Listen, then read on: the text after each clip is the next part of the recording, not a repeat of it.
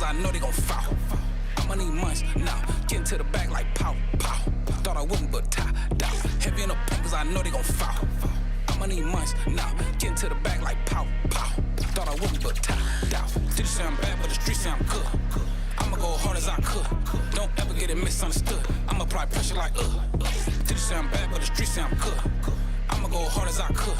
Don't ever get it misunderstood. I'ma apply pressure like They going hard, but I'm going harder. That's for my son and my daughter. Hit the valet, tell them go bring the car up. Boy, you know I'm pushing Rari. I tear the tar up. I'm sorry, but I am not sorry. Cause I'm here now, but this not where I started. I used to work at Fish Marshall, cooking up shit but take orders from bosses. He tell me to take out the garbage. Get mad as hell cause that smell made me nauseous. Through my apron like I'm over artists. Start working on being an artist. Hollywood, I'ma hit the red carpet. I'm dripping, so approach with caution. John Wick, I ain't missing a target. Stop the car at the light gets 30. Purple jeans where I can't get dirty. Blue strips make a chick get flirty. And she ain't coming back till around 6:30. MMA game, we go hard in the paint. Take position and move like a tank. Maniac with no restraints. Act tough, then I'm checking your rank. Heavy in the paint cause I know they gon' fall. I'ma need months now, getting to the back like pow, pow. Thought I wouldn't, but tie down. Heavy in the paint cause I know they gon' fall. I'ma need months now, getting to the back like pow, pow. Thought I wouldn't, but tie down. Did you say I'm bad, but the streets say I'm good. I'ma go hard as I could. Don't ever get it misunderstood. I'ma apply pressure like Did you say I'm bad, but the streets say I'm good. I'ma go hard as I could. Don't ever get it misunderstood. I'ma apply pressure like I'ma go heavy in the paint like Shaq. All in your grill like plaque. I be spitting real ass facts. Shitting on the track like I took X-Lax. They be sleeping on your boy jet lagging. Now they jumping on the bandwagon.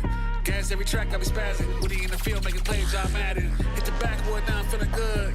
I'm all about my chips like a hoard. You can take the boy out the hood, but you can't take the hood out the boy. I caught my first case in 04. Either witness pick me out like a fro. 2015, I met bro. Me and Q was selling mixtape at the stove. Bo pulled up and we started selling more. Started from the bottom, only one way to go. RJ said it's on the flow. Southern Records fucked around, let us in the dough. Me and my buddy smoke a dank. I'm on my celly at the bank. I'm on Pirellis and they can't. Mad cause I'm really going heavy in the paint. Heavy in the paint cause I know they gon' fall. I'ma need months now, getting to the back like pow, pow. Thought I wouldn't, but tie down. Heavy in the paint cause I know they gon' fall. I'ma need months now, getting to the back like pow, pow. Thought I wouldn't, but tie down. Did you say I'm bad, but the streets say I'm good. I'ma go hard as I could. Don't ever get it misunderstood. I'ma apply pressure like Did you say I'm bad, but the streets say I'm good. I'ma go hard as I could. Don't ever get it misunderstood. I'ma apply pressure like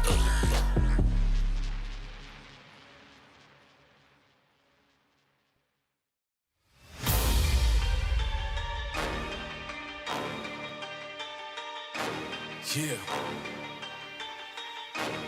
Yeah. Listen. They got me cornered, I'm feeling trapped. Where can I go when I'm feeling like that? To the left or to the right, man. I need some luck like a dice game. 7-Eleven, but 24/7. There's plenty more coming and plenty with weapons. Got my head on the swivel wherever I'm stepping. Stay low and be civil for better protection. Cause there are consequences and repercussions. When you violating and be disruptive, they'll annihilate you and leave you nothing. Now I'm waist deep in these discussions. I'm waist deep, gotta get out. I'm waist deep, gotta get out. What I get myself in now? I'm waist deep, gotta get out. Man, I gotta keep moving. It's up to me, I gotta do it. Man, I gotta keep moving. It's up to me, I gotta do it. I thought I was making progress. Thought it was all part of the process. I was wrong, baby, that's nonsense. Now I'm waist deep in my conscience. I know I got some enemies, so I don't know who to trust. Gotta sort out the energy. Good or bad, no one's a must. Now I'm in with the wrong crowd. The days are getting long now. Don't know how much longer I'm holding out. The time is ticking, it's going down. I'm waist deep, gotta get out. I'm waist deep, gotta get out. What I get myself in now? I'm waist deep, gotta get out. Man, I gotta keep moving. me, I gotta do it. Man, I gotta keep moving. It's up to me, I gotta do it.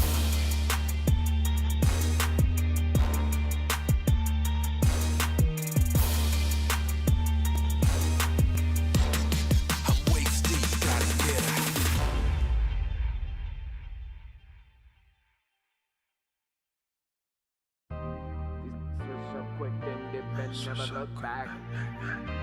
I don't take no L's, no, I don't take no. I get my checks and flip and double and style. I don't take no L's, no, I don't take no L's. These niggas switch up quick then dip and never look back. I don't take no L's, no, I don't take no L's.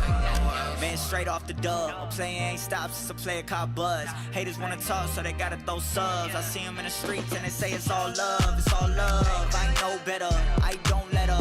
I gotta get to it, I'ma go get her. I'm a go setter, need more fed up. They just wanna talk, I'm so fed up.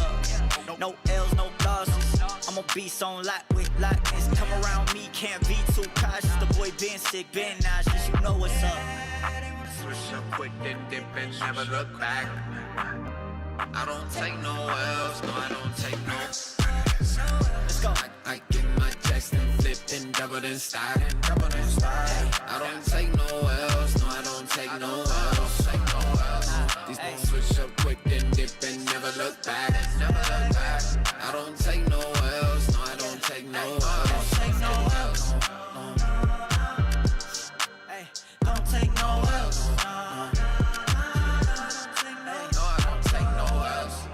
Win after win, I'm feeling like Britney, I did it again. I'm setting the table and setting the trends. I'm shooting my shot, I'm 10 out of 10. They can't compete. No, I won't stop until mission complete. Stay out the kitchen, you can't take the heat. I'm taking the dub, you taking the feet. Hey, it's no L's in a vocab. The white flag, no, I can never throw that. 2012, I wanted it all so bad. Now all I do is win, better know that. Switch up quick, then dip and never look back. I don't take no L's, no, I don't take no. Let's go. I get my checks and flip and double and style. I don't take no L's, no, I don't take no L's. These niggas switch up quick, then dip and never look back. I don't take no L's, no, I don't take no L's. Hey, don't take no L's. Take no L's.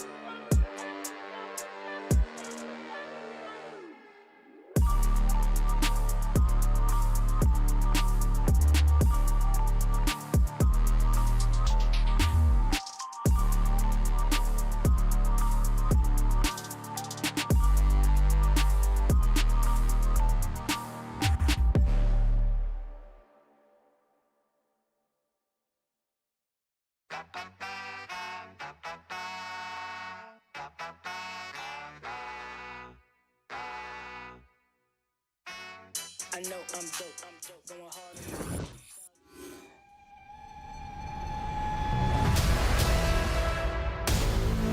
We back for another one. Here we go. Come on like that. We back for another one. Here we go.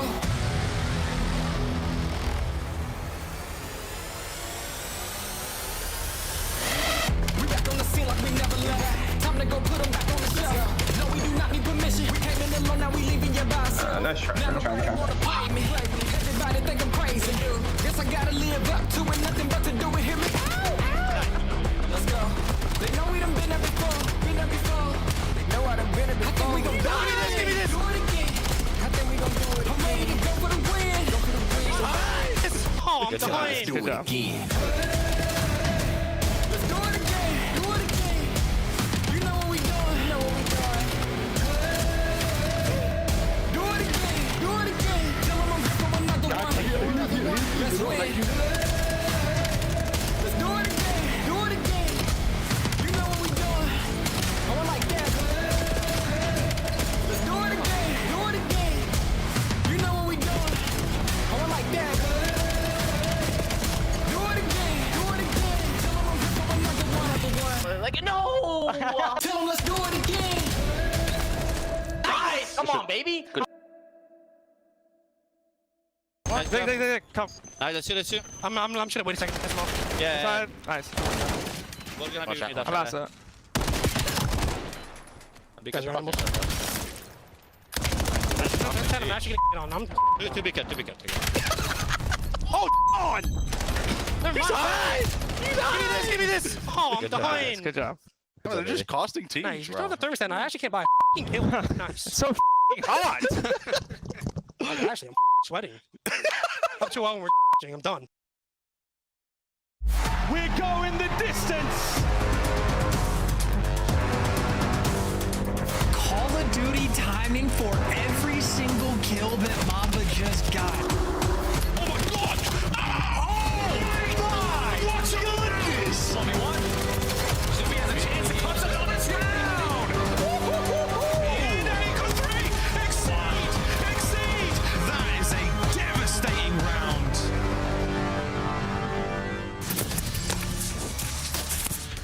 And welcome back, ladies and gentlemen, to the Call of Duty League. It's week 2, day 2, which means 4 great matches set up and ready to go. I'm your host, Taylor Reflections Noble. Filling in for Puckett. He'll be back. There's a lot of questions. Where'd he go? Hey, even the best of the best need a little bit of a rest. We got Nameless. We got Rosalie, of course, though. It's going to be a wonderful day. Let's get into it. Starting off, let's take a look at our standings because things have been heating up a little bit when it comes to our league. Yeah, you see Toronto Koi 0-3. They need to win. I mean, this is a team that we expected to make waves this year, and now they're at risk of not even making it to Major 2 in Birmingham, right? So 0-3, terrible start. They have to win today versus G2. I just got to say, we got a bunch of sickos in here. We just sat down and talked formats for like 40 minutes. We're talking some standings, man. CDL's lit. But yeah, looking at Koi, they got to improve. You can't say that we're not passionate. Yeah, Koi, man, they are on alert. Rosalie, last place. They need to win today. They do need to win today. And thankfully, they're going against G2, who are known as Lanimals. So if it was Carolina, I'd be nervous. But against G2, the opportunity leans a little more in their favor. Well, let's talk about the team that has been tearing it up. Of course, LA Thieves, currently 3-0. They can't do anything wrong. We had a chance to talk with Scrap yesterday. I tried to stir the pot, get something out of him. It's business as usual, man. The guy's not even trash talking at this point. It is all about getting the W's. You can tell how serious this roster is taking the season. Oh, yeah, and, you know, since bringing in Neum, you know, I got some numbers for you guys. You look at Scrap, Hydra, and Abizi, all top 11 overall KD, 5-0 in Hardpoint, and it's largely part due to him being a team player. I mean, he's #1 in assists right now. He's picking up a ton of hill time for the team, like top 5 there. So, LA Thieves, this is the team we expected to come out to start the season. And when you're just watching the game, you're seeing the takeover moments from Hydra and Abizi now that we just weren't seeing. Yeah, I think the biggest match that they've had so far is versus Koi, because this felt like 2 good teams going at each other, right? Like on the side of LA, you got incredible performance out of Abizi. Hydra had some really good moments. You got the same numbers that you've been getting out of Scrap, and Neum has fit in perfectly. 5-0, first overall with the roster refresh of the addition of Niam. And so now this is the LA Thieves team that we were expected to see. Now it looks like LA Thieves is kind of pulling themselves out of the rut. Yeah, they're balling. LA Thieves balling for sure. We see them later today going against Boston Breach. We'll see if they can keep the streak alive. But talking about the streak, let's talk about the undisputed best team currently in the CDL. It's Paris Gentlemen. Currently 2-0. They won Season 1, or Split 1, I should say. They're currently 2-0 in this split. Major 1 champions. Yeah. Can they ever lose? That's the question. I mean, they can definitely lose, but so far they've been looking great. I mean, you talk about this team, they beat 2 solid squads as well in Riyadh and Miami. Yeah. The overload has gotten so much better. You know, that was a question. I remember Ali brought it up, like, can they become dominant there? Well, they won 2 in a row now, right? So, you know, they got the MVP in Neptune. Sib in the grand finals is going off. Like, everybody on this team is just ascending. It's going to be so hard to take them down in their current form. I completely agree with you. I think the scariest thing about Paris Gentlemen is they're our top team that's really good at respawn. I think back to when LA Thieves was really dominant at respawn at the beginning of last year. It's incredibly difficult to go up against. You're talking about map 1s, that momentum at the start of the series, and when you're talking about top teams and the talent on this roster, that momentum into a search and destroy could be whether they win it or not. So that's what I think is so terrifying about Gentlemen right now. I think the only team we could really see beat them right now is Optic, just because of how close the final was. But yeah, you can see these are the 2 MVP frontrunners. They're the best, man. Neptune, Mercules going for the race for MVP. Mercules, honestly, a once-in-a-lifetime generational talent at this point. He can simply do no wrong. Been a big pleasure watching him compete, and been awesome watching Optic compete as a whole.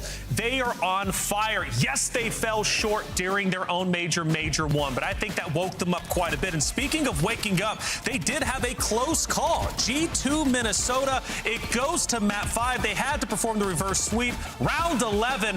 But they held on. I think that close call made them look even stronger. Yeah. It did. And when you look at that series, actually, like the layout of it all, the first 2 maps were heavily in G2 favors in the first place. They were 2-0 undefeated on Den Hardpoint. They were 3-1 in Scar S&D. So you could say maybe it's some map woes of Optic Texas. Maybe they weren't that comfortable on those maps and they got theirs later in the series. But I think it's important that they got pushed this way because it's essentially showing, okay, Optic Texas, what happens when the momentum isn't in your favor? What happens when the 5th man is not present? And that's what we got to see versus G2. So I think this was a big win for Optic. And I also just want to throw out there, the amount that we talk about Mercules now and the numbers that he puts up, but the consistency, it starts to kind of feel like he's, I don't want to say replacing, because Celium's still putting up insane numbers, but it kind of feels like he's joining that conversation. Oh, he's definitely joining the conversation. It's like best they are in the game, right? Like this guy consistently putting up numbers, and I 100% agree with both of you guys. I think the biggest thing Optic showed is, like, you look at the raid that they had against Gentlemates on land that they choked. They fixed all their strats coming into it. Some huge adjustments. We'll do some breakdown on that tomorrow. But I think Optic, yeah, they're one of the teams to beat for sure. Well, maybe even some breakdown today. Let's take a look at our schedule, because Optic Texas will be competing in our last series against the Miami Heretics. An absolute banger of a matchup. Starting off, though, it'll be G2 Minnesota going against Toronto Koi. We see Kips once again return. LA Thieves, Boston Breach, Paris Gentlemen, and the Carolina Royal Ravens. Coming up after the break is going to be our first series of the day. Toronto Koi versus G2 Minnesota. It's going to be a good one. Can Toronto Koi get their first win? We'll find out after the break. My bad. You're good. Lay down the outer tower. No, I was just in the corner. I didn't think it was even possible. That was my goal.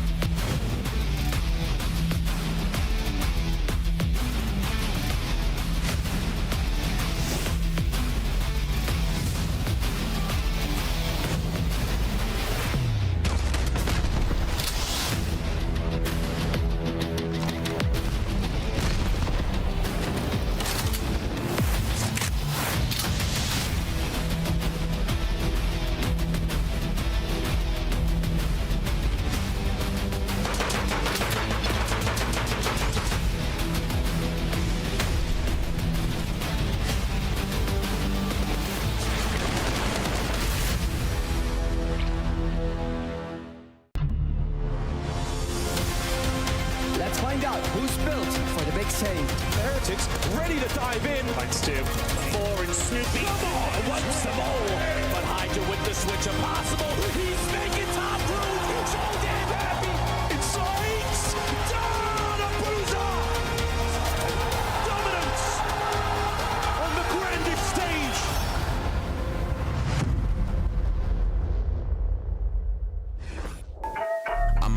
Big stepper when I walk, money maker when I talk. Another boys on a mission, never put them in a box. Clawing to the top, jaws open while they watch. Yeah, I'm getting to the chicken, I ain't never gonna stop.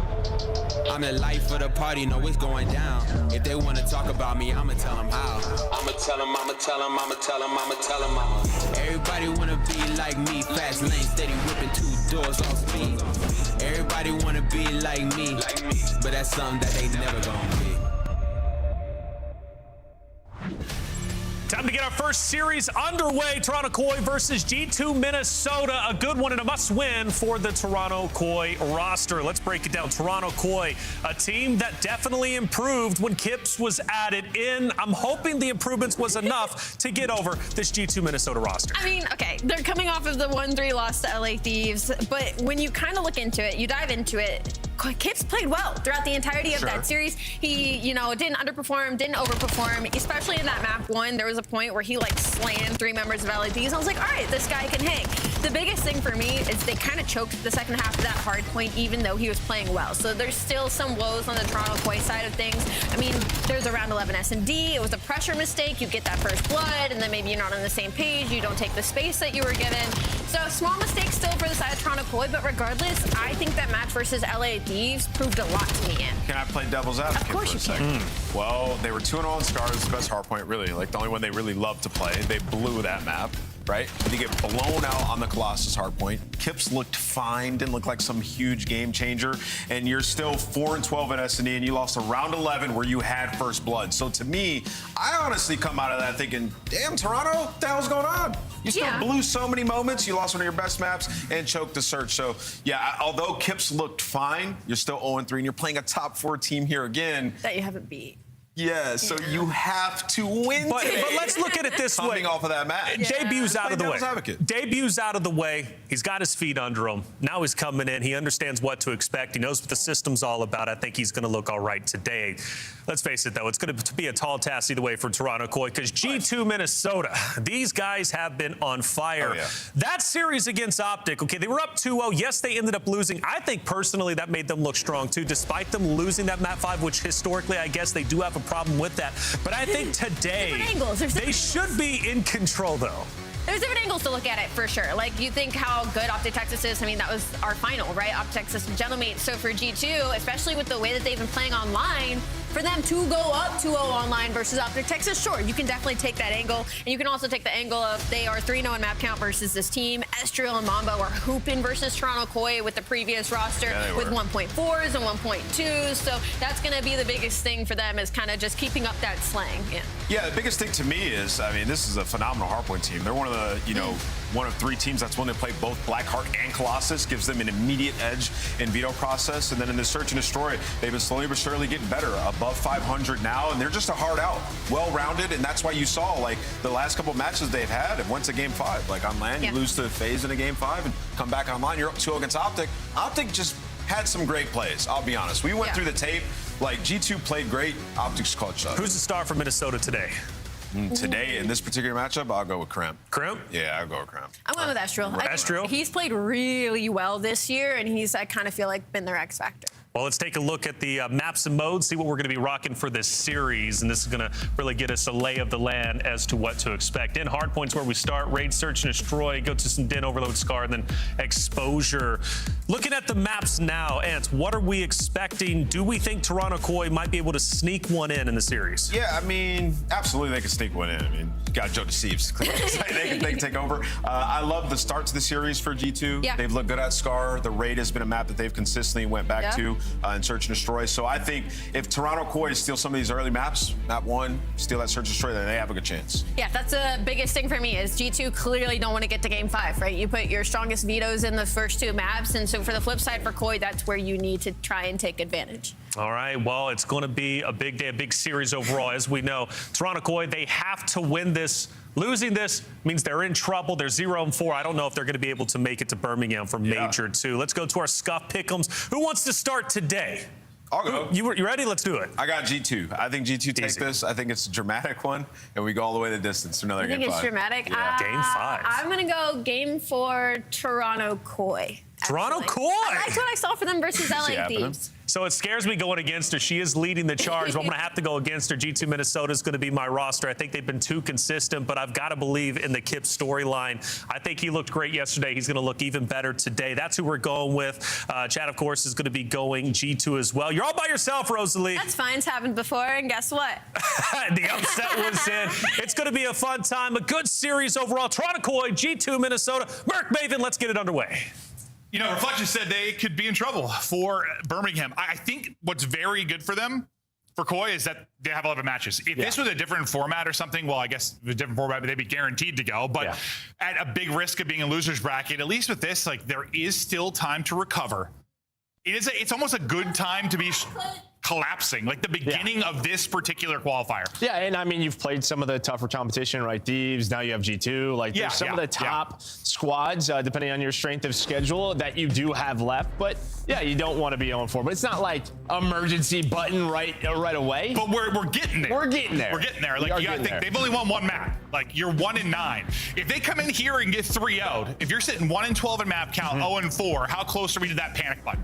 Well, I think they've hit the panic button already. How close were you to the panic button? They might have to be. I mean, it's sort of, are we going to make another change? Yeah. And that's going to be a discussion for them. Are they going to give this roster some time? Because, I mean, they looked better yesterday. I don't know. Thieves looked the exact same to me outside of the map 4. Yeah, no, I heard Ant like talking about how much better they look. I was like, I kind of look like the same exact team to me. Yeah, I mean, you're winning 20 or 30 points. Yeah. Scar Hardpoint. You're winning around 11. Yeah. You lose the overload. But at map 4, they did look good. They did look good. But yeah, what's tough about this, you know, on the other side of it is that, you're playing more matches. So you played last night, you play first match today. And while your first map against G2, do you want to play on Colossus or Den? G2 is undefeated on Den Hardpoint, so that's what they're going with. Yeah, we talk a lot about Krimpolopolis, but he is also demotic here on Den as well. Den or Colossus, and you know you're going to be getting a whole lot of Crimp up close and personal. We know he can take over, especially a position like P2. Already starts it off 2-0. But what are you looking for from, maybe not Kip specifically, or what did you just hope to see from the team overall after the change? I mean, I think we kind of saw glimpses of it yesterday. I think sort of Joe Deceives and Kleenex, they had moments, especially like map 3. Joe Deceives absolutely pops off. That's how they win the overload. But I think you just saw the impact that Kleenex can make at times just on the SMG. So you're looking at that tandem, but it's going to take time.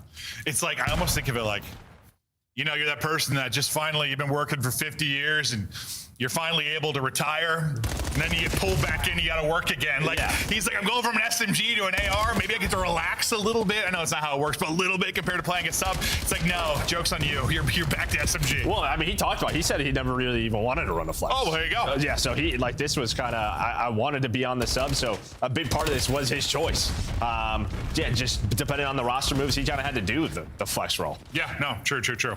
When you go after somebody like Real, that's gonna be the change. But Real out for now. Kips is in. Kips off to a nice 6-4 start. Koi off to a nice start. Up 40. Kleenex sub in hand. Rocking and rolling around the P2. Estriel's trying to answer back. He's able to get 1, but it's 2 for Kleenex, 2 for Insight. And as soon as it feels like they're the 4 dead, the fights are instantaneous again because the close back spawn. So G2 continue to reinforce this despite a pretty nice sequence there from Koi. Yeah, I mean, it did 15 or so seconds to get them in the game. It was a very good P1 there for Toronto. Big rotation going down. Joe Deceives going to win that first gunfight. So you're going to have this rotation one again. So you're going to rely on another break here if you are G2. And Koi, yeah, I mean, they keep them pinned in the back late. Allow them to rotate. Now, can they hold, or will be an earlier break from G2? It looks to be the case. Crimp and Estriel find openers. Kips nearly gets smoked, but he's barely able to win that fight. He loses everybody else, though. 2 HP. They're going to try and push him out. Insight gets back off spawn, though, and able to help him out. So Kips actually manages to stay alive. This is brilliant out of him. Buys enough time to the reinforcements come back in. Now they've broken in. Yeah, just it felt like it was taking a while. Kips was buying so much time, but they were waiting on Kleenex through the middle of the map. Is that, well, it's still not clean time here. Inside, he's locking it down on rotation. Mama's going to have a big one-on-one versus Kips. Not able to flip the spawns, and Kleenex will clean that up. So on that rotation towards the P4, it's looking like G2 are okay, but there's immediate pressure from Skies now. What do you think of the new red dot? You used a lot of that in Warzone back in the day, right? Yeah, well, I'm just confused. I think it helps with aiming stability. I don't know if the other one does. Maybe it's different. Yeah, no, that's why we used it in Warzone for a long time. I have no idea, but it looks a little odd. That is for sure. It does. It's giving me like flashbacks too. Like I feel like I'm suddenly on Warzone. Yeah. I just saw that so much. But the lead down now to what 15 or so for Koi. Tree locked up by Skies. His resurgence, but a big part of why this G2 Minnesota team has found success.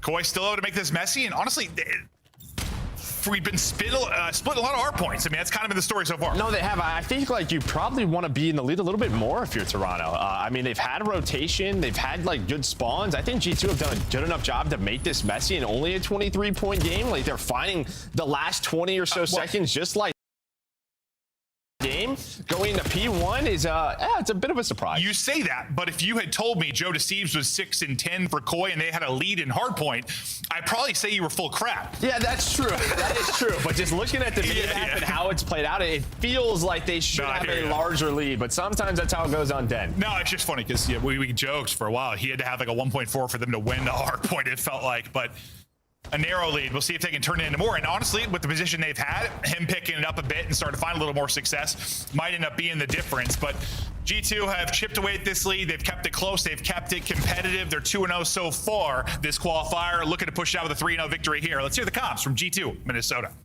I'll do that. Watch my inside. I'm getting right to time. You guys got bottom right already? Eliminate. Bottom right. Oh, fuck, my bad. You guys got top right.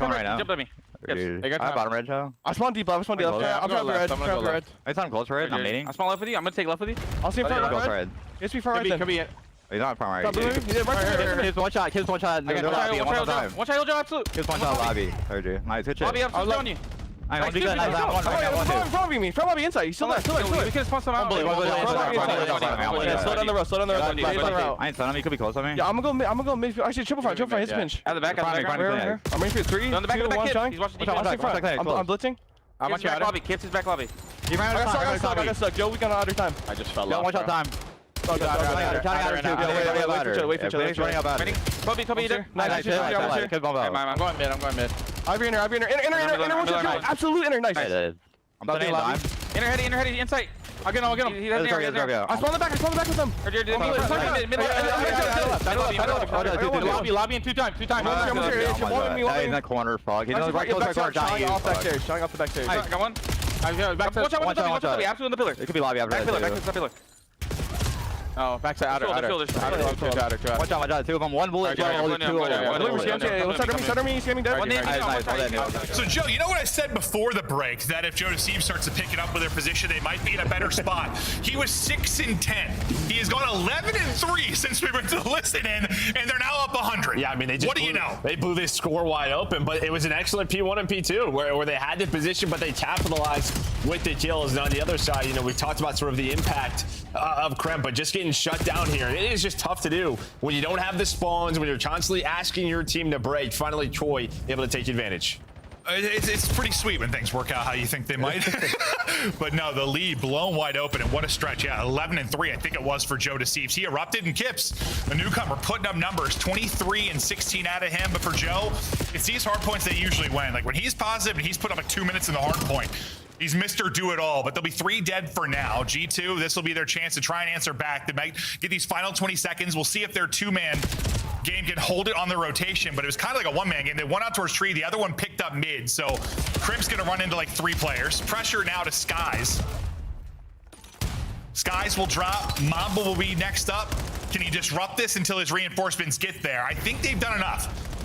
They've done enough to make this start maybe a little bit messy. Yeah, I mean, Troy, you earn that first kill, and then just all 4 of you are here, right? It feels like the pacing, just based off the engagements in that stat line for everyone is good. That means you are playing together, and well, when all 4 are there, the trade's going your way. Skies tried to find a triple in there to mix things up, but even with the spawns, Koi just win that rotation fight, now find the first 20. And we might be talking like this is some of the best they've looked in Hardpoint since like Qualifier 1. I know we're not early Qualifier. Yeah, like early Qualifier 1, and we're not done yet. You know, we'll see. G2 might be able to rally here. We know they're What have we been saying for a couple years? A gritty team. That's what G2 or Minnesota typically puts forward. A team that's going to push you to 5. A team that's going to push you in some maps. And well, with that 3 dead, it's coming at a time where they're going to get like the final 20 or so seconds of the hard point. But with these final, they'll be down about 60. We get back to P1. They're going to need to flip the map at some point as well. A lot of pressure here for G2. I mean, Koi are in a good position to close this out. Yeah, I mean, this is a P1 you earn a ton of time in, right? If you have the correct setup. The problem is first kill through mid-cut. Now all the arrows kind of have to move. So everyone's got to readjust now. You're off the time, just playing for slays. Well, behind a couple of kills from Kleenex and Insight, you do maintain spawns. You know, a little bit weird, though. Estrio and Krem spawn up, able to find Kips, but in the meantime, you are earning time. So putting the pressure on G2. No, 100%. You nailed it. The pressure. Because they can't focus just on flipping. They have to get them out of the hard point here. You could technically lose this. I think with this contest now no longer the case. So they can't win it here. Koi are going to have to get it done at P2. And we'll see if G2 have done enough. But this is going to be, I mean, if they get to like 240 or something, that probably seals it. Well, and again, you have to rotate and flip. I mean, how many hills have we talked about this? G2, or they're just playing on the back foot. I mean, you're deep into this rotation, and Kleenex was there to cut off the reinforcements. You're trying to find a couple of kills to get into this P2, but Kips is here. He's got to help with one player in the back, but that's going to be Insight. So there will be early pressure. We'll see where spawns come in. Koi, though, going to have the back spawn, so immediate reinforcements. They're going to be able to keep flying at this, and with only needing 8 points, it's just like you need one of your next, 3 or 4 pushes here to get a break. And he might be able to win. This will be the second one. Mamba with the nice early pick. They'll take it 2 for 1 early on, but the contest is going to be here. Good thing for Koi, you're going to be able to just contest this, you think, quite a bit, but it's been relatively clean thus far for G2. You really just can't allow like a single break or a single second to come in for Koi right now. Yeah, doing a good job. And that's always the discussion now for Koi, right? When do we want to rotate? When is the next set of lives? Are we just going to go? But we're going to spawn up, use our nades. Kleenex is going to find the double. Kips is here as well with those close spawns. That will be all 4 in a clean Toronto Koi hardpoint on Den, and giving G2 their first loss on this map of the year. And I'll tell you what, that is... I'm going to make up a stat. We don't have to make up a stat. Let's hear it. That might be like the first hard point I've seen Koi win where Joe Deceives is like top of the leaderboard. Like it felt for so long. Like if they were winning a hard point, he had to go basically nuclear. I mean, not nuclear. He had to have like a 1-2 or something. Like, and he's a guy that can do that all the time. But Kips is leading the board. He's your new guy. You win in like a clean manner. That feels good for a variety of reasons, I think. No, 100%. And when we look at this scoreboard, you know, we kind of said as soon as we come out of the scoreboard or the listening, I don't know, they're all involved, right? Like, you see the amount of assists. You have 3 players in double digits. When they were rotating as like this 4-man hit group, which we've talked about in this title. It's kind of how you have to play. You have to play tight, and then from that first fight, you can push out. And it just feels like they're playing at the same pace. No, and I think that is. I think that is what they were struggling with. I mentioned it more in Search and Destroy when we last casted them. I thought they were trying to play it more like a old school spread it for picks type search. Well, and that's Real style. Yes, yeah. and also Real style, even in respawns, like he can be like that ISO guy. Yeah. In this game, I think players like that aren't struggling have like figured out you need to group up and hit a little bit more. Like you can take some routes, don't get me wrong, but it is a different kind of COD that we've had in a while. Yeah, and if they're not, it's sort of, all right, my team understands, then on this other side of the map, we all have to play really You're talking slow. like the Optic, yeah. Yeah, we all have to play really slow and lock it down, allow sort of that playmaker to get into position. And maybe it was just tough for both sides to adjust, but this was a good showing here on deck. No, it was. It was a really good looking, like, I kind of pointed out Kips, but I think you also nailed, like, it was just a good, well-rounded effort. And there weren't a lot of those. I mean, I don't have every stat of their hard points in front of me, but I remember we joked about it. Like, it was Joe Deceives popping off, like most of them. And he had a solid map, but man, it's got to feel good to be like, all right, Kips has got me. Putting in numbers, everybody having a good result. Yeah, Kleenex back in the land that he does the live in, back in. No, it was funny. We were talking about, like, what did Jay say yesterday? Like, he said top 5 CDL sub, and you and I started talking about it. I'm like, that conversation gets interesting. No, it does. Like, for the 5th spot, it gets interesting. That's a combo maybe for another day. But we were talking about it in the car. I'm like, the first 4 are clear. Yeah. After that, you can have a combo. But I'm not going to start on that because that'll be a 30-minute combo between us. But we get ready now for the map 2. Listen, good to see them win a hard point, but we know even the old team, at least early, Hardpoint was their I guess their bread and butter. It's been search and destroy that has been abysmal. Yeah, they were like we're talking 4-12. worst in the league, abysmal for a franchise that's not typically been the case. I mean, you and I had this convo yesterday, right? Like, in the whole time, like Toronto as Ultra or Koi has existed, like they were always a pretty good search team. Like what? It felt like they were a team that were just tough to beat, right? Like they would go, well-rounded, yeah, well-rounded. I mean, with Insight and CleanX as a duo, like it just felt like outside of the Vanguard year. Maybe the Vanguard year they were rough in search. I don't remember exactly, but they just had a rough year. But yeah, I think it's a bit of a surprise. No, it really is. It really is. So we'll see now if they can start to click with this change. And my gut tells me, even though they're very different modes, it's still sort of a similar ideology with this game and how tight you need to play sometimes. Mm-hmm. So if they can get Kips' similar involvement and kind of work this into search and destroy, you kind of lose your sort of ISO player in Real, or even if Joe Deceives wants to do a bit of that, at least it's one person, not two doing it. Yeah. I'm hoping maybe they start finding success there. Yeah, and I'm not trying to like knock Real. It's just, I think maybe it's the way he usually likes to play the game doesn't suit this particular title. Like, listen, stage one, like Hydra and Shotzi were at the bottom of the hard. Yeah, 100%, 100%. Right? So it's not just been him. Like, it's just that type of playstyle. There have to be adjustments, and that's the tricky thing about our esport. Yeah, year to year. But you'd see it hasn't been good. You're losing a lot of searches in a row, and a big problem is sort of the map pool. And now you have a new player in, so you're going to play everything. You're playing a little Rage, you're playing a little Exposure now, if you're Toronto. But it's just sort of, all right, let's see what works now with Kips, or if anything works. Yeah, no. Well, it worked in that first map, at least, for the Hardpoint. Let's see if Search and Destroy can start to improve. Mamba, S&D stats in stage 2, looking good. Well, yeah, I mean, this was the wild one with Optitude. It's all the way to that map 5, and there were just some insane timing. Oh, that's right. Side. Yeah, oh, like my God. This was a crazy That 1v3 or whatever was ridiculous. Goes all the way to the round 11. But we'll see what adjustments G2 make. And then for Toronto, I mean, listen, you have some VOD to go over. Try to set us some hard counters. You know the way G2 likes to play. Well, do the shots in. Mamba doesn't spot the swim route from Joe Deceives, and almost, but that's good instincts for Mamba. Like, you know, you get tagged, it could be setting up for that exact kind of play. Tries to back out of it for a moment. Well, he decides to re-engage, and he's going to end up dropping. So Joe Deceives finds the opener. I think that was Kremp who runs away, and Mamba. Oh, sorry, Kremp. Yeah, he thinks he can get away. Mamba's just hoping maybe they catch him. But you do, earn that first. I blacked out for whatever reason. In my head, maybe it's because we were switching spectators. I thought Mamba like backed away. Okay, so everything I said was incorrect. Thanks, but Joe. It's fine because it is a clean round for Koi. As you earn that first blood, and then you have all the info. All right, they have to be ringside. You regroup everyone back towards your defensive spawn. And once again, we kind of talk about it. All 4 players are there for Toronto. I'll try to black out this round. Oh, you're good. No, sometimes like when you're switching, like swapping POVs, like you swap the other team right back. I just assumed it was the same player. It was not. But that's why you've always got my back, Joe. They call you a cerebral powerhouse. You're like mastermind, dude. That's never been taught. I do have a big head, though. Yeah, no. I mean, you have a huge brain or like brain swelling or something like that. Got a lot of problems, yeah. No, Joe Deceives with the blood, and he'll get a second behind that as well. And they're slowing it down here for this offensive push. Kremp going to get aggressive up through that mid cut, out towards Pool, and he'll just be content to hold this for now. You have 2 on this side from Koi. That'll be Kips and Insight, but they're not liking what they're seeing. Well, more, I think they're liking what their teammates are seeing. You have 2 all the way pushed up A. They've got a lot of space. The call is to wrap it out. Yeah, the question is, what did Sky see, right? We obviously have X-Ray, but he's watching this cross, so he's spotting the players. So G2 know this. So now it's probably going to be a retake.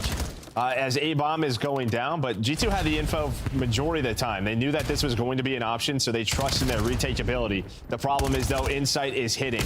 Inside of Zig will be Kips, 4 versus 2. You're trying to trade this out, and you do. But the problem, you're down a man. Well, now you're down 2, and you defuse the bomb. I mean, I hit Kips out the pre-fire. I got a lot of damage in there as well. I thought he was going to be the player to really make the play.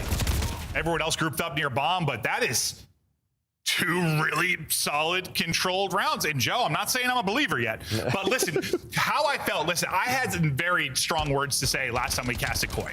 It was abysmal. Like I was depressed watching them play Call of Duty. This is better. This is a lot better. No, so far so good. So far, so good. It's not like they're playing like a bad team. We're just not I don't know if we're getting the best G2 so far, right? No, I don't know if they're awake. They need to lock in 100%. Yeah, they're getting some strong maps here in map 1 and 2. But yeah, have to give Koi props on what they're showing so far. I'm just not sad commentating Koi, so that makes me feel good. You know? Never want to be sad. True. I like to be a happy boy. We'll see if they can keep the streak going, but you've got 1 kill currently for G2. Joe Deceives. He's got 2 first bloods already. And maybe that's sort of what they've seen, right? When they like to go A, they leave Mamba by himself, bedroom. Let's try to exploit that and get this first blood. This time there is going to be a pinch from Clean X, so it's going to be a So was it him or Crimp that got picked the first time? Was it Mamba? So it was Mamba. Okay, yeah, okay, so okay. that's 2 first deaths for him. Remember, I was in a black hole at round 1, so. And it's the same exact thing. The same exact thing. You earn the first blood on the guy in bedroom. You know the other 3 are going ring, and you just trap them. Yeah, this is probably, you said, there is some recent VOD to watch of G2. And I have to imagine how Koi has been playing. They better be putting in the extra effort, working with coaches, watching VOD. They seem very prepared on this. And you're doing extra work just because you have a new guy in the rotation, I would think. But this is clean and clinical so far. Yeah, we talked about 2 for. It's actually all 3 first deaths for Mamba right now. And we just showed his stats and how good he's been in Search and Destroy. Well, they had a lot of VOD of him because he was on the screen a whole hell of a lot in, that, in the 1 versus Optic. He has 58 damage, 0-3. You have 1 kill. They have 1 kill. Yeah. Every time this starts, I think you're Warhawk, S&D. It's going again. Kleenex gets the blood. Listen, I know a lot of you are new fans, but Joe, back at Champs in Call of Duty Ghost, they 6-0'd a top 2 team at the time in Search and Destroy. There was not a single kill for that SB team until the final round. They got 2 kills around 6. They had 2 total kills. It was the most dominant thing I've ever casted. And I'm thinking about it right now, honestly. Like this is pretty darn dominant. Yeah. We're not there yet, but we're getting damn close. They have 2 kills through what's about to be 4 rounds. I still can't believe you guys choked that round 6, though. No, they got 3 now. Never mind. They're running away with it. They're hot now. They're hot now, but they're losing rounds. Right? You bring this into the 2 versus 2. You had 1 player in Chips just sort of working the pinch again, waiting for that player on the flank. He's able to get the player through. Look at Joe. Joe's like, I'm vibing, bro. Yeah, he's vibing. These guys are smiling. It's been a while. We saw some smiles yesterday after the map 3 win. But yeah, I think it's a little bit of a different vibe because they looked very sad last time we tested them. Well, to be fair, that's how I felt about Thieves, like in Qualifier 1. When they got a match win, I thought things were starting to click. They're like, I don't know, their body language was starting to turn a little bit. And then the major happened, and I was wrong. But it feels similar. Like they didn't know what was going wrong, maybe to some degree, and maybe now they're starting to figure it out a little bit.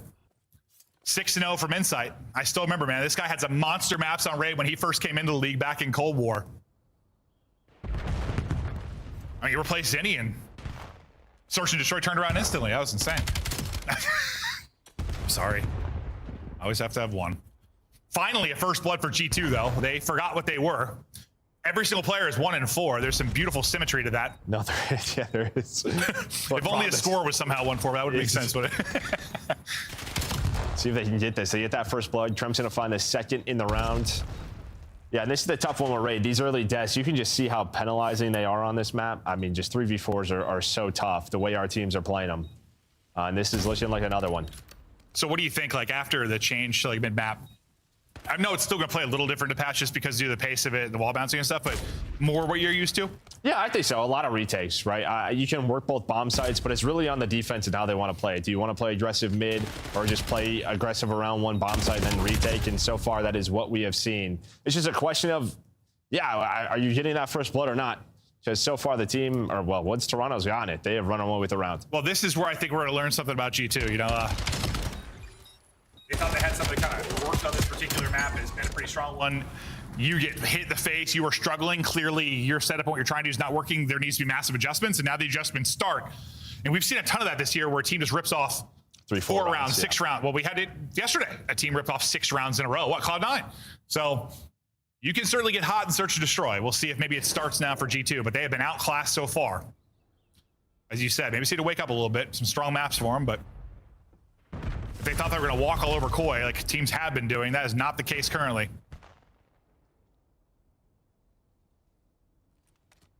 Now, we saw kind of the clearance of A and wrap back from Koi a couple rounds ago. This time seems to be the opposite. They're grouping up to go towards B. The one guy that's going to be here is going to be Kremp. And then through cash window, that'll be Estriel.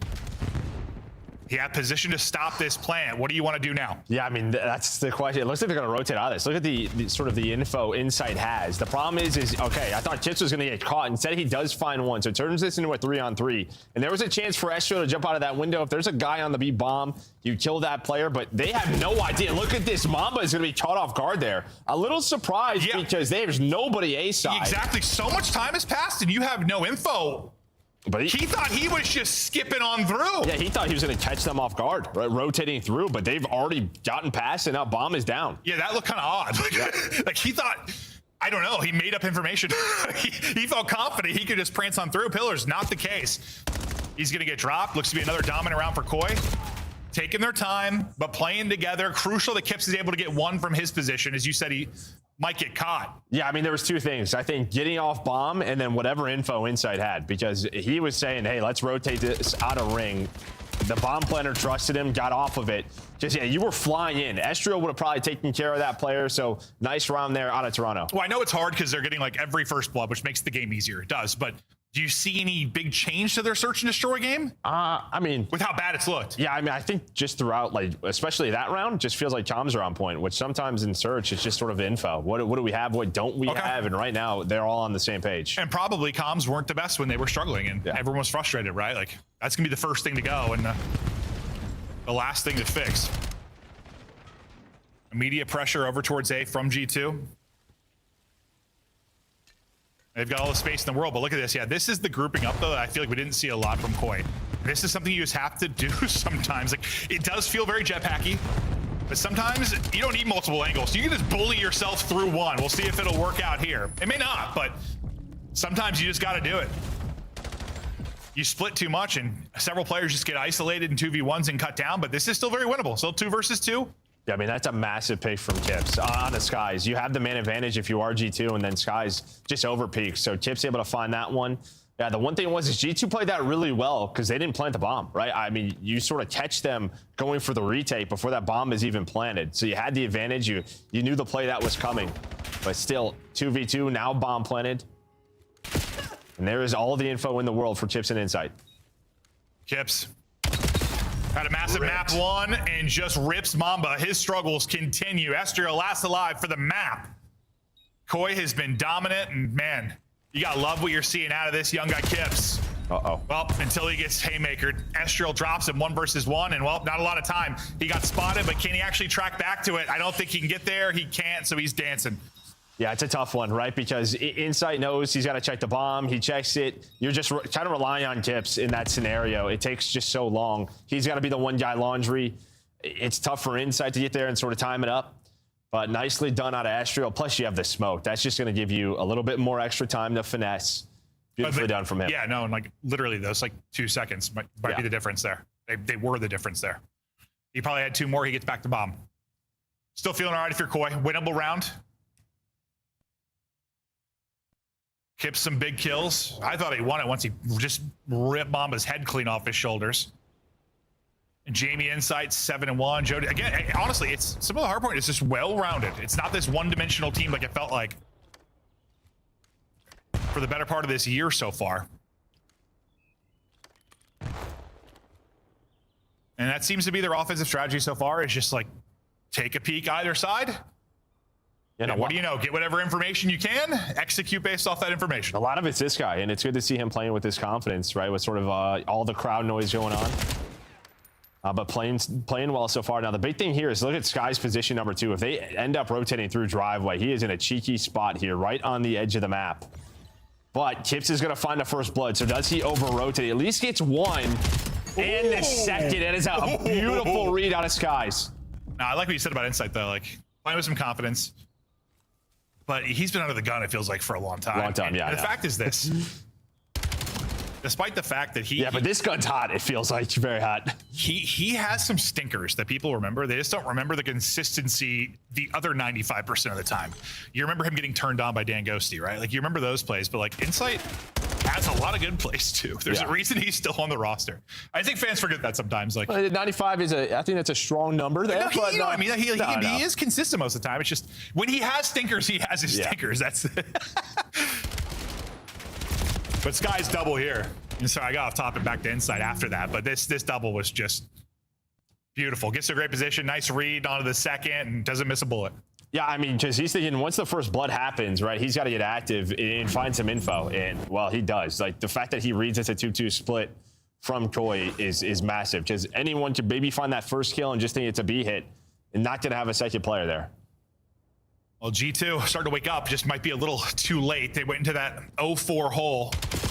Now climbing back, and Crip, how does he get both? Melted. Still 41 HP somehow. I bet the second player couldn't even shoot, but a shot his teammate, so he ends up getting both. And just like Skies kind of called round, now I think Crimp did.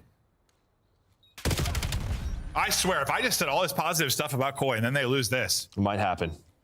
You shut your mouth. I mean, he's just running at people right now. No, literally, that looks like a pub. Just sliding at somebody, hip firing him right in their testes. But, I mean, you're just playing with aggression. It's just a blind counter. You're running through pillars, and, yeah, Kremp, those first two, just great shots from him, but you just could not react if you were Koi. Let's see it again. They're not even looking at him. No. I mean, Joe, I don't know. They fire shots. I have no idea. I think, like, the first couple of shots right at the start of the replay must have hit Joe. Because he was 1 or 2 bullets. No, I think they did. They did. It looked weird though. Like I swear sometimes in the spectator, like the hip fire, it doesn't line up with like the shots because it didn't even look like he was aiming him to me, but he hit him like 3 times. Well, here we go. Kremp 6 straight. Taken over in the search. When he is hot, one of the scariest players. Mamba has had a lot of first deaths. To be fair, it was 3, like through 3. He hasn't had one since. This was a scary spot where I thought he was going to get caught. Still playing with some swagger, though. Got a teammate or 2 to work with as well. Maybe a one-on-one going to happen on the other side of the map as well. Insight, I thought Crimp maybe going to dance, but Crimp's going to rotate out of this. This is going to be Insight's chance to get aggressive. Nice shoulder, nice spot. And then you remember how I said that there are the lows to go with mostly highs? Mm-hmm. Remember that? Yeah, no, that was one. Mm-hmm. That's on me. No, that one absolutely is on you. Because that's a first blood. Yeah, no, I hear you. They rotate. I feel bad now. They could plan for laundry instead. It's a 3 versus 4. He was 7-1. Yeah. So it's like he's still 7-4. It's really good, but you remember that. They could still win this round though. Oh, holy hell! I want to vomit. Kips just beamed through the wall. Skies. Absolute perfection out of him. Crimp gets ISO drop. 2 versus 2. 15 seconds. 1 versus 1. Way. Oh my God, we're going the whole way. I thought the way that Estriel was playing that, someone hopped it, but they never hopped it. So that was very winnable. And he hits the wall base shot to find that kill. What? Brother.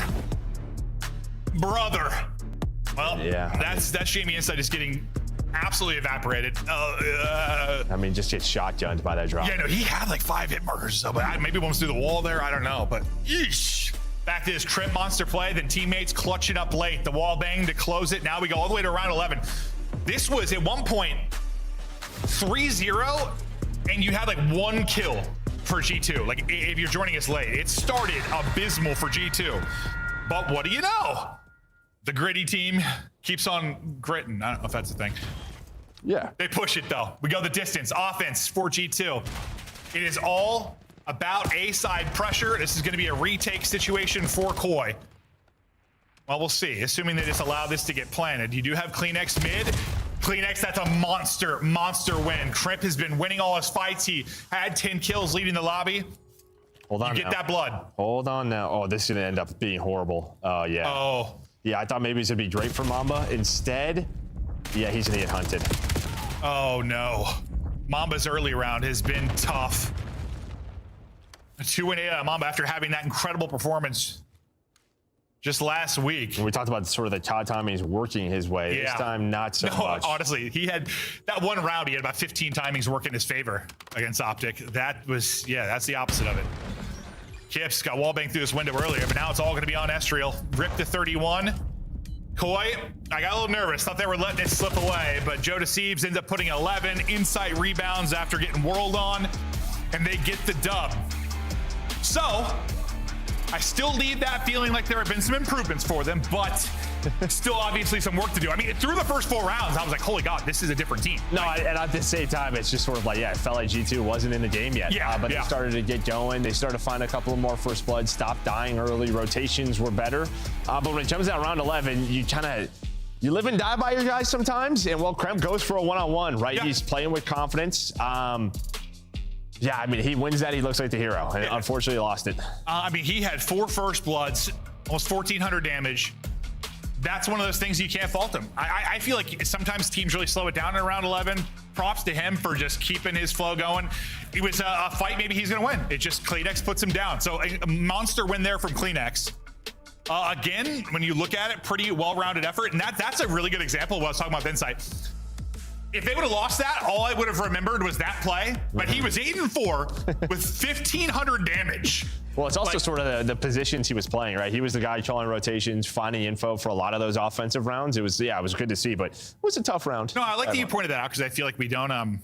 It's something that's hard to talk about. Like, we'll go to a listen in and chat about it, but you know, when we're commentating Search and Destroy, like, you don't really get a good feeling of the information they get and how they communicate that to their teammates and the little games going on there. So, no, good shout. Yeah. I mean, he definitely was the guy getting a lot of spots and information, but that'll do it for the first 2. We're going to get ready to continue on. Goy up 2-0. They're winning some maps. They're trying to put some life in them to make their run to Birmingham. Different qualifier. Goy looking different. Headed to a quick break. We'll be back after that.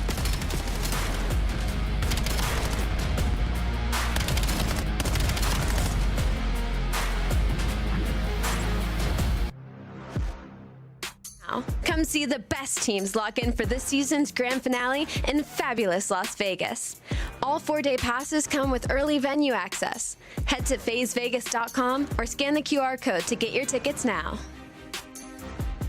Look like the pros to play like the pros. The CDL team skins are available now. Scan the QR code or check out the in-game store now. Scuff, official controller of the CDL.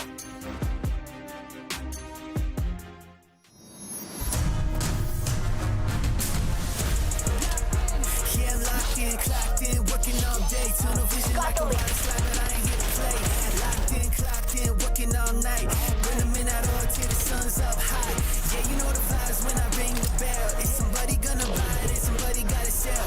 Locked in, show them what I got. Hit the ground running if you ready or not.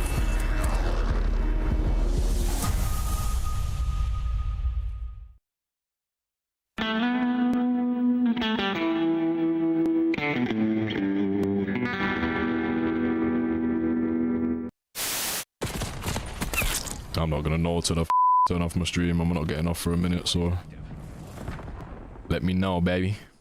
Hostiles have the hardpoint. Hardpoint locked down. Ugh.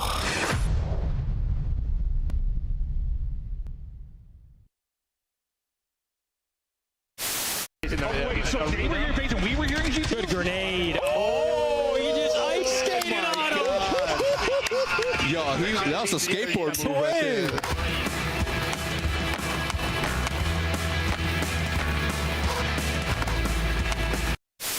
Oh, come here. And backward. Oh, no. Alley. Oh my god. Oh my god! Oh, the paternity test is in. I am the father. He's inner solar. I went left. Oh, pinch left. Yeah, there's one deep back. I'm waiting. Rank out it already. Nice, I'll try. Yeah, nice. Go. For the game. Boom. Holy yeah. What exposure. 8-0. Welcome back to the CDL. Wow, what is going on? He's the master fight. This guy is just, that's unbelievable. Okay. I coming back to him. This is not what I was expecting.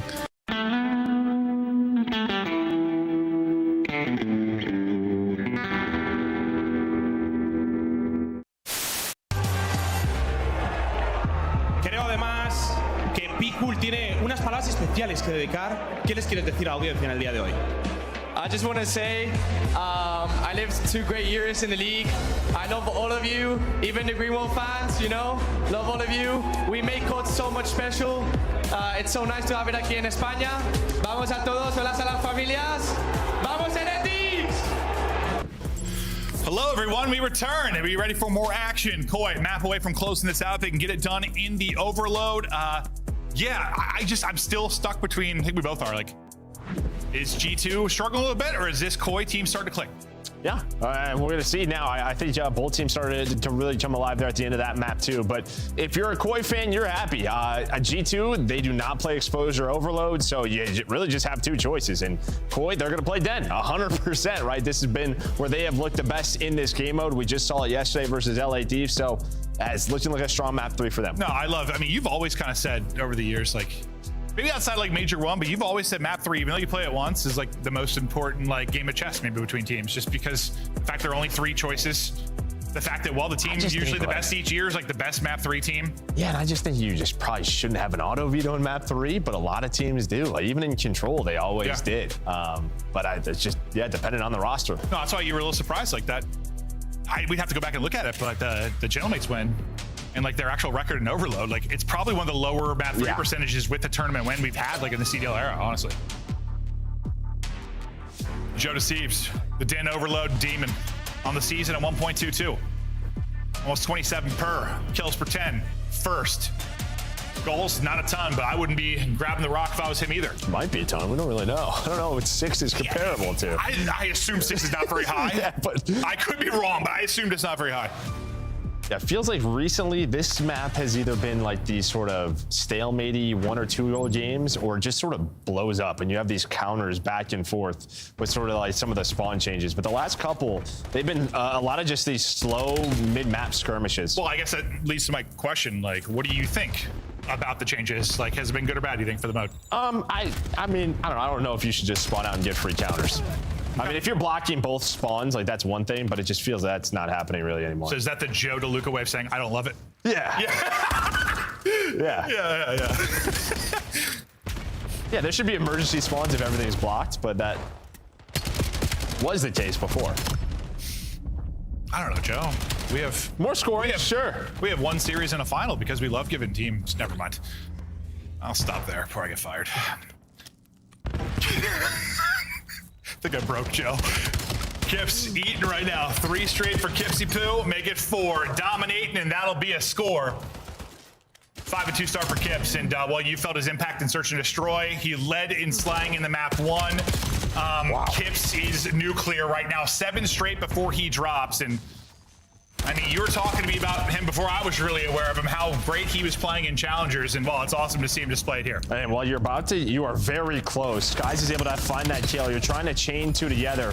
Inside just wants to pick it up. There's one more one-on-one, and Skies wins it. So Skies, he's able to stop that. He gets 3 big kills. Oh, actually, I lied. They scored it. Never mind. I just made that up.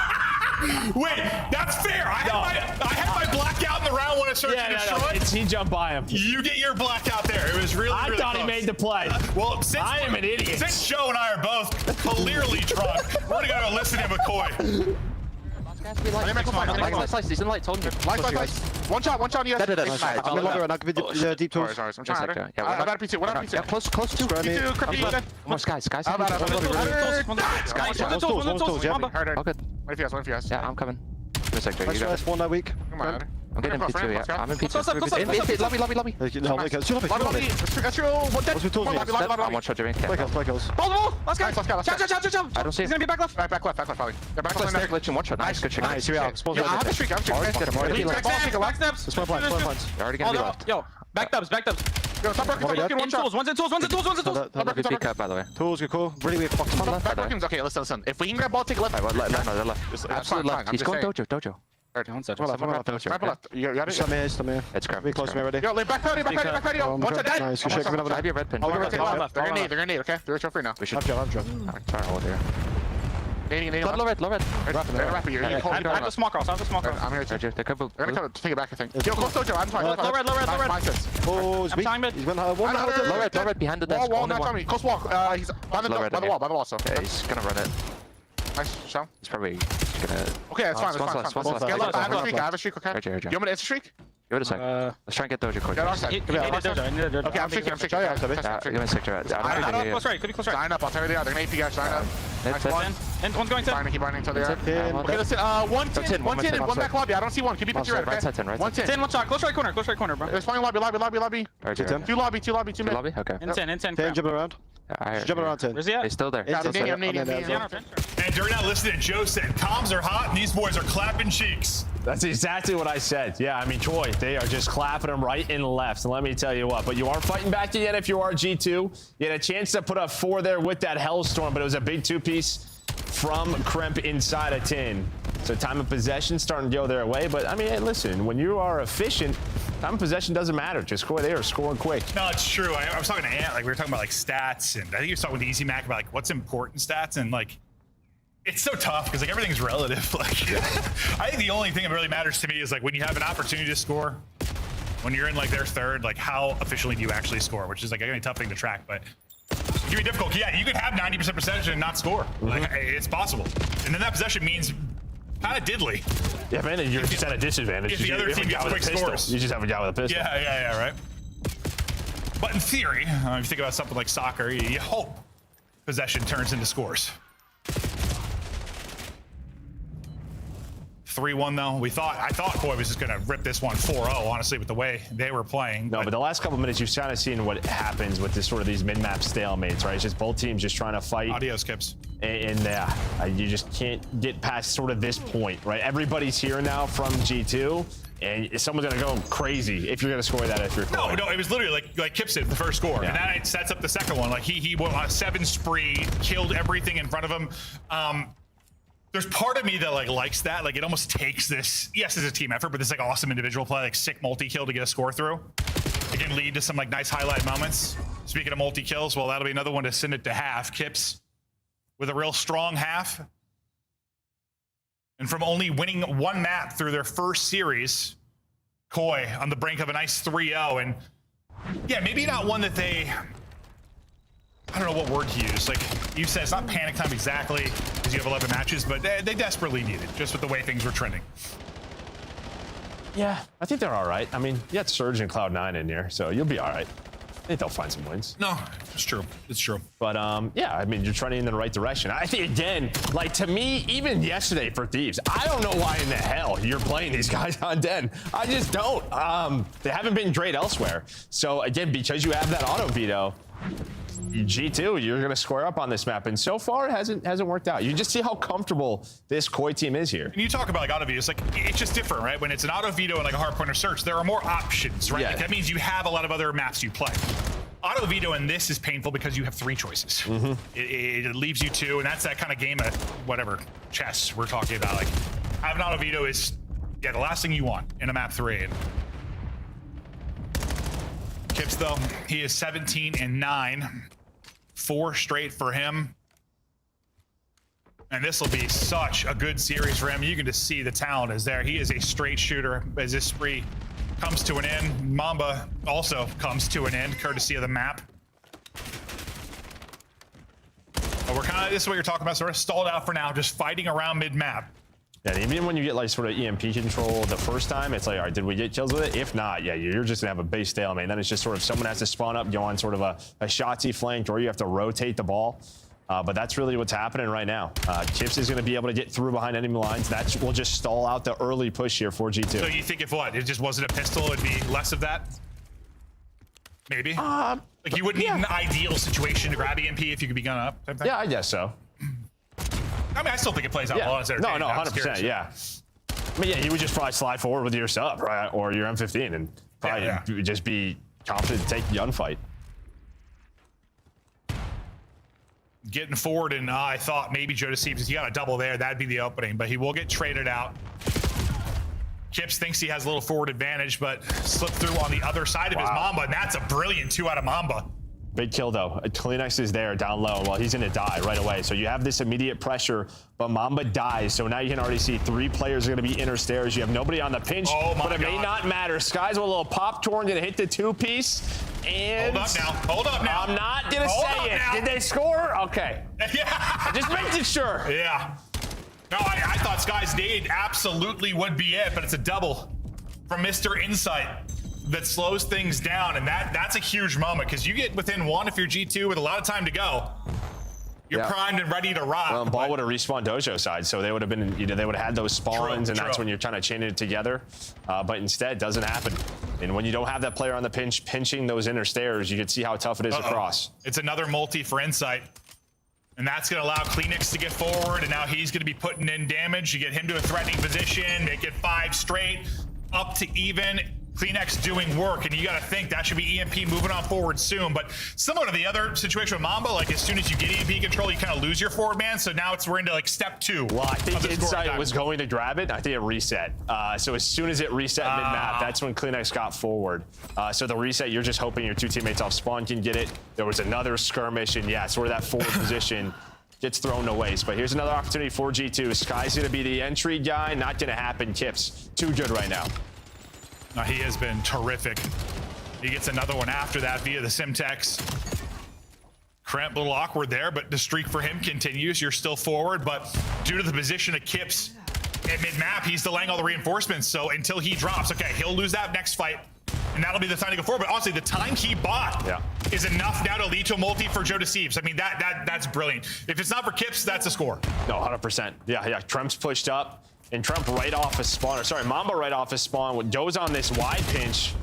The problem is, though, his teammates die. So now he will get involved, but it's going to be the same thing. As soon as he has EMP, he's the only one here, and all of Toronto is spawned up. Yeah, best of luck. Can't play hide and seek. They know where you're at. He's going to get dropped, and it's just staggered. And I think it's staggered because, well, you just have to go. You have to fly right now. The pressure's on G2. It's kind of this last-ditch effort, so they're just sending bodies at it, and when it's staggered, Koi are able to make a punish. Now Koi will get EMP in hand, and they're just going to wrap this out of here. You lose your 2 forward guys, just play a little bit of keep away. Maybe just tuck this in the back of the base. We'll see what the play is going to be. It looks like they're just going to wrap it out the entire way. We thought with the spawn change, maybe turtling was going to be a little bit more difficult, but now you lose in a threatening position. A couple gunfight wins. Okay, so if they win some fights, this might get sketchy, but Joe Deceives calls game. Yeah, I mean, that was it. That was your one opportunity. Now you can rotate this again. You spawn up roofs, and you're going all the way to the back of your base. What do you think we just gave the EMP carrier a 20% speed boost, dude? They're just zooming. You would never touch them. No, I'm kidding. Never touch. Hold on now. Hold on. Wait a second. It's just going to spawn Dojo, correct? So, yeah, you can already see what you have. Wait. They have to win these gunfights. There's a chance. There's a chance. Oh, my God. That's going to be all 3 dead. Joe receives the last one at outer. They didn't see him, though. Joe's trying to stop this once again, and he's done just enough. So no, he's going to grab it, though. He got it. And he won the fight. Hold on now. Does that hit the first cut? Tries to get across. He gets through. Mamba gets stopped at the goal line, and we're done. Nearly insanity. I think Koi probably stopped them on the 1 yard line 4 or 5 times. He sure did. I mean, 100%. Just great defensive effort out of Koi. And you get to see them smiling, which is awesome to see after getting a 3-0. A big win for them. They're on the board. 100%. And on the side of G2, I mean, you got your maps, map 1 and 2, just not able to capitalize early. Yeah, I think the only map I feel like really good about for Koi was probably the map 1. 2 and 3, they both started really good, and then it was almost about surviving. Like, they survived the comeback in the round 11. They survived the comeback surge there from Minnesota. So still maybe some issues, but like the map 1 I felt was probably their most just cohesive win. They looked really strong. They outplayed them. You still got this little bit of like kind of two-faced out of them in the other 2. Is that fair? Yeah, and I just think to add on top of that, like, I mean, Den Overload has been good for them, but I just think when you look at the stats, again, all 4 players have been involved. That was sort of the key with map 1, and once again here in map 3. Chips had an excellent series in the response. Well, I think the cry from the community and even us sometimes is like, get this man Joe Deceives some help, because like it's not. I mean, Kleenex is still solid, but he's not the guy anymore that's like maybe your #1 player on the team dropping 40. He's just not. Insight has never exactly been that guy. Like, you needed someone to maybe supplement him a bit, and it feels like Kips has got the firepower to skill to do that. Yeah, I think Kleenex, right there with him. He could do it. He's just never been the guy to do it as consistent as maybe you want to. I mean, he did. Yeah. Well, we're going back to like Cold War. Yeah. Yes. But more recently, no. But Kips, I mean, it's a small body of work, but he seems he can be that consistent force in the slaying department. They're starting to play together a little bit better. Yes, just someone getting more kills can solve some problems. Sometimes it's not always as easy as that. Like, I don't think that's necessarily like Thieves' problem. They have more to figure out. No, I think pacing is massive here with Kips. I think pacing in general, every title is so important, but there's a different pace to this game. And then the other question is, or sort of the answer that we're starting to see is, all right, you have your system now. Like, can Insight continue to be his consistent self? And throughout this series, he was. No, he absolutely was. Really solid team effort.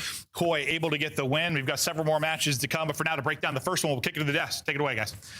Whoa, 3-0 Toronto Koi. Big wins. Ali, got to give you the floor. The only one to go for them.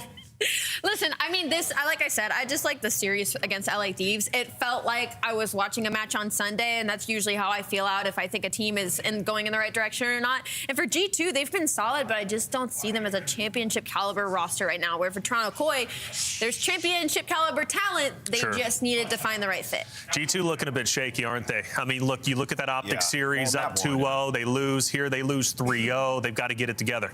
Yeah, I mean, I think for G2, everything's still fine. Yeah. You lose that map 1.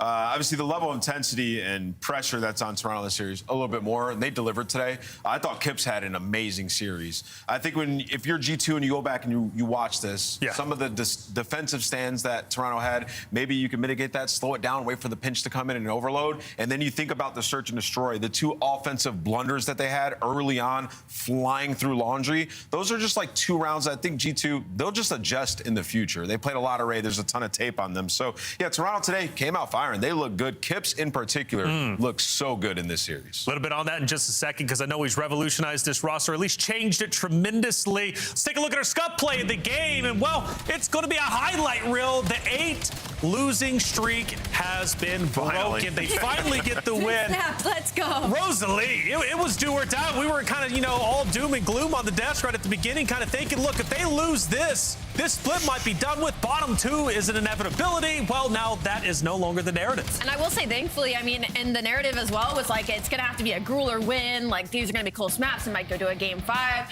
The fact that they were able to do it in 3-0 fashion, I mean, that map 1, Kips dropped 32 and 26, and they didn't even bring him in for the sake of slaying, right? It was just to try and fit into this system. So if you're Toronto Koi, you kind of got more than you asked for, at least in this series, which is a good thing moving forward. How has Kips changed this roster? Because clearly there's been one new addition. They lose yesterday, yes, but they finally got a win. Kips seems to be the answer. Yeah, well, I mean, you heard Joe and Clint talk about a little bit like pace is everything in this game, and while he does play at a good pace, one thing I'm noticing about Kips is when he gets to a position, he's a hard kill. Like, he'll hold it down for a while, and I think back to the overload where off the rip, I mean, a couple go down, it's like a 2 versus 4 situation. Kips is just holding mid-cut, playing his life, finding a kill here and there, and that's helping Insight the consistency of like, okay, Kips is here, I'm gonna play my spot, do my thing, what he's done well for so long, holding down power spots, and Insight had one of his better series of the year today. Well, now to move on to our monster winner spotlight. Kips, let's bring you in, man. We gotta hear from you, the young gun, second match in the CDL. Look at that smile, $1 million smile. Kips, how you feeling, brother? Welcome into the CDL. Thank you. I'm feeling great. Got our first win. I was saying with the boys, like I wasn't 0-7. I was 0-0. So great mindset. Now we're 1-1. Great mindset. Now we're 1-1. Well, Kips, talk to me, brother, because, again, you're in the studio. You worked so hard to get to this point. First off, what does this moment mean to you to finally be here? Second match, you got your legs underneath you yesterday. Today, you finally get your win. What's the feeling like being in the CDL? And more importantly, what do you think you bring to this roster? To be here feels amazing, just to, like, finally make it. Took my first loss yesterday, but finally got my first win, so that feels great. And then just being here, like, I'm just bringing a new vibe to the team. So, like, everybody's uplifting everybody else, and we're just fine right now. Kips, you're an absolute beast, dude. You look good in these last 2 series, particularly in this one. Tell me who Kips is. Talk to me about your journey. What game did you start with, and how did you get to this point? I've been playing COD since like BO2, but I was a big BO4 S&D kid, and then I was 14 in that game, so I took a couple games off. My first challenges year was last year. Went through the ladder, Yeah. And I'm here now. Absolutely. Going off of that a little bit, what was the change like from challengers? Because sometimes we have players that come in that have been in the league before, then they get sent back down, they come back up. This is a traditional sense where this is your first time in the league. So what has the difference going from the challengers levels to the professional level been like for you? And what are the biggest changes that you've noticed? Well, last year was definitely like way different, but this year on the Huntsman, I feel like on the Huntsman we had like a team room, so it kind of gives the same feel, and it was just more of like a professional setup. So it's definitely, it changes instead of in the match form, but I've been in like the professional like environment for like a month now. Does it feel like it adds any pressure to you? Do you feel like when you did get up to this more professional environment, it was like a little more like, I've got to do something, you know? Yeah. Yesterday there was definitely a little pressure, but I just got my feet wet, and today I just went in there with like my head high and I was shooting. Good to hear. Well, Kips, I want to give you the floor for a second. It's your first interview for the CDL. What do you want to say to the fans out there? I appreciate all the support, and we'll be back next weekend. There it is. I like it, Kips. Well done once again, brother. Enjoy your day. Can't wait to see you in the next series. Appreciate it. Y'all have a good one. Have a good one. Good kid already. Camera ready. Looks good. Big smile. You can tell it means a lot for him to be on the stage. Absolutely. And that's a big win. He performed well. Going to need more of that if they're to make it, as a good seed going into Major 2. All right. Toronto Koi, big upset already. 3-0, a dominant win. That series is done. 3 more to go. Coming up, we got LA Thieves taking on the Boston Breach. You don't want to miss this one. We'll be right back after the break. Come on, baby.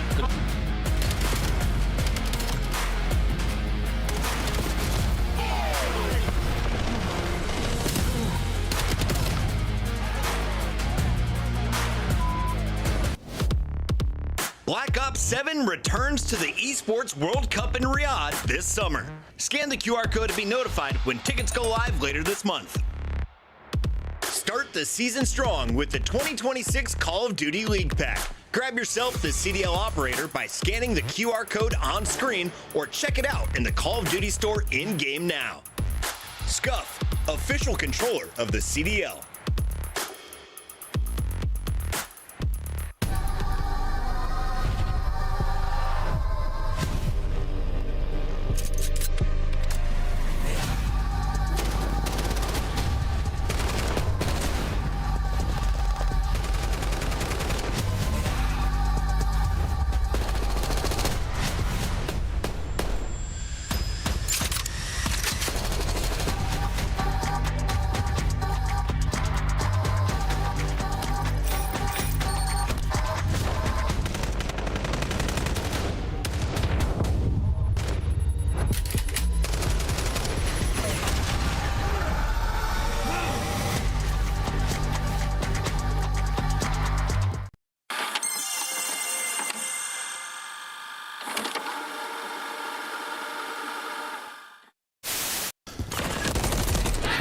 Win it on the point, Scrap and the boys get it done. Back on the f***ing desk, play back on the f***ing desk. You're f***ing dog kid. How did... That's true. Well, why are you, bro? Where are you going? Why are you going? Dude, you're gonna get in trouble, bro. Why are you gonna like get fined? All right. What the f is that? Hello, and then actually about looking in the thing. You're an idiot, bro. He's not in here. Join the game. Bro, weak. One shot low. Nice. Rug was weak. He was weak. I'm just holding the iron. I couldn't get him. He's one off a streak, Teach. He's working bomb quick. He's playing confident. You saw him. You can't get on till 8. Oh, frag. Wait, what? Alright, we gotta regain. Bro. He's one off a streak. Come on, Teach. Let's go. All good. He's one off a streak. Ain't no other frag on, bro. All good. This is not a test. This is your emergency broadcast system announcing the Boston Breach sanctioned by the CDL.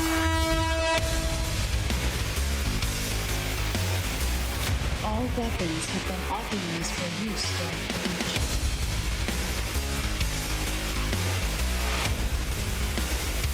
No restrictions.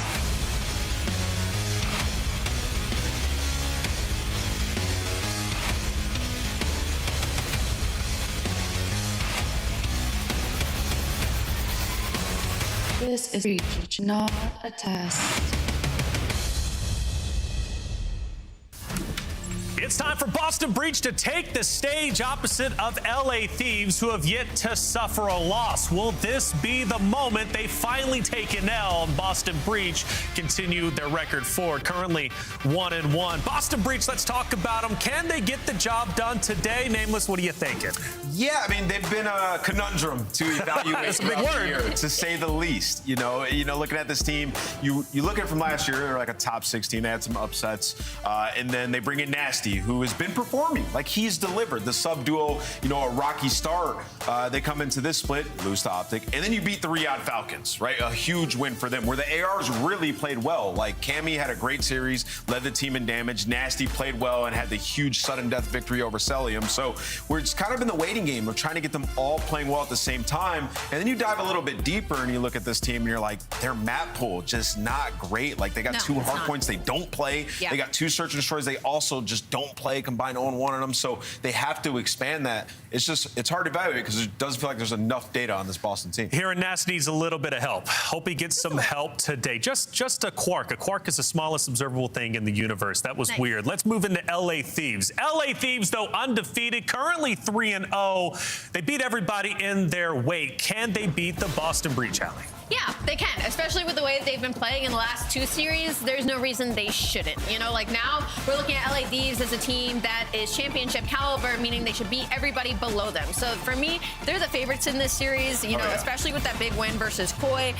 Overload is still a little bit of a problem. I think they still need to add Den or exposure to their map pool, but like everywhere else, they are incredible. They're a top 2 break team. Their hardpoint looks really good. They have a deep map pool there. They are top 4 post plant team, so that means in the attack, when they're getting the bomb down, they're most likely to win the round, which is huge for a team like this because typically you find most strengths in Search and Destroy to be in the defensive side of things, but they're still top 2. So for LA Thieves, this is just a Sunday team in the making. What a great stat. Hydra leads the team in plants and goals since Neum joined, so more team play coming in from everybody since Neum joined. I mean, in assist, he's been insane, which we talked about in the pre-show. And, just looking at that win over Toronto, it looks a lot better now after Toronto coming in and beat G2. So this could be a completely revamped LAT team. What are we thinking, Allie? There's your maps and modes. I just saw that Blackheart, and I think that's literally insane. BZ and Hydra versus Perch and Snoopy is what I'm looking at in that map number 1. Don't love it for Boston Breach, but maybe they did it to try and get some better maps. They're both 0-1 on it. So both 0-1. I'm excited. Finally, we're getting more Blackheart. Like, we haven't gotten a ton. No, when you look at this LA Thieves team, they should be insane at it. They should be insane. All right, Scuff Pick'ems. Let's throw it out there on the line. Allie, I'm going to have you start once again because you went with Toronto. Koi, you were right. You going Boston Breach today? I'm not going Boston Breach today. I'm going LA. I really like the way that they're looking, but I'm hoping for a banger of a series. All right, what about you? Yeah, I thought the last one would be dramatic. The maps were, series count wasn't. I think this one is not dramatic at all. I got LA Thieves taking this one. I think they win this 3-0. I agree. LA, that's who I'm going with too. I think across the board, it's going to be LA, which means Boston Breach. Yeah, what are you doing? What are you up to? Let's find out. To call the action, it's Miles and Chance. Let's get it started. Thank you very much, Taylor. Oh, baby, we're ready for a good one here. A fun one indeed. And true La La Land there on the desk. Everyone's believing in LA. But Chance to Breach, a very formidable squad. A very, very formidable squad. Yes, and they played like good Call of Duty as well, so I think they're a fantastic benchmark team. They haven't had a ton of dominant performances, but very structured. Everybody brings their game to the table. Good fundamentals. They're a team that rotates. They're a team that gets the kills. They do the right things in S&D. So if you play your game and if LAT brings their A game, sure, the desk and everybody might be correct, but Boston's certainly a formidable force. And I'm with Nameless, Miles. Very excited to see a Blackheart. Yep, it's going to be a bang out. And if you've played ranked, and I know you have, because when you come across my name, you let me know violently and with lots of foul language. It's a good time, and it's truly a bang out, truly a fun one. Our summer machine gun players will be having a good time. The Dravik in the hand of a BZ is exactly what you want. And this is the kind of start that you look for in a game of Blackout. Oh, nice job, or Blackheart. Ooh, a little bit of a Freudian slip there, folks. Sorry about that. As Hydra, 2-1 off the rip, and the opening time's going to go the way of no one. Yeah, 2 whole seconds being collected, right? It is a moment, though, that you get control of this hill. You can lock down for a full 60, and here we go. LAT get the clearance kills, and now everybody fills in their lane. Hydra gets outer, one guy in towards mid, Abizi fills the left side, and you get that funnel system going. Boston, maybe one advantage they have, no trophies just yet, so at least the Semtexes make the impact. You stay away sort of any of that initial pressure, and Boston right back in top. Desperately trying to get that P2 though, not going to happen. Scrap and Hydra, what a lineup. They take care of all the business there by the wall jump. A nice 3 in the feed for Scrap. Keeps that play well and truly alive, and they get the break back there on time. No one though going to go for that time. The Thieves happy to take a second or two of Scrap, but certainly playing for the P2. Here come Boston through the left flank. Yeah, close spawns as well. Cammy spawns up early, and he dies just as fast. Scrap, he's going to lock down this left side. He's got number 7 Abizi watching his cross, so no pressure on him. He'll get the information the entire time, and Cheeky kills, and now Abizi gets to snap. This will be another 4 down in the feed, and a perfect lockdown of P2 thus far from LAT. Boston, one more opportunity for the attack, and if you screw it up, you'll lose the rotation as well. Well, they're all going to make their way through the dub side. They're going to make their way now over the top. Scrap's got down the back line, and here we go. Boston breach. They have managed to breach the threshold. Now pressure on Neum on the inside. Can he catch any of these players on the way forward? He could do more than that. He gets one, and that's another clean wipe. LA Thieves, a perfect hold on P2. And there goes the rotation as well, unless Purge can bail you out. This is absolute worst case scenario on Blackheart and LAT. And I have to start counting players. None of those arrows are turning just yet, but Purge hasn't made an impact, and yep, took a little too long. The engagement had finished, and LAT for players like this, that is easy cleanup work. Yeah, this might be the last time we see Boston play Blackheart for quite some time. Quite some time. Approach towards P3 now. Once again, Scrap finds his opening kill. Pressure still through the mid here for Boston breach, but they're being picked apart. One man at a time. Hydra finds a good corner, but keeps Snoopy in bad water alongside Nasty, eaten alive. A big 2 from Hydra, and again, an incredibly dominant scoreline from the LA Thieves. Yep, and once again, the mini-map is absolutely perfect to get the clearance kills. Scrap is already pushed out for that rotation over towards New and picked up 2 kills as well. He's going to have Neum for a little bit of help through the middle of the map, and he's got Hydra right next to him. So finally, he's caught off guard. And finally, a kill feed that looks good for Boston. Problem is, Hydra might just break it down. Yep, look at how annoying he is going to be. Oh, come on. Another, no way. Snoopy finds himself his 3rd kill in a row, so what a bounce back he's having here so far. Opening hit now towards New. Snoop over the top. Great damage in the Neum. No kill. Is Boy's going to pick up something in mid? No, not just yet. Scrap still holding the front down. So LA Thieves, it is still a beautiful defense. Snoopy trying to get into the mix. No good. It's going to be great. 2 would be unbelievable. Boston are hanging on by their fingernails here. They're hanging on by nothing. They are getting pushed off the cliff as fast as you can. Kills getting traded through the middle of the map, but every single route or avenue that Boston have tried to take, instantly covered. Finally, a little bit of clearance, but you are battling right now for 20 seconds. Problem is, you're gonna lose this rotation as well. All of LAT gonna spawn there and have control of the right side of the map. Still holding shots in from Scrap. He's having one hell of a map. That's 17-9, looking unbelievably attractive right now. Makes it a nice clean 18. There's a 19 there if you can get it, mate. Snoopy keeps his head down and gets away with it. Still, Boston gonna walk away with the Scrap time. Spree now complete there for Scrap. The rotation still looking good there for the LA Thieves. They have all bases covered except for that right-hand side flank. Now on the reinforce, now on the time. Well, the faster Neum goes, the better. Yep, he's just going to get caught a little bit too slow. So LAT, pressure on the back spawns they have to deal with, but Boston simply overwhelming. And you get the extra man in the back to take care of Hydra as well. So for the first time in this entire map, Boston finally have some semblance of control. And, well, Neum and Scrap just going to rip it away. You're still not able to get that time. You were saying about that control they had? Oh, it's Hydra once again through the mid side, and that is a big one. Another break on break here on Blackheart. It is disgusting work from the LA Thieves so far. 131 to the 47 of Boston, and another attempt now. The Thieves in control. Let's go for a listen in.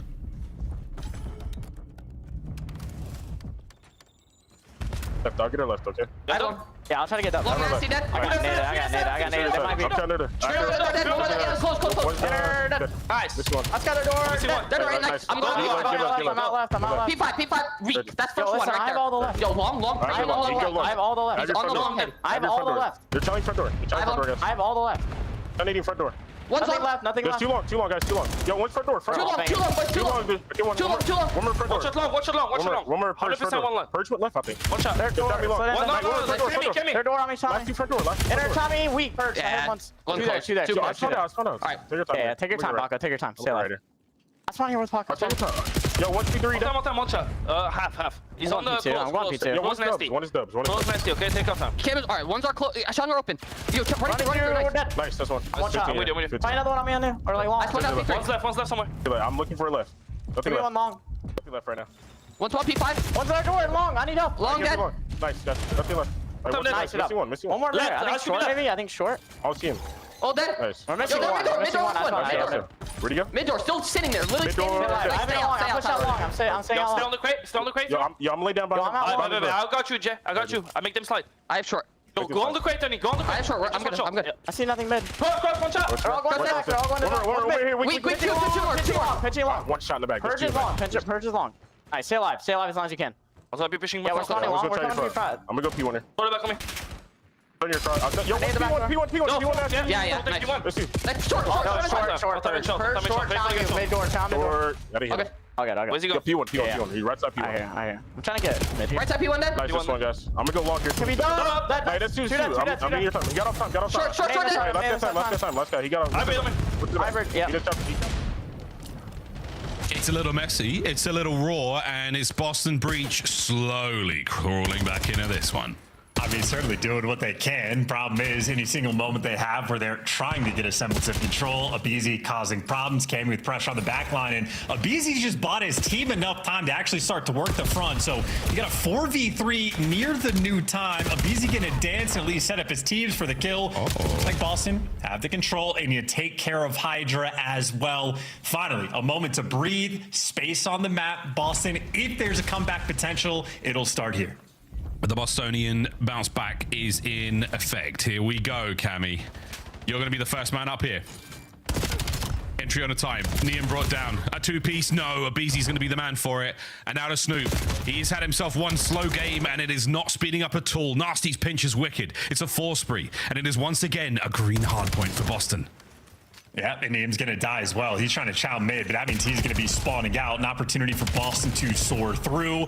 Hydra with a bailout gunfight, though, and Abizi wins his as well. So Snoopy keeping up the pressure, but this is a lone man on a mission for the new time, doing what he can, but he has zero support right now on the minimap. Boston simply can't make it through, but at least he's done enough to stay alive, and he has bought his team the spawn. So Snoopy doing everything he can, and it's gone.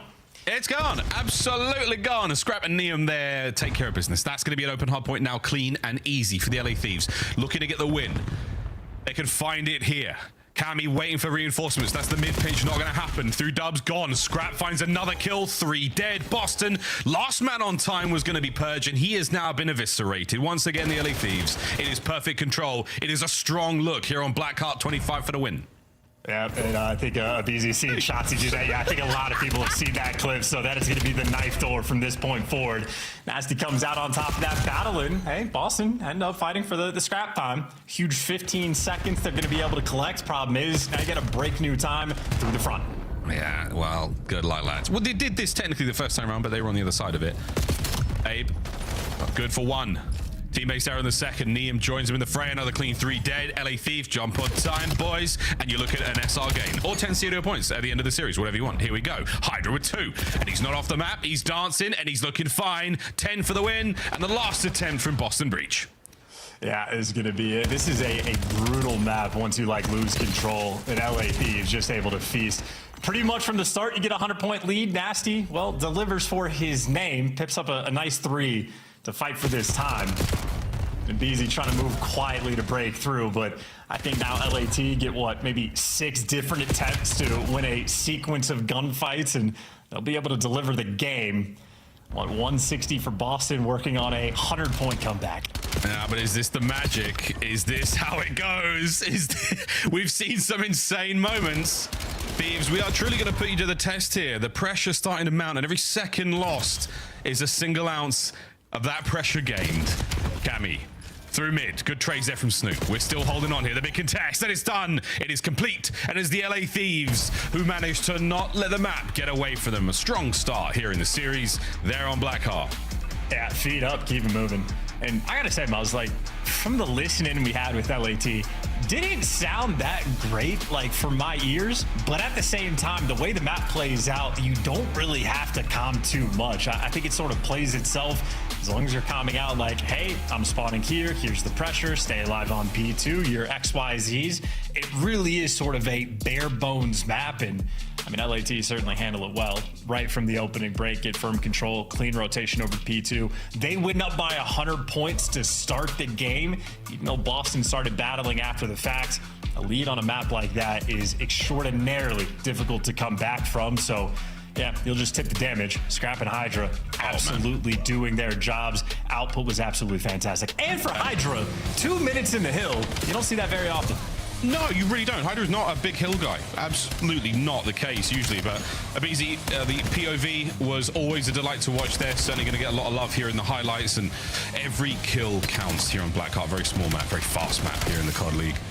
An exciting bit of work there from Hydra alongside Scrap Beat Damage. We'll be talking about that for a minute longer, but a chance, a good look there to start things off for the LA Thieves. Again, a very, very strong squad in the respawns on paper, and things starting to work out. Neum obviously joins the team, does what we can, turn it all around, and I feel like this has been a smooth sailing in the Major 2 qualifiers. Not that it would have been that much different, but we're starting to see a little bit more of the enabling of Scrap, the enabling of Hydra. Keep them in the hot seat, keep those hands going. Possibly. It is very interesting that the schedule that LAT have had, though, they're almost working in like reverse order of the league standings. Like they got Toronto when they were in the middle of a roster change and an 0-11 spree. They got your Vancouver Surge. Like your team's literally at the bottom. Boston is certainly a step up, but they're just like slowly going up the ranks. So I suppose the question is, how far can they go? Because as you say, you got a new roster. You want to catch the flow state. You want to have some confidence. Well, they've been able to do exactly that because, yes, as you say, Scrap and Hydra have really started to farm. Yeah, we're looking at like a final boss scenario with their entire qualifying run. It is going to get more challenging, and I think that's a good thing for the squad. I think they certainly need that. A perfect alignment of the stars, the planets, and the schedule for them. Well, in a den, we now go a double dose for Overload as well before we get to the exposure section of the series. Chance S&D. Boston, no strangers to the mode, not bad at it whatsoever. But after the Blackheart performance, I mean, are you giving a lot more credence there to the LA Thieves, boys? They're just looking that little bit better? I mean, it is worth pointing. Like, at least the Boston camp started to warm up the guns a little bit. It was like a very tough first 3 hills. I think Snoopy started off like 1-7 in that capacity. Once the guns got rolling, the game felt at least a little bit more even. So I think it'd be a battle on Den. I don't know if it'll necessarily be a clear-cut gap across the board. I'm very excited to see how much sniper that Scrap is going to be bringing out on this map.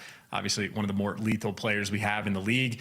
Love to see a guy like that without the aim assist, because the more skill disparity you have, the higher expectations I would have for that type of player. So I think Den, a great place for him to show off the goods. And we will certainly see the goods. Not only are we going to see the goods in this match, we're going to see the goods at DreamHack Atlanta. Major 3 tickets are on sale. These are the single day tickets, folks. If you are able to scan a QR code, grab it. Otherwise, a quick Google will be your friend. We'll be there. Our pros will be there. And it'll also be a pro-am. That'll be a ton of fun as well. That is Major 3 coming up in May, Atlanta, Georgia at DreamHack. Can't wait. That should be a very, very fun one indeed.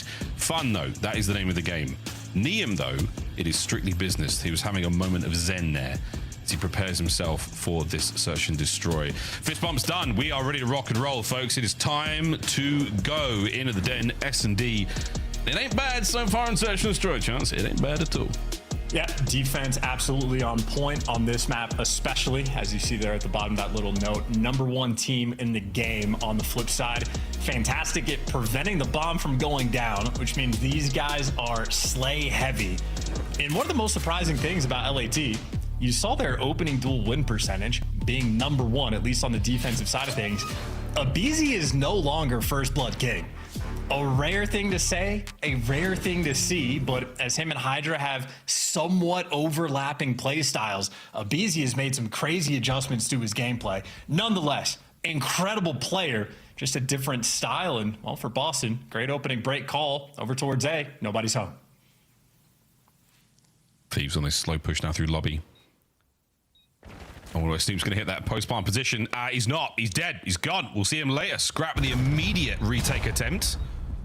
And a quick peel there to take care of the player on bottom. Now you check all the usual spots. You make sure you now know that they're all on the roof side. And that's where Hydra's going to be picking up that flank momentarily. We should be looking at a very clean retake here. Boston Breach absolutely picked piece by piece from the play. And that's the defuse.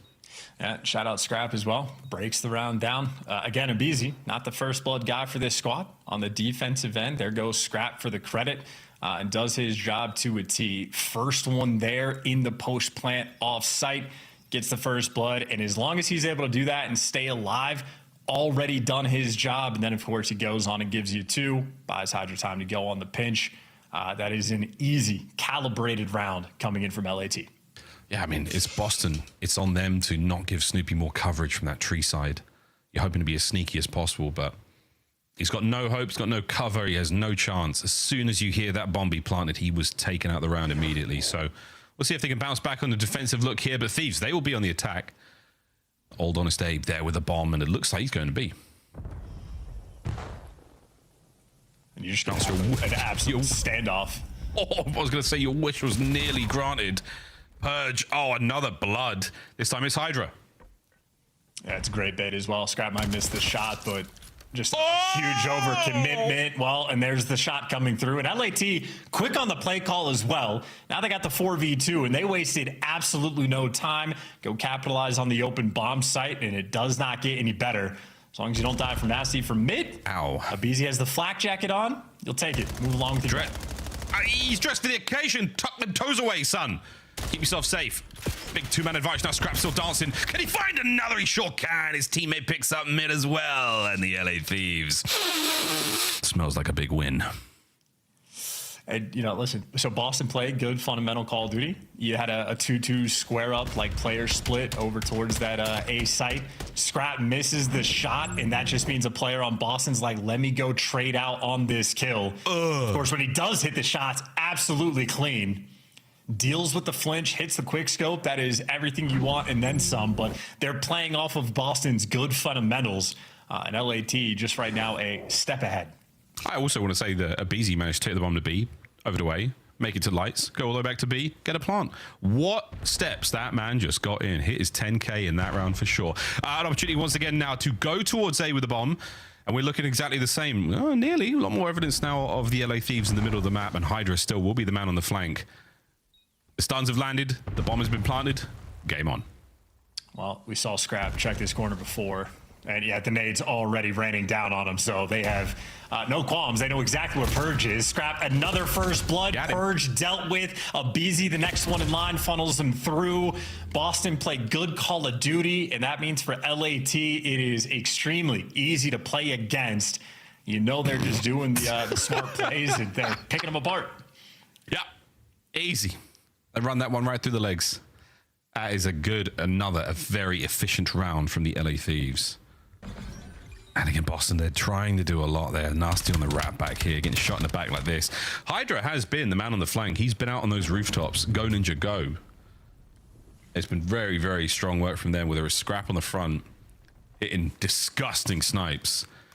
And then the teamwork on the trades there by the A-bomb. Very, very efficient, very clean work out of the Thieves. Good start to the search. Yeah, I mean, they just bring out a small variant on that defensive retake on the A site. So, you know, Matt called it with the stats. Phenomenal team on defense and now on the attack and a little bit mixy. 4 men through the middle of the map. You have sent Abizi, the true first blood king, in. He has found his position. His team has got him there. Now they're readjusting and reading the pinch. That is so tough for Snoopy. LAT are ahead of the game. He's running for it. Snoop, I'm surrounded. Guys, I'm totally a 3 here. I'm surrounded. What can I do? Nothing. Cam's going to back up now. No show through the middle of the map. That gives Abizi the true right to a corner. And Abizi, oh, good God, the mini-map just freaked me out. But they're below, and he finds one. He's looking for the next. Nasty over the top. The shots, but you don't finish him. He's still alive. And the dance is on. Can A be brought down? It brought 2 members of Boston into the fight, and they managed to walk away with a win there in the middle of the map. So now Scrap continues his spree, his reign of terror. And with a Hellstorm in the back pocket, it's 4 straight rounds for the LA Thieves. And that evil little terror just gets to chuckle as he dances around. He's having a fun time. It's because he's playing against Boston. Yeah, no, things are going great. And once again, a perfectly calibrated round. He didn't need the fleet foot fancy footwork coming through for Abizi in this round. They won it long before this moment. Nonetheless, if you want to demoralize your opponent, Abizi doing a great job. I mean, if anything, Nasty did get him. Finally. It took an entire M15 magazine and several rounds of his Jaeger 45, but he got him in the end. It's a 5 spree from Scrap here in the 5th round. And Boston have absolutely been put through the paces here on Den. Yeah, and they just tried to late hit this B site that LAT are watching the entire way through. Scrap there with the angle. 1, 2. Spots out 2 players. So easy. Yeah, he found the third as well. He's got all the intel in the world to work with. Oh, come on. All the intel in the world to work with. But a beautiful nade there. Snoopy managing to buy some space and fighting their way out of tins. So not a terrible spot to be in now for Boston. Lovely work. I'd call it the Hellstorm. I know it's a 3v4 and it's not technically a good play, but just to be toxic because you're up 4-0, why not? I think he's doing it. No, maybe. I'll trust observers to catch that one out. But yeah, back over towards A. Go, boys, go. I mean, if you call it in at the right time, you're definitely going to get the guy by tree. That is a given. Maybe wait for the bomb plant. Maybe we just send it. Purge. Eyes on. Bomb should get planted here. And here we go, boys and girls. Through tree. Over the top. And it's unbelievable work. It is unbelievable work. Boston. Like a house of cards. Someone's come in and just guffed, sent those cards flying. What a retake. Perfect 5-0 here on the search. Yeah, and 3 perfect defensive retakes on the A site, all with their own twist, all with the own little variants coming through from LAT. Boston, in the meantime, we've seen a similar setup previously, exactly like that. The LAT broke down, and I mean, that's just teamwork. If you don't have the numbers, make sure you are grouped up together, and then you'll find a way to have those numbers. And on the flip side for Boston, I mean, what do you tell them? Like, if the structure isn't working, you want to tell them to get loose, be free? Snoopy's tried that, got picked apart immediately. Every aspect of a game plan Boston have brought to the table, Thieves have just absolutely stuffed them. And Scrap looking for the old infinite KD. Hey, it's perfect work. It's perfect work. And we're out. We're in Cammy. He can't end it. He cannot end the reign of terror. Scrap. The Shogun here on Den. No way. There's a Warlord. Find another one. He's holding it. Here they come. Opening nades are good. Plenty of damage. It's going to send those players back. Oh, no bomb plant just yet, so we are still holding the line. Come on. The damage stat, unbelievable. Sends in Tyler Farris for the cleanup kills, and he finds 2. The third man on his right shoulder for a perfect game of search and destroy. LA Thieves 2-0. Disgusting work. And Miles, you hit the nail perfectly. Perfect is the absolute correct word for that map that we just watched. LAT did not make a single mistake any step of the way. Offense or defense, the play calls on point, the adjustments as good as it gets. Even when they got first blooded, they clutched the 3v4 in a matter of like 10 seconds once the opening salvo broke out. It quite literally does not get better than that. Boston breach, I mean, that is one of the most demoralizing performances we have seen all year. Yep, absolutely immaculate work. Immaculate work from the LA Thieves. Their sacrifices this morning to the COD gods have been absolutely warranted. 6-0. Going into this Den overload with nothing but confidence, nothing but belief in the system and belief in one another as teammates. That really was as good as it possibly gets in a game of Search and Destroy. Any parting words, Charles, before we go to a break? I'm being converted, man. Get Dog on the team. I want to see Sensor. I need to see more Sensor in my life is all I want, Miles.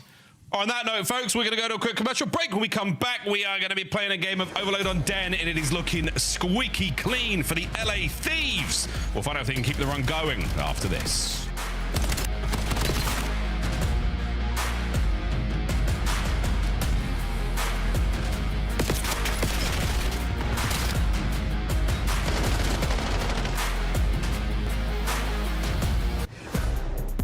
Scuff, official controller of the CDL. Monster Energy, the official energy drink of the CDL. COD Champs tickets are on sale now. Come see the best teams lock in for this season's grand finale in fabulous Las Vegas. All 4-day passes come with early venue access. Head to FazeVegas.com or scan the QR code to get your tickets now.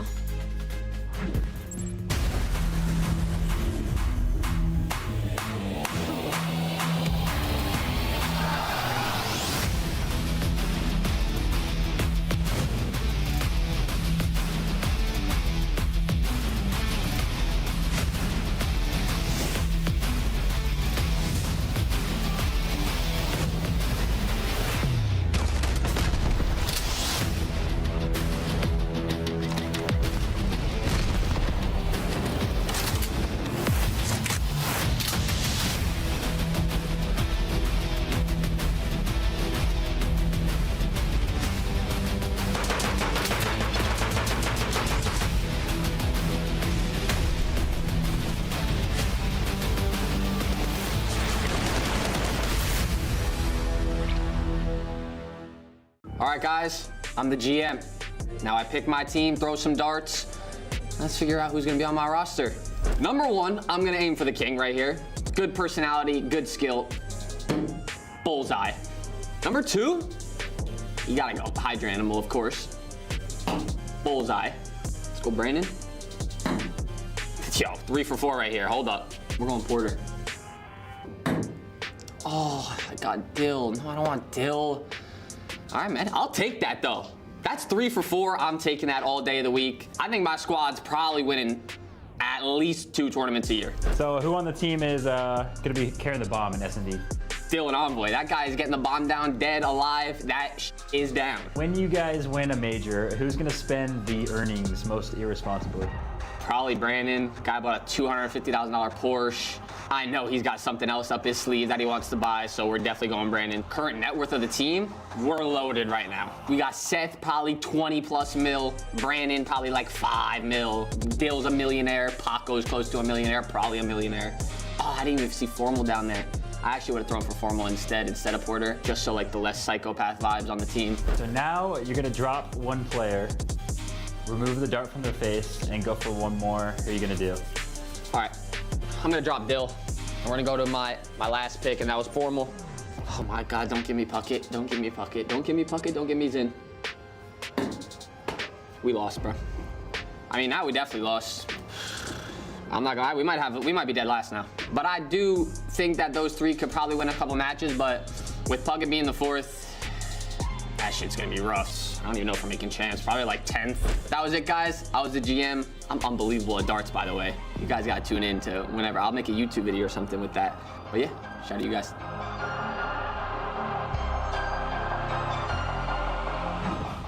Oh, Xnit's making the play. Oh, 1v1. Oh my, you got 1v1 for the map wins.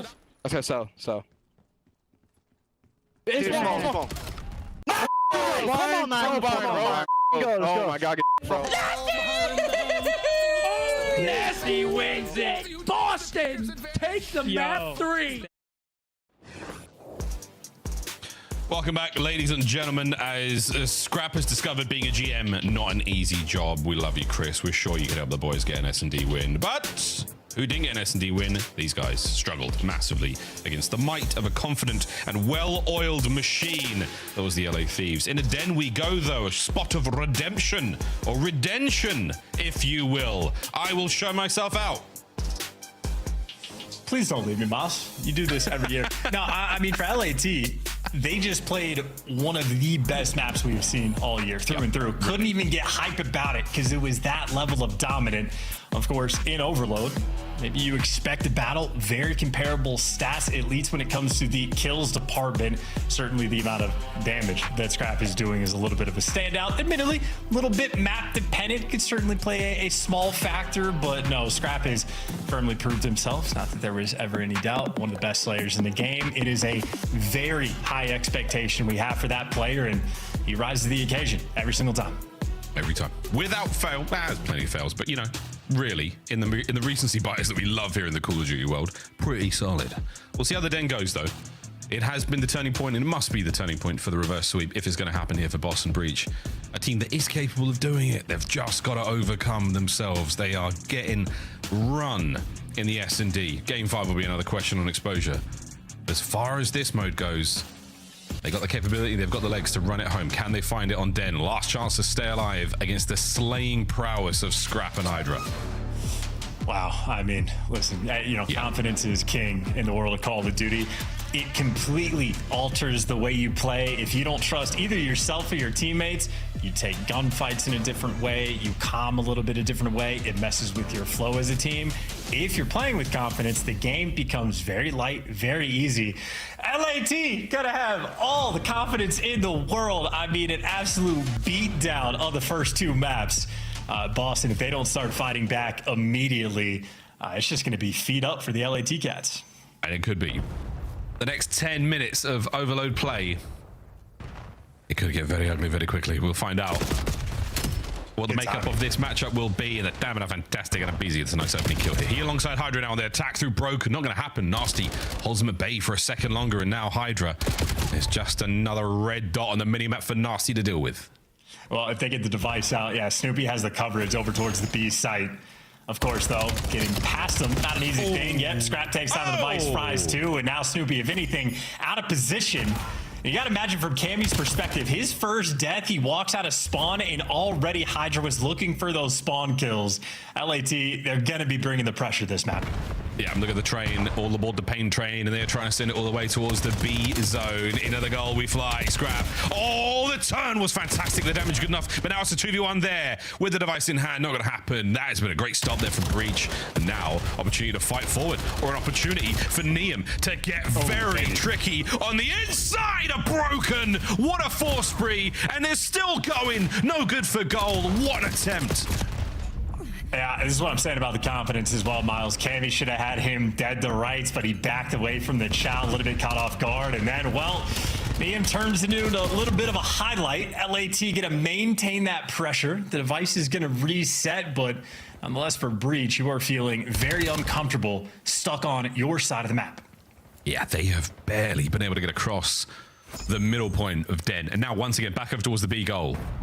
The portal, if you will, and right now Hydra, he has his aperture set on the kill. Once again slowed down. There's going to be reinforcements from Neum. Purge once again. A perfect stop. Scrap still keeping the play going. And now it's a 2-man hit and the goal is open. Sends it home, and that's going to be the LA Thieves in the lead. Yeah, this is tough too. Purge was bringing his A game to this overload map, at least thus far. And, well, Scrap on a 3. If Beezy there was able to give you 3 in the highlight reel plays. LAT trying to continue him. And this is going to be another capture by the looks of it. Yep, Neum, a sniper bullet there. And he even gets the hesitation capture to buy his team more time to get into position. LAT on fire. Oh, no. Oh, no. Oh, no, no, no. Scrap that 2-piece. That was X-rated. You've changed the rating of this entire stream. Please, somebody stop him. Another big kill. 3 now in a row, and he's got top control entirely. He has stopped the play from Breach. They've got no legs, no air in the lungs. They are being slaughtered here. No, Scrap! Someone end him. Holy sugar, he nearly did that as well, Chance. Well, yeah, thanks to Purge. 14 kills. Purge is doing everything he can right now to will his team to not victory, the opportunity just to have a fight, you know? So they're fighting for a 50-50 split. Well, they're going to get it. Device control, lead blocker, Nasty leading the charge. Reloading. Bad way to take a gunfight. Bad way to take gunfight. Happens to the worst of us, and that's going to be 145 still to play. Only a 2-0 lead so far for the LA Thieves. This is not a strong enough position to park the bus in at all. Scrap, though, it gives you a lot more fortified attempt here. Oh, the second for Purge. Beautiful work.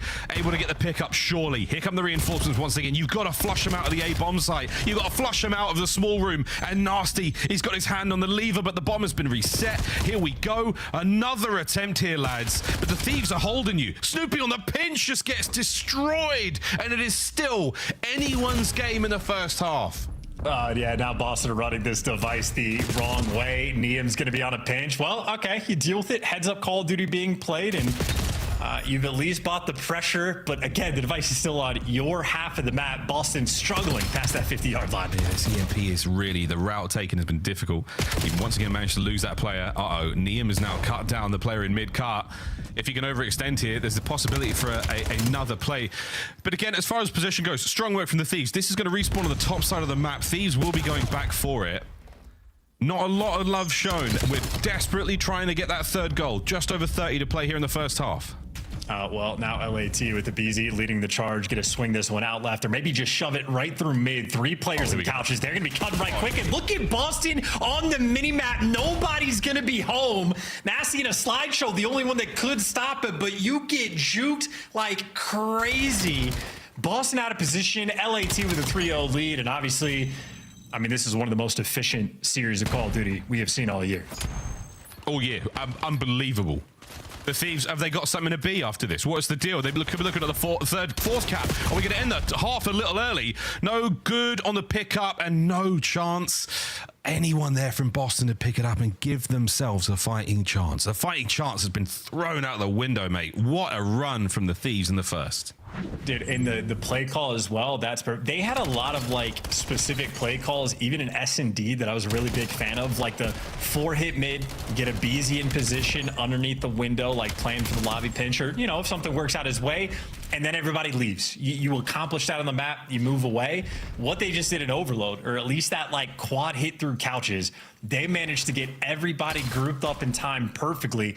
And nobody on Boston had information. Like, you can see the device guy through a wall every few seconds, but they just hadn't taken any gunfights. You go for a 4-man spread on defense because Boston are trying to cover everything. But LAT, just on top of it, lightning fast, they were able to make that play call, juke it through P2. And simply, the way they set that up, it was unstoppable. Yeah, beautiful. Really, really beautiful stuff. And we're looking at another capture here. Here we go. That's the cleanup. Yeah. That's going to be the cap, and that's going to be 4-0 right off the rip. Possession still superb from the LA Thieves. Boston in position now for the next spawn. Opportunity to maybe get themselves out of the hole, but good God, Neum, what a win that was. You've cleaned house. Bottom side of the map is wide open right now. Neum now, the pace from the LA Thieves is unbelievable. A suffocating moment once again, and there's the 5th. I mean, we're playing for stats now. This is, you get to have fun. You get to be free. LAT, it's what? Scrap is +7, Hydra +1, Neum +2, and a BZ -1. See how many kills these guys can get. Oh, come on. Great shots there in the Cami.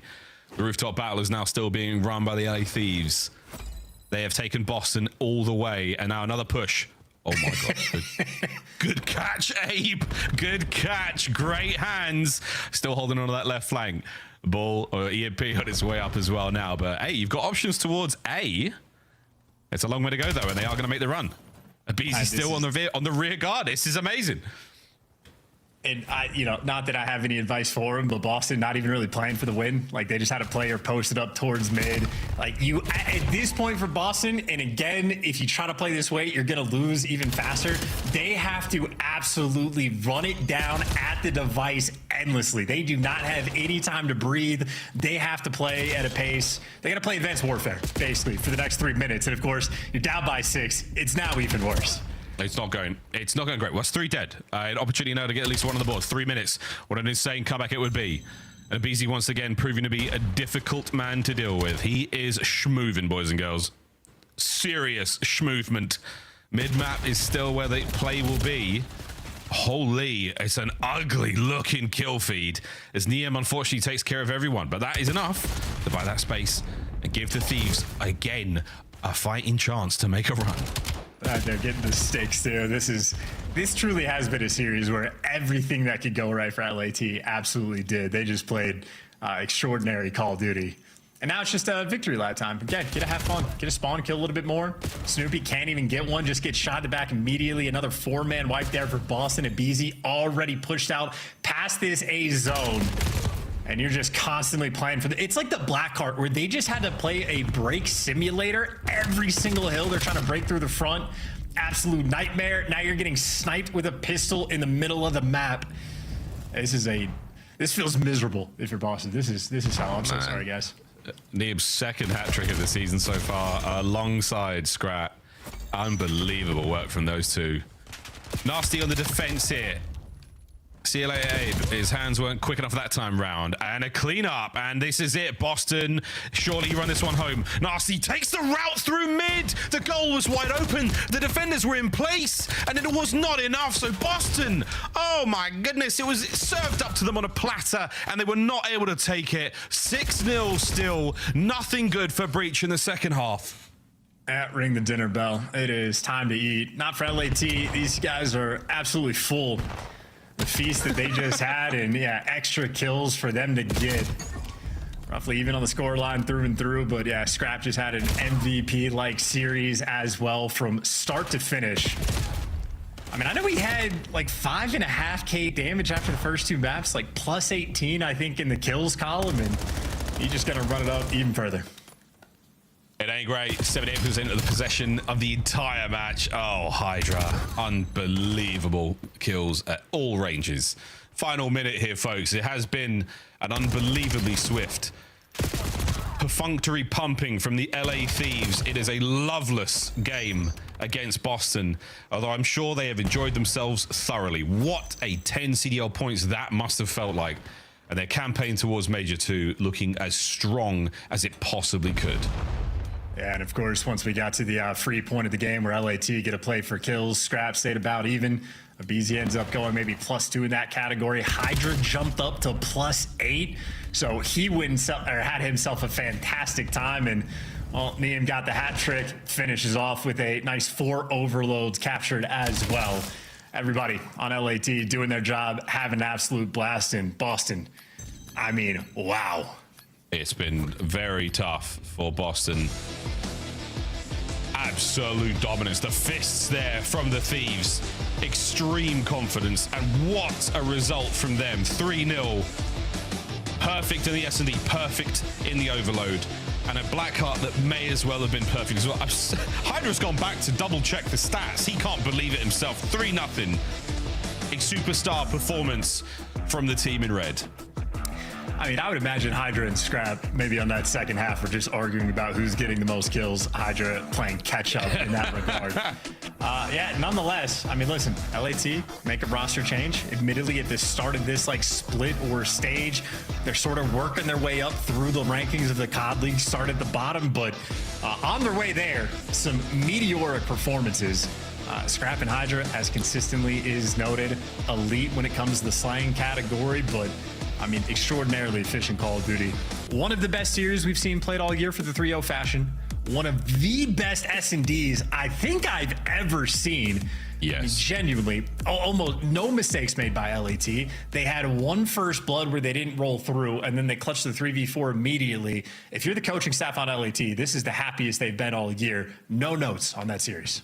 No notes at all. Beautiful stuff from us, but I'm sure the desk has got some feelings as well. Guys, it was about as good as it could get.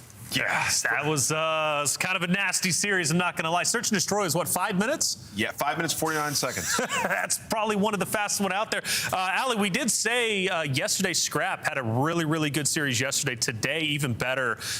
Desk was saying Miles and Chance, MVP-esque, performance. 38-28, map 1, 8-0, and the Search 27-19, map 3. Come on. The biggest thing about Scrap is just like he's always put these numbers up, and that's, I think, been maybe a pain point for him because it's hard to be on these teams and consistently be one of the best ARs in the game, and the results not really showing it. So definitely a big breath for him, especially a player like that who consistently tries to put up MVP numbers and will his team through some of these maps. Yeah, taking a look at the highlights, Nameless. I mean, it's just consistent LA Thieves gunning down Boston Breach. Yeah, I mean, that play, by the way. Yeah, that was nasty. I thought he was going to get the pistol kill too. And get the score. Like, you're the last guy. But you look at this LA Thieves team, and they just thundered Boston. And with Scrap particular, a guy you guys just highlighted, he just plays so fast-paced as an AR. There are not many players that play that role.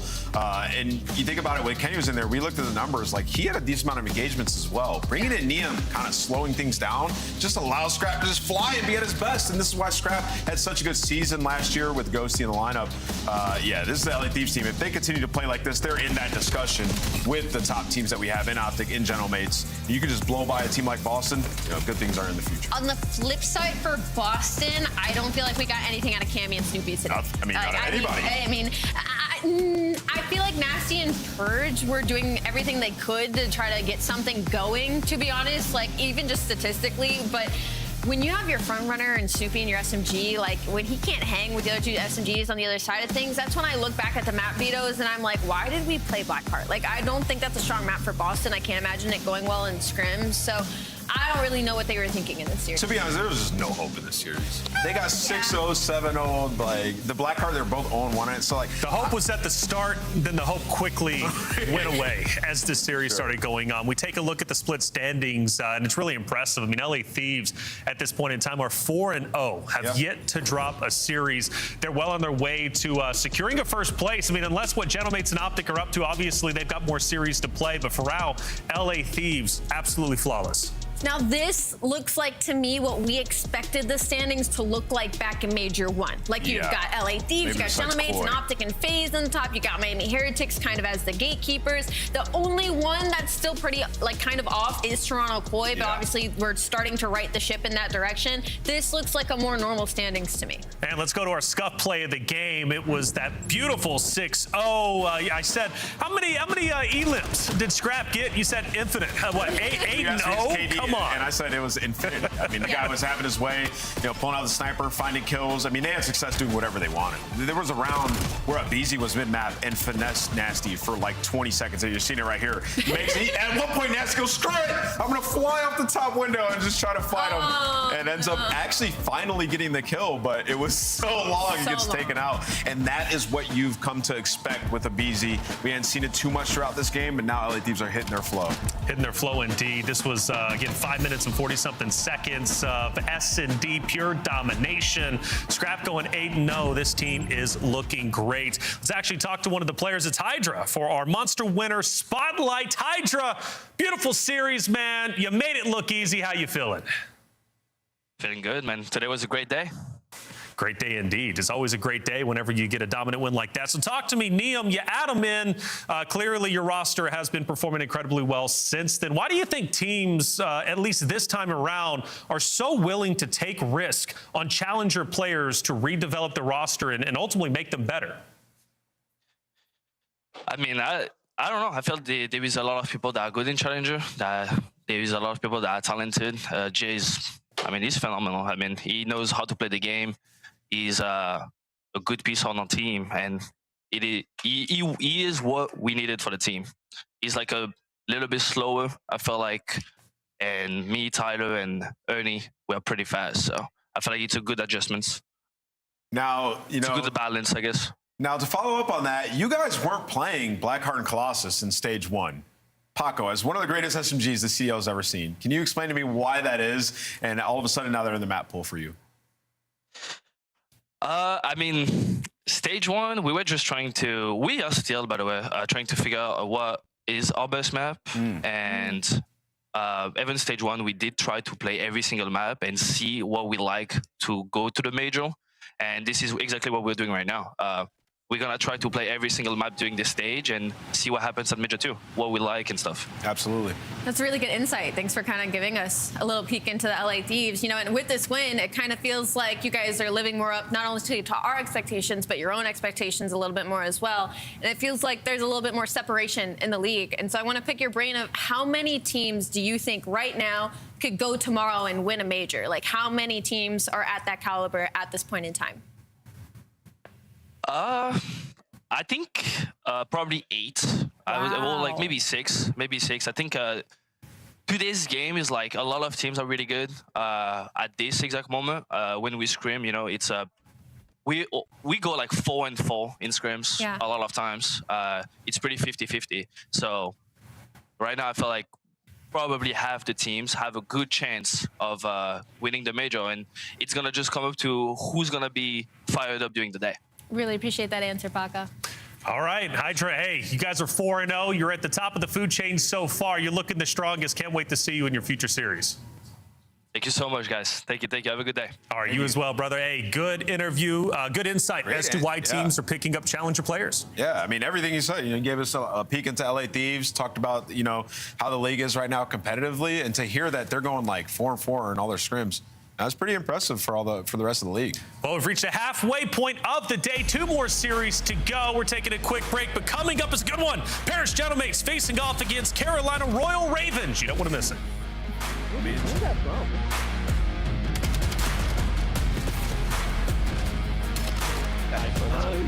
We going home, bro.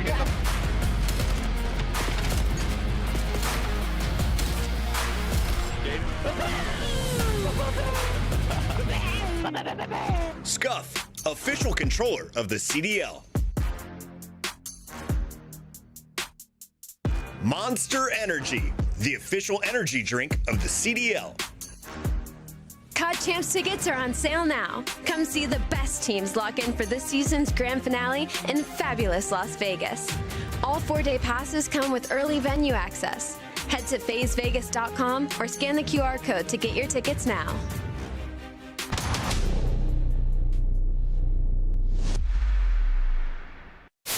Do you agree with Smokes not being in respawn? I do personally, yeah. You do personally? I do too. I think it would make the viewing experience worse. What did I just see on my screen? Snoopy.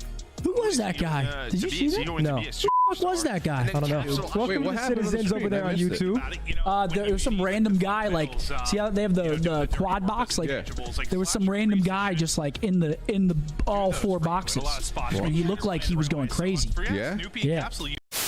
Piss on him. Wait, try the bombs. We're playing the bomb. Oh my god. God, ball, come on, give it to me.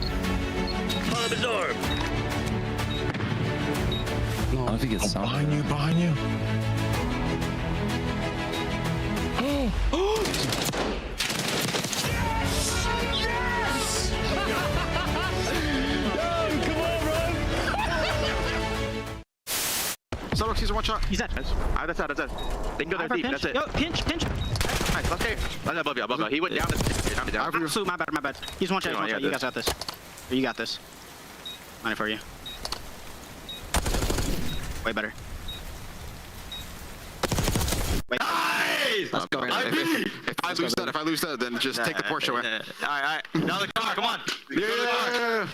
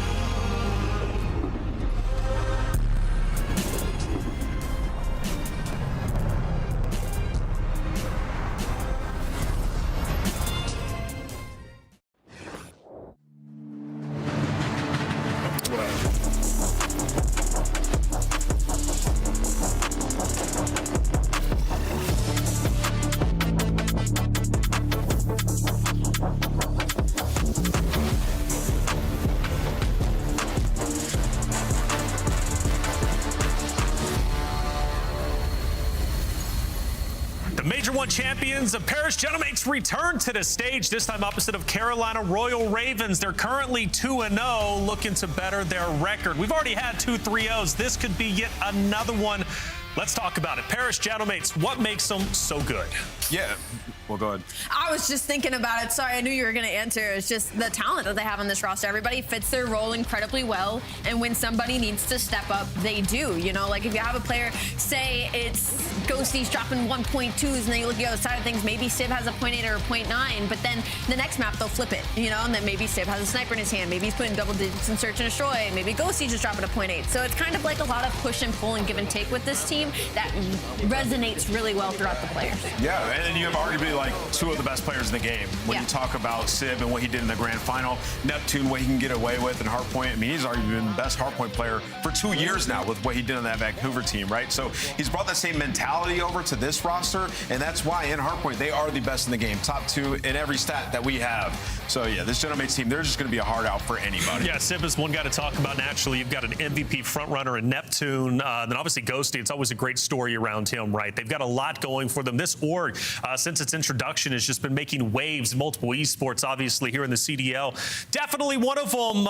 They are going to, at least I think, going to be a front runner, kind of a teaser to the predictions. But let's talk opposite of them. Carolina Royal Ravens going against them. You know, this team 1-1 currently. They did get a 3-0 victory against Toronto Koi. They did lose 3-0 to LA Thieves, but I mean, everybody's been losing to LA Thieves, at least that's come across them, so no surprise there, Ali. It's been a little bit of a roller coaster with Carolina Royal Ravens. Like, you start really low, the team's not working out, you go to make a change, you add an Exceed, and then suddenly all you're finding is success. You're one of the best overload teams in the game. Exceed's topping the leaderboards when it comes to KDs. Then you go to LAN, you fall flat. You come back online, we're like, okay, it's Carolina Royal Ravens online again. Like, now they're winning, and then they finally get handed a loss. So I think this will kind of tell us where Carolina truly is right now, playing up against the best team and seeing how much they can hang. The problem is it's just such a mismatch when you look at the maps, when you look at what they're good at, what they struggle at. It just doesn't match up well versus Gentleman's. Yeah, I think nobody really does. Yeah, in Hardpoint at least, but they can have some success in terms of the search and destroy. They have a pretty deep map pool there,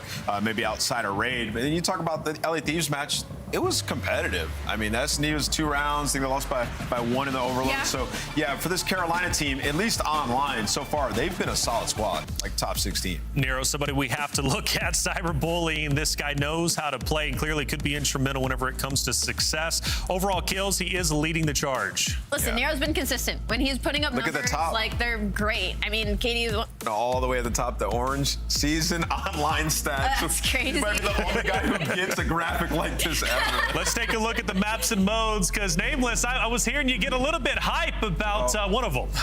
Well, yeah, I mean, you know, looking at this series, I think for the search and destroys, if you're Carolina, you feel pretty good about it. In terms of the overall, though, it's going to favor in the hard points towards Gentlemaids. Sure. Yeah, you thinking any surprises, though? Maybe search and destroy. That's where they're going to have to get them. I'm shocked Colossus HP's in there. I guess you don't have much choice on the side of Carolina, but they're 0-6 on that map mode combo, so I guess just don't end it in 4. All right, well, Scuff Pick'ems, who we going with? It's been a wild day of predictions, at least for you, Ali. I'm going to go first. Paris Gentlemaids. Easy. That's my prediction. You said Nameless. that like I was going to try and get it out before you. We'll see. We'll see. What are you going for, Nameless? Yeah, I'm going to go with Gentlemaids, so I know Joe's going to be mad at me. Joe's going to be real pissed if you're thinking. All right, Ali, what are you thinking? Going Paris Gentlemaids for sure. All right, no spicy takes. It looks like across the board. We'll see what the fans go. There he is. Paris Gentlemaids. Again, like I always say, Carolina Royal Ravens, up to you to decide. Do you want to prove us all wrong? You're going to have to do it. Make it happen. Merc Maven, let's see what's going to unfold. Yes, you've said, I think it was the Toronto match versus Ravens, where you were pissed at everyone for picking Toronto because you're like, Ravens online are different. But in this one, I think you're still going Paris, yeah? Well, it's just sort of, Toronto's form got me into that. Yeah. But yes, I think you have to, Gentlemaids. Even Carolina, they've looked, I don't know, a little different. Like, teams have started to figure them out a bit. And okay, so you heard him, Reflections asked the question sort of like, what is good about this Paris team? And you and I have talked a lot about kind of pacing and playing together in this game. We've kind of moved away from like old school COD, where like your subs have your most engagements. Like, you really have to play together. This was, you've said a lot. You were looking through the engagements for like his Paris team. And what stood out? I mean, they're all within like 2 to 3, and it's high. Obviously, depends on the maps you're playing, maps and modes, right? Really playing to that, but they're between 60 and 63. Playing fast and playing together. Yeah, that's like the key. They're just sort of this death ball, no matter what hardpoint map that they are playing. And yeah, it's going to be tough to beat them. Yeah, it just feels like the old days of like your main AR having like low engagements compared to, I don't know, like your we even had it last year. Like BO6, there were your like slow AR was up top in a power spot, entering spawns, 100%. right? Like that. We saw that a good amount. Yeah, it's this year. Like I know they said, like Hydra said, like they need someone to slow it down a little bit, but like ultimately it's so that everyone's playing together on the same page. Some teams might need to pick up the pace a little bit. Some might need to slow it down, but like I think that is the biggest advantage that Paris have had thus far.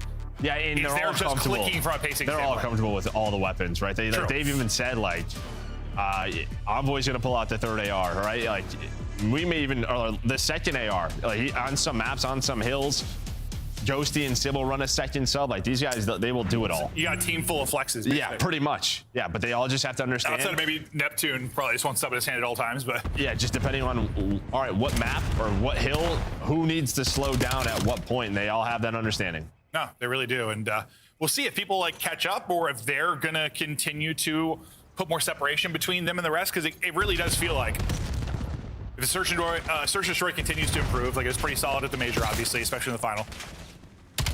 And where they've struggled a bit is the map 3. Like if the map 3 gets better, I mean, there is still room for this team to improve massively. No, 100%. Even as good as they are. Yeah, no doubt about it. Yeah, 2, 3, and 5, there is definitely room there. And I'll tell you what, maps 1 and 4, I mean, there's definitely room for improvement, but it's going to be tough to top what they've been doing on the year. And we've seen some exposures where they have blown teams away. And it was starting to look that way, but finally you're fighting back if you are Ravens. Yeah, that might be one of those things we keep an eye on over this qualifier. We've seen in the past sometimes a great Hardpoint team, right? Maybe struggles a little in the other two. You can tell that's sort of their focus, and then they lose a little bit of their hardpoint prowess. Less time gets dedicated to it. Is that a fear for you at all?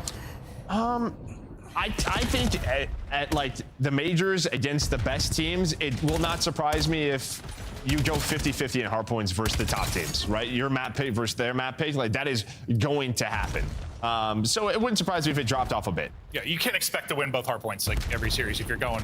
Yeah, because other teams are getting better as well. Yeah. Okay, well, we'll keep an eye on it. But right now in this one, Ravens trying to bounce back after their 3-0 loss to Thieves. We know how good they can be, specifically online. I think we have to have an asterisk for now, just based on how Qualifier 1 went. I'm hoping these guys can maybe change those talks, but for now, they've been predominantly excellent online, and pretty solid start here as Exceed able to chain together a couple. Yeah, but Lurks, I think he's been sort of like the shining light for a lot of people, based on like what you saw on LAN. And while a 10-3 start for him, and well, that was a big kill because Neptune was the one player inside of P3. And as good as the start was for Paris, they had like 2-4 deads in a row. They've only put up 23 points, and now you are inside this P3 if you are Ravens, and they're gone. So that was a massive break for Gentlemates. No, they need that one because Lurks is piecing 13-4. Maybe got the entry for them as well behind the nade. So yes, a great break, but we'll see how long it's actually going to last. But they're spawning in the back. They're holding inside the hard point. They're trying to connect on the utility through the window, but Envoy doing a good job getting a kill and getting some damage in. See how much more he can do. Yeah, Josie with, well, he finds to drop it down the drown. So doing it with both weapons, huge 3-piece for him to lock this down. Now you're going to rotate if you are Ravens. You can already see Envoy starting to fly. Well, depending on this time, it might work out really well, and it does. Exceed's already through. They're going to have no idea that Dylan's all the way back here. We'll see if he can make the play. And I think heads turn because what? That's Lurk spawn out, right? At old. And now Sib's here to help, right? So Envoy gets one. You're already on the hill. Craze is back there, but he's going to get hunted down, or he should, by the rest of Gentlemates. And this is just not what you want on rotation of P4. I'm sorry. Nameless has told us multiple times in the green room that rotation's impossible, Joe. Yeah, I know.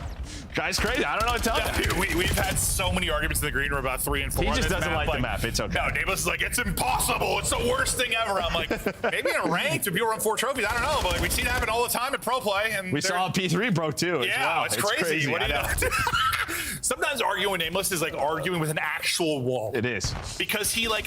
Sorry, we love him. He's like a troll. Like he knows he's wrong and just he will put his feet down and just... I just want to run through that wall sometimes. We love him.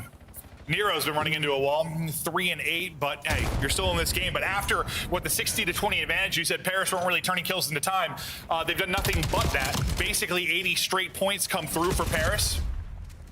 Next rotation is up, and well, pressure to them now to break after that recent success. No, I mean, listen, if you were a Ravens, you're probably a little pissed off because the way you played P2 and P3, especially the start of P3, was great. It led to an instant break. So you fix that up, you're probably in a lead. Then sort of the same thing happens on that rotation of P4. It's like you've put yourselves in these positions to get points on the board and have a lead, but it hasn't happened. Paris took advantage of those mistakes, and now Hellstorm called in to break this P5. Well, it gets one, but the second, unfortunately, is his teammate. So you lose kind of that point guy near the point in Envoy. They split kills after that, but maybe not as clean as you would have hoped it to be behind the streak. To be fair, we've seen so much of that this year, and I don't know if it's something like as a title, we get deeper, people will get better value out of it, but I feel like we've had very few streaks that turn into what you hope they do. Yeah, it's just tough to do. Honestly, I mean, players are very good at, the animation takes a while, plus there's a ton of cover. Players are using mute field, which is very heads up, right? Using that to hide. Unfortunately, I have no idea when that happens in game. No, we're casting it, like, I'm not sure when it's actually popped, but yeah.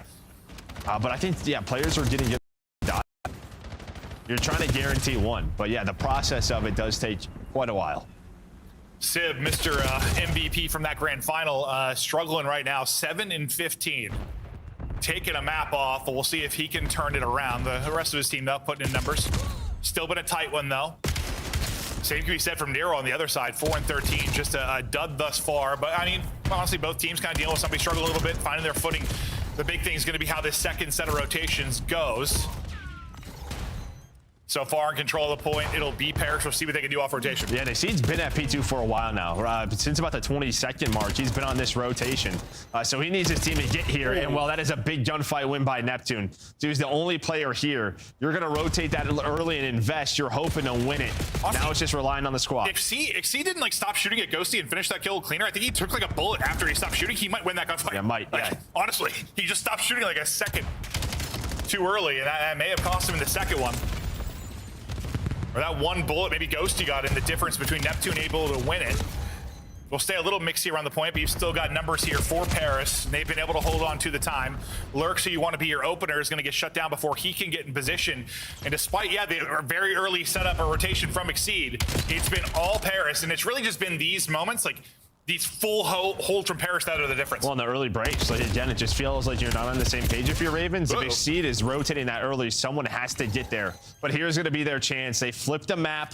You can see number 2 position. That's Nero, 4P3. 4's going to spawn up and immediately head to this. This is a money hill. It could be a full 60 for Ravens. Yeah, sometimes, getting the kills around the hard point with like 10 to 15 left isn't that big of a deal because sometimes you kind of lose the rotation as a result, but this worked out about as good as it could.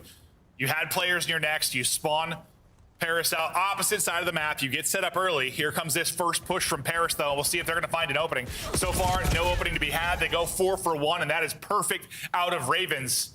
Really, from the final 15 seconds of the last hard point to the first 15 of this, it's been textbook. And now when you get that first push down, you can get players out. So Exceed has a ton of info. He's able to find one. Number 5 and Envoy is trying to get through, but someone's always played safe back there. And most of the time, it's been Craze.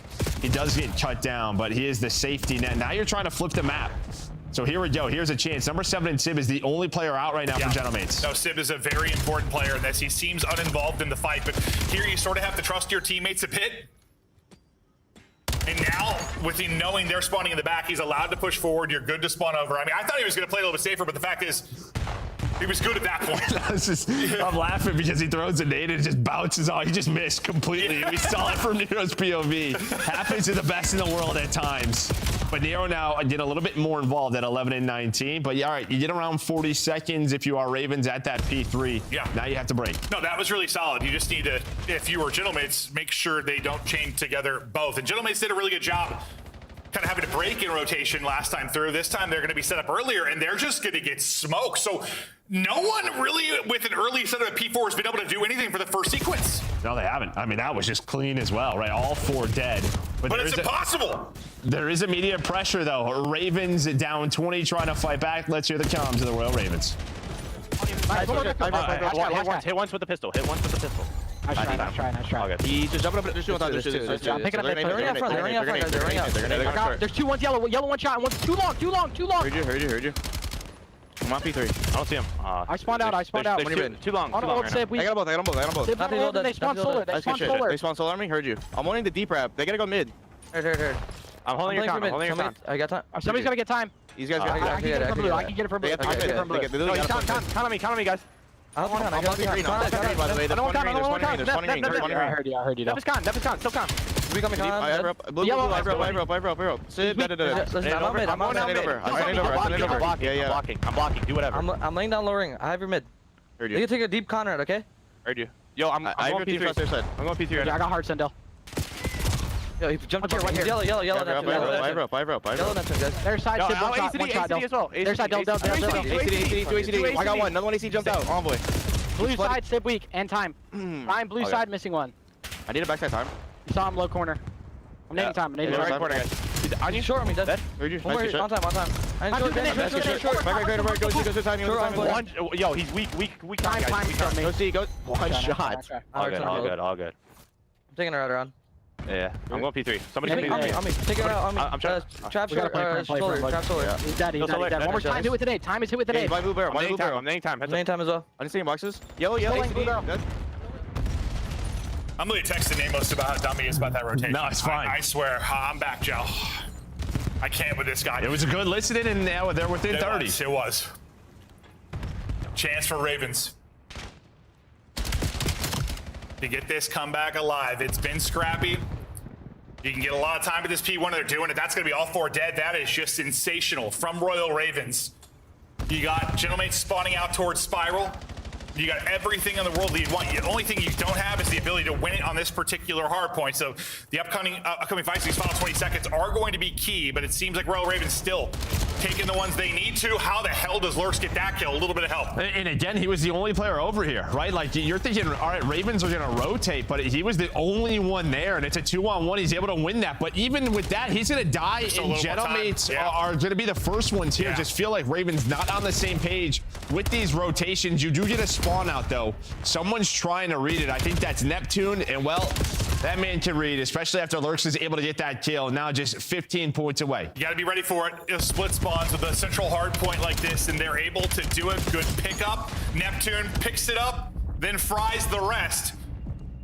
Just a few more seconds left, and they can take this. The nade actually takes the player out of the hard point, so a little breathing for a second for Ravens to maybe get another chance at this. I lied. Everyone's getting slammed, and Neptune closes it out with 36 kills and a 5 spree.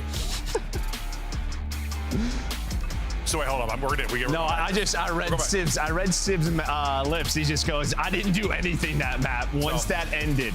I'm gonna read this. What was a really messy P4? I mean, Carolina did a great job into that listening at the P5, and yeah, it was a great hold going to that P1. But yeah, just the rotations to P2. That was what costed Ravens. Twice they're going to get caught on the rotation, and what a great pickup there from Neptune. Gentlemates getting it done. Map 1, they've been the best map 1 team in the game. Yeah, Sib, struggles a bit. Still close to 3,000 damage. Yeah, damage was there. If I just was reading his lips, it was hilarious. I literally didn't do anything this map. I mean, guys, I had you in the final. Yep. You got me for some online matches. Well, this team got him with the SMG duo, both with 30. So good stuff out of them. And then on the other side, I mean, you get an unreal map out of Lurks. Just the amount of engagements plus the damage dealt. No, it's been great to see, too, like, for Envoy. Like, you know, there's been a couple of years where he was pretty inconsistent. I think especially, like, when he first went to that Toronto team, like, we talked a lot about his inconsistencies. This year, he's been rock solid. And I think just with the way that Neptune plays, you kind of need something like that next to him, and it's been great to see. Yeah, even, like, especially map 1s, right? Last year with these, we saw that a good amount of times, but that has not been the case whatsoever with this Hardpoint squad. I might be exaggerating. It's not been that much into this year, but probably the most consistent we've seen him in past 3-4 years. No, he seems, I don't know. Or just most comfortable he's been, yeah. Seems on point, with both weapons in hand, and I think that's probably part of it is, I think the last couple of teams he's probably been on, he's, I don't know, maybe kind of had to play around their play style, be that unselfish guy where it feels like everyone can just do what they want on this team. Like they're just confident. All right, if you're comfortable with an M15 in this map, do it. Yeah. And they're playing with that. No, that might be nice for Sib too, because we heard, like, I think, like, talking with guys, that New York team, like, Sib was kind of, I don't know, sometimes you want to play super aggressive, sometimes you want to play rotation heavy, sometimes you want to pull out a different gun, and I don't know, some players I think aren't comfortable with that sort of thing, but it feels like they all are. And if you're on the same page, man, it's probably the single most important thing. 100%. And they just are. They've been on the same page. Yeah, this is it. I didn't do anything this match. It's like, all right, boys, yeah, I got you. Ravens kept it close, but will get stopped. And the worry now for this Ravens team is, like, we've had some teams that have just gotten their CDL points, like, via online without too many good LAN performances. Like, who comes to mind? Maybe Boston last year. Mm-hmm. Like, they had, some 5-win, like, qualifiers. The LAN performances weren't great, but it was enough to, champs, like, yes, exactly. It was enough to, like, keep them in the hunt for champs. And then they made a run, which I didn't see happening whatsoever, but they made a run to the top 3, because the important thing is getting a champs at the end of the year. The fear, though, is, like, if this online presence they at least had goes away, because the LAN, you obviously struggle, but I guess I kind of hope they'd at least get back to business here online. But yeah, I mean, they've had some tough matchups. They have. I mean, maybe that's sort of the only thing. Thieves beat them on LAN as well as online now, so it just feels like the Thieves team has confidence. And then I think this is just a tough one. But yeah, I think if you're fair, that was a close map 1. Yeah, and I think if you're Ravens, you probably just want to be around the middle of the pack, sort of just in the hunt for champs, no doubt about it. And then getting the LAN, you're hoping you're getting better. 100%. And again, like, it's difficult to. If we're 3 to 4 matches in for some of these teams, usually in the past, like we're a little it's a little more important the things we're talking about because you might only have 5 matches that qualify. You might only have 7, but the fact you have 11, like, I kind of feel like wait and see with a lot of teams. No, 100%. Like having a dud here and there doesn't matter this early on. I might change my tune if those duds continue through the rest of the way, but no, I think that's it. Yeah, I think we're used to, all right, 3-4 in. No, it's weird. It's a little weird, right? Like having 11, I'm like, I'm not, it's not like now doesn't matter, but there is less pressure, right? Yeah, there's gonna be strength of schedule. But you see S&D for these two. Throughout stage 2, they have been dominant. Lurks winning the opening duels, almost a 2 KD. So we just saw he had a great map 1. No, he's been terrific, but like, I don't know, at least when I first started casting, I thought Craze was the one that really stood out for me in Search and Destroy. Well, really, when we were like watching Den and stuff, he had so many clutches. He was so crucial for them on like entries. He was important and where we're headed there. So I feel like I've got a pretty good understanding of their A strat because we watched it a lot in qualifier wise. Get a smoke out, let Craze push up towards Docho, and he's gonna try and find you first blood. If not, on defense, Exceed might hit all 4 snipes if they're going that way. We've seen them play this a lot. This is definitely one of their go-tos. As we will get to Colossus not dead. Okay, I was just making sure. I was real confused for a second. Well, I thought it was Colossus, then I saw the Den map, and then I was already thinking about Den in my head. Well, then I saw the stats, and I was like, is this Den or is this Colossus stats? So we were confused, but we're good. We're either putting ourselves in the blender or production's putting us in the brand blender. Like, we're all good. Our brains are just blended up. Yeah, we've seen Sib in this spot plenty of times, and there is a first blood. So ignore everything I said about the map 2, because we're not going to Den. You're on Colossus. Yes, we have seen Sib. And you gotta think, as we talked about at the major, like he's a guy that gets pissed off. Maybe pissed off at that map 1. Well, not gonna matter because Exceed hits the snipe after Lurks bodies 2, and this round shifted real quick. Yeah, I think he just hits one way. He's just up top, but he just never spots him. I didn't see him either. Yeah, just doesn't spot him. But you do have a 1 versus 3, and Neptune on this map with some clutches. He's had a couple. Yeah. Some of the greatest plays we've seen in the history of Call of Duty esports on this particular map, yeah. So I would not count him out of it. Got the first in the 1 versus 3, now looking for the other 2. Got eyes on 1. Oh, he doesn't have bomb. He doesn't need the bomb, he is a bomb. I hear you. Lurk's got to be careful here. Oof. Looks up, he's low tunnel. Hit the 39 and drop. Good little 2-man setup there. Don't allow Neptune to get away with anything because I was having flashbacks. No, Exceed's in a really good spot to watch us cross. It's just on Lurks to pretty much, not get picked. And he ends up with 3 in the round. Didn't see his 2-piece, but that's where it changes the tides with his aggression. Yeah, Sib hits the snipe and we're yapping, and then next thing I know, Lurks just pieces too. You saw his S&D stats coming into it. He has been terrific, and well, he's the playmaker there to get them back in the round and ultimately get them a round win. As much as, Paris won the 3 S&Ds in the final, still a team that is improving in Search and Destroy, so definitely upset potential here for Ravens to come away with a win. They get started off on the right track. Can't rely on pulling off a 3v4 every time, but we'll see if Exceed with a little aggressive snipe here top mid can make anything happen. That nade's gonna hit though through the wall. Yeah, but watch Envoy. We've talked about tunnel control. Lurks made the play last round on it, and then Envoy's creeping up. You see number 5, he's gonna be the one guy lurking. He's been controlling tunnel, and it's just a question of when does he want to go?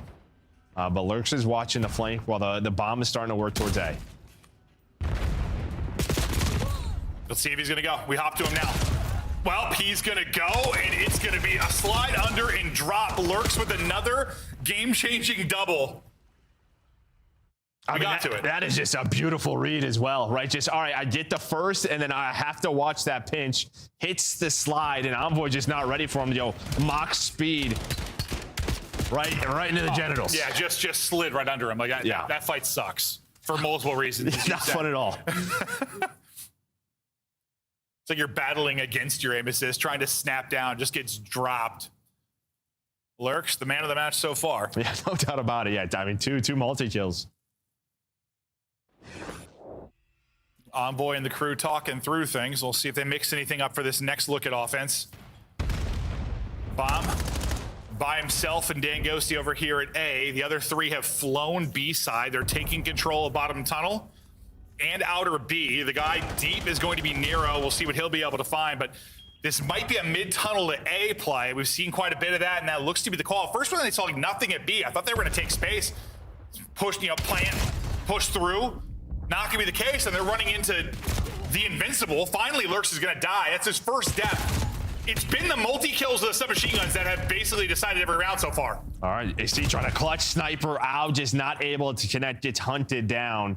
And yeah, that's all Neptune. I mean, Trays is, you have the back-to-back corner setup there from Ravens. You get the first blood from Lurks, but yeah, I mean, he's 1 HP, and you're just hoping Trays has your back. Unfortunately, Neptune took it from him. And Neptune's like, slow down, Lurks. You may be visiting here, but I was born here. Yeah, I mean, Trace is just like repositioning. Maybe it's caught like trying to dodge a nade or whatever, but he gets caught, and then that means Lurks dies. You know, it's funny in that, like, what, losers final. It was like the Simp versus Neptune show. It might be the Neptune versus Lurks show on this one. That's how it feels through 3 rounds at least. Crazy get involved. Yeah, finding a blood.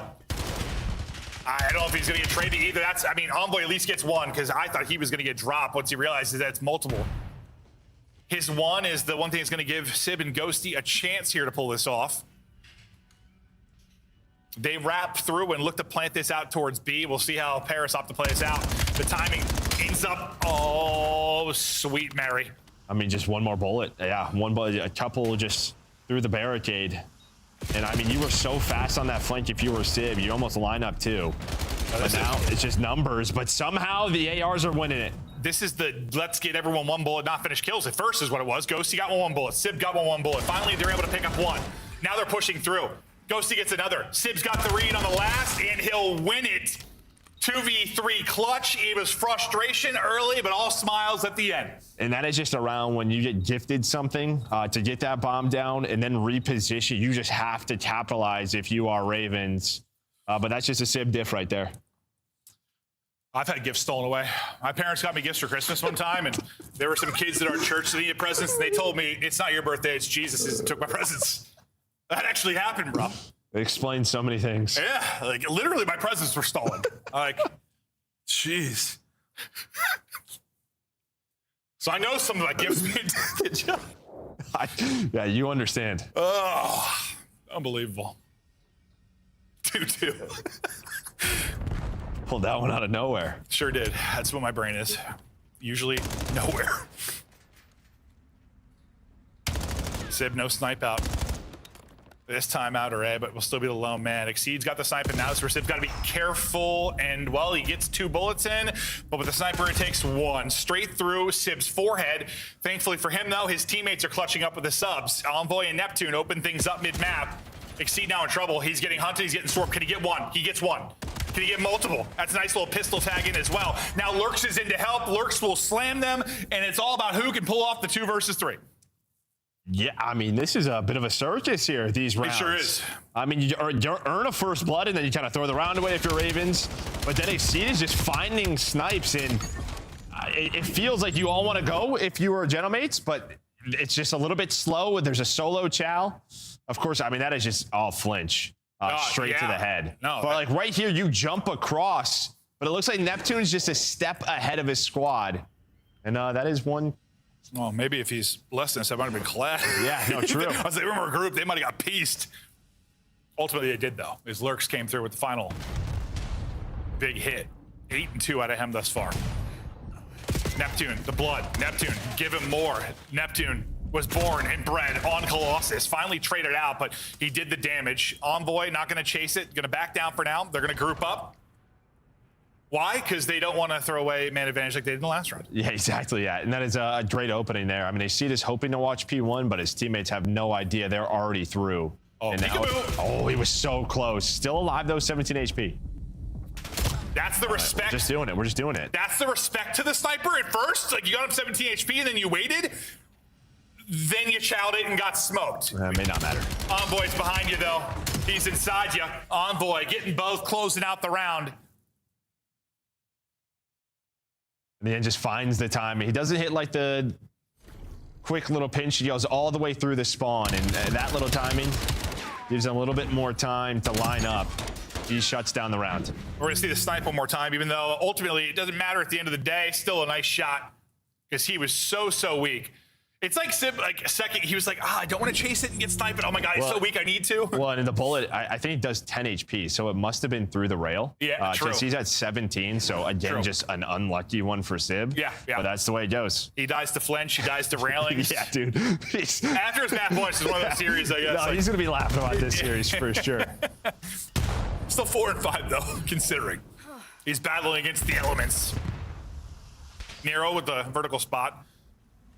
Envoy has got tunnel control, and we'll see. Last time they were in this position, they kind of wrapped it out through a tunnel. I thought maybe they're going to make this exact play, push it out, take their opposite side B, and now, I mean, this is everything you could want.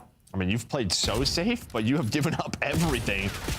These are just free shots on the two. I don't know what this round was from Ravens, but it was ugly. Neptune has another multi. How many rounds have we have the double from one of our SMG players? Neptune gets another, and yeah, no, you basically had about 10% of the map control. Well, there's just a breakdown there, because like Praise is thinking, all right, I got shots into the guy. They shouldn't be able to cross the crate and shoot me when I'm bottom balcony, but they do. And then the round just breaks down. Sometimes you just lose that first domino, right? Yeah, I guess. The rest falls behind it. Well, if you want to play that conservative setup, yeah, you have to watch crosses better. They don't have that sturdy foundation like Paris. It's built. It's got a lot of cracks in it. Okay. Yeah, it's gonna be really expensive to fix. I didn't know what a foundation was until I bought a house. Yeah, it's important. Got an inspection and learned that's very important. It's important.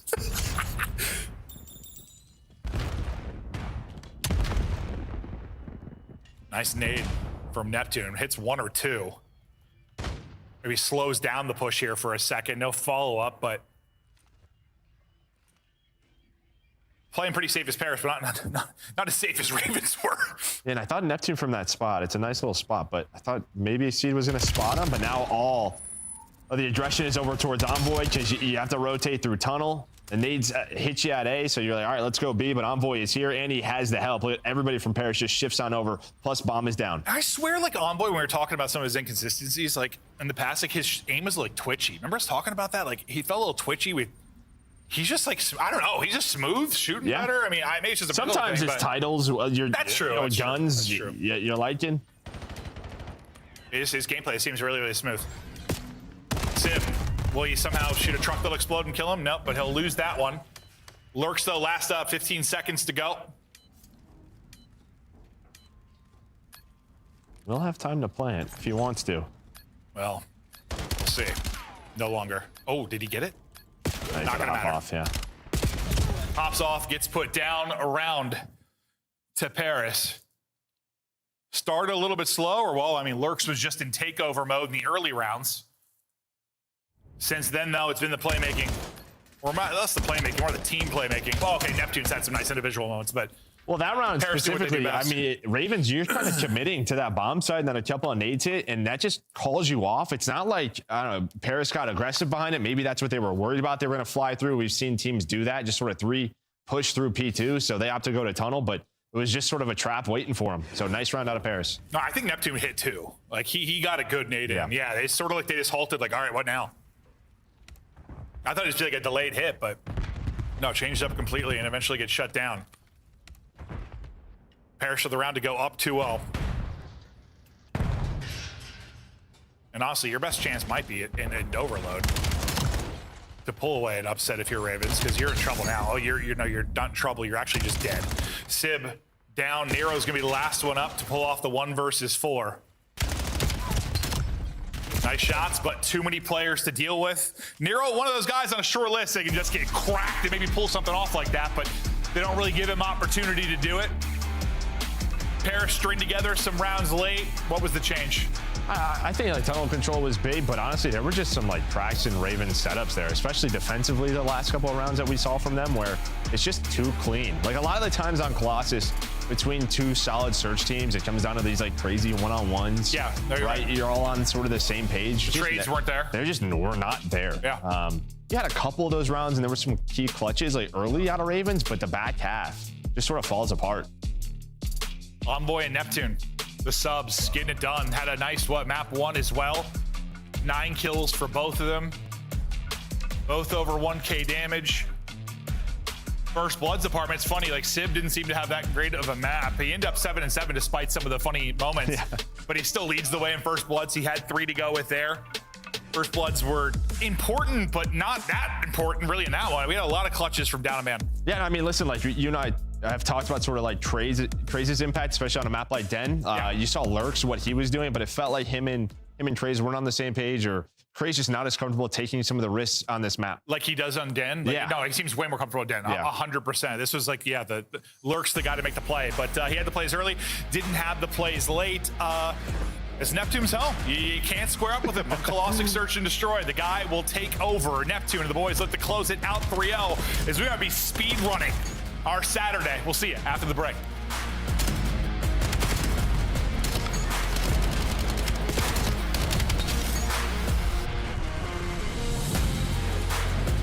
COD Champs tickets are on sale now. Come see the best teams lock in for this season's grand finale in fabulous Las Vegas. All 4-day passes come with early venue access. Head to phasevegas.com or scan the QR code to get your tickets now. Look like the pros to play like the pros. The CDL team skins are available now. Scan the QR code or check out the in-game store now. Scuff, official controller of the CDL.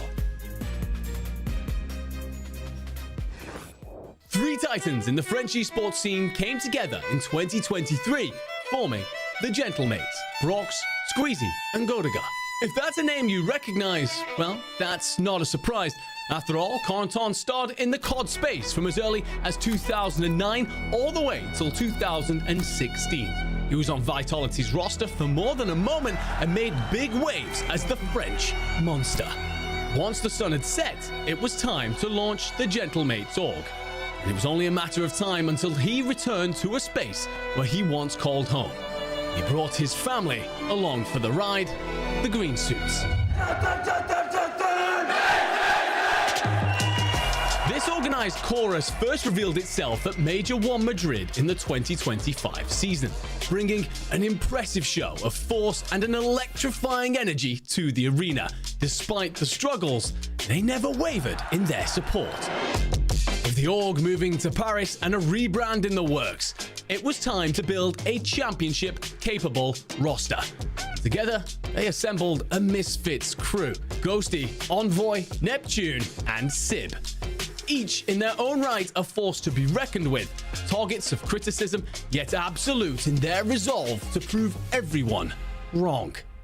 I think last year on Cloud9, it taught me a lot of character development. I have a chip on my shoulder. I'm sure everyone on my team has a chip on their shoulder, and I owe it to myself to have one of the best years that I've had in my career. A lot of people say I'm like an IGL, just kind of setting all my teammates up for greatness is what I would say is my role.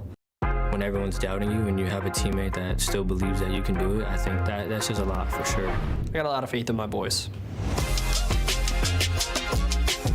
A title-ready team, an unbendingly loyal support, and all the potential in the world. Paris Gentlemates are one to watch in 2026.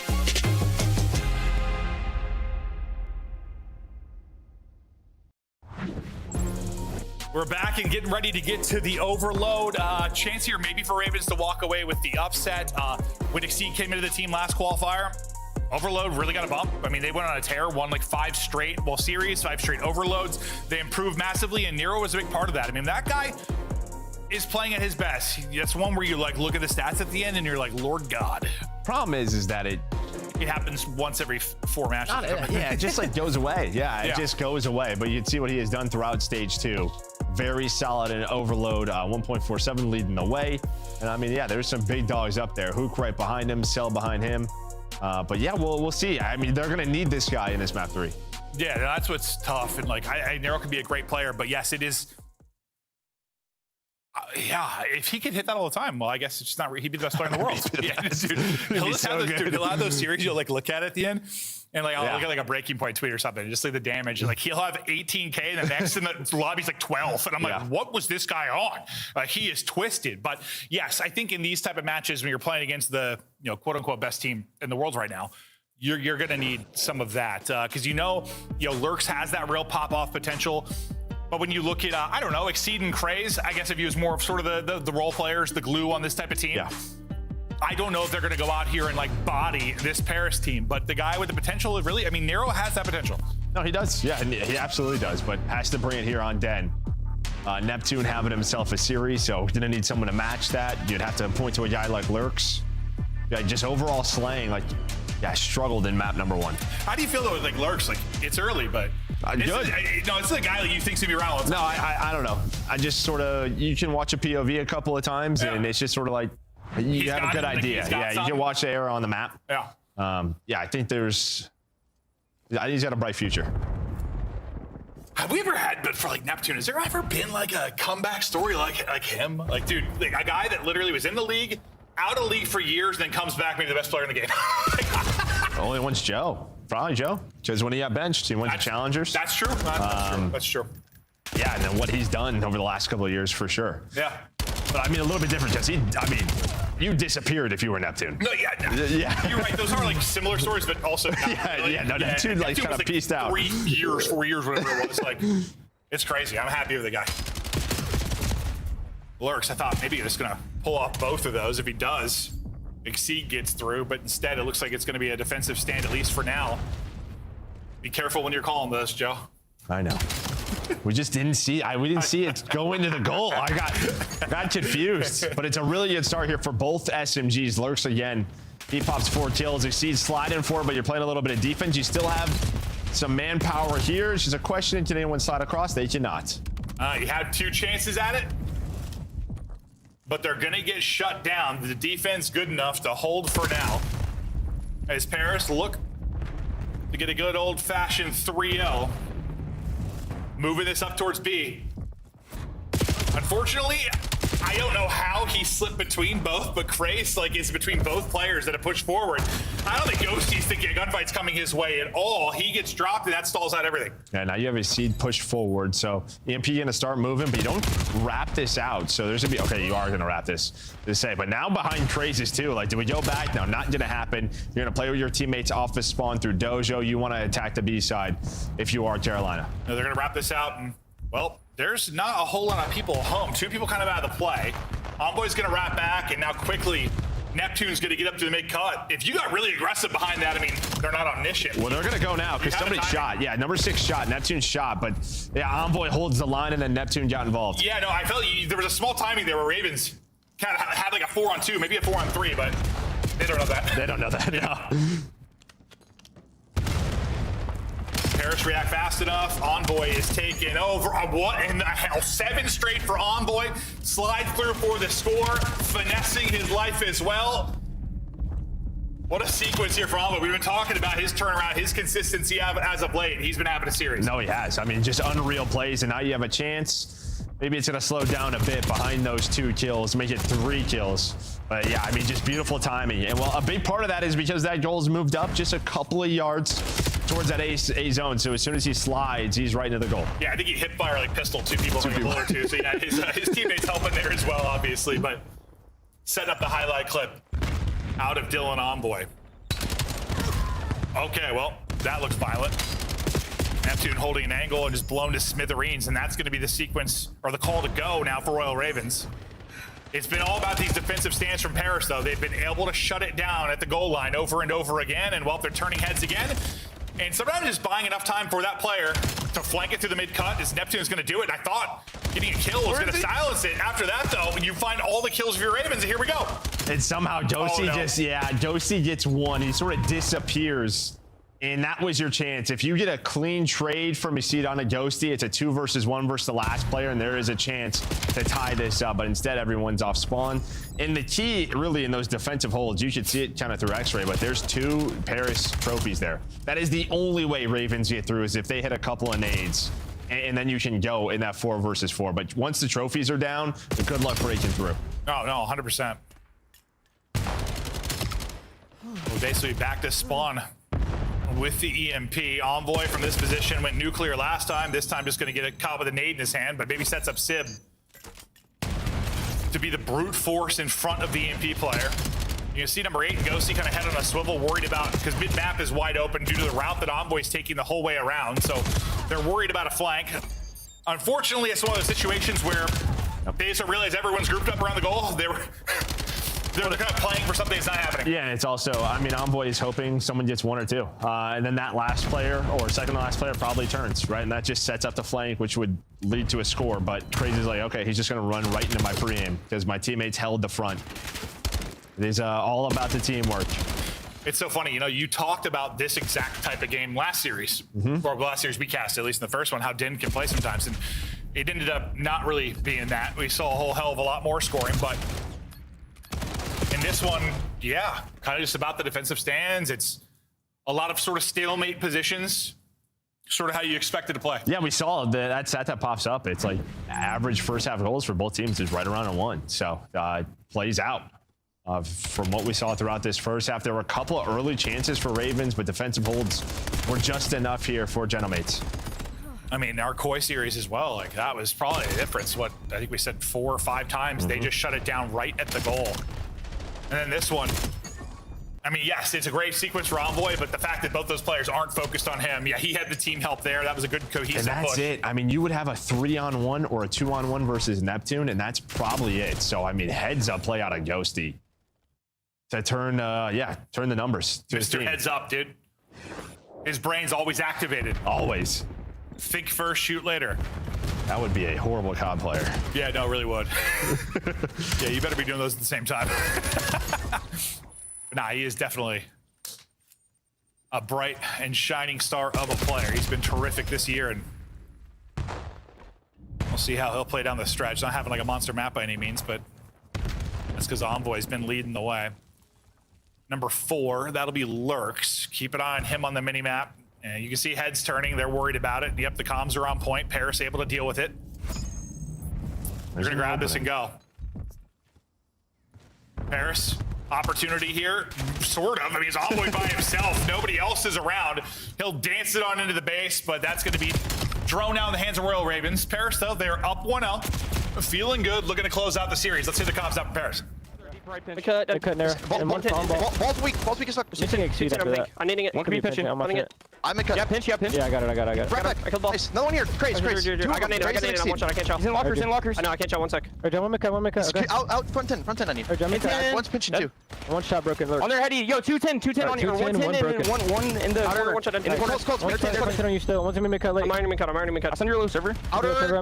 It looks mid cut somewhere. Probably front server right now. Front server. Top dead. I got I'm already left. One short of me. Broken exceed. Didn't hit him. Short. Yeah, broke. One shot short. Gotta play for that. Yo, there's double broken on the ball. Broken again. Trying to deny ball. Yeah, I'm helping mid with you. I need it for a lockers try. Watch out.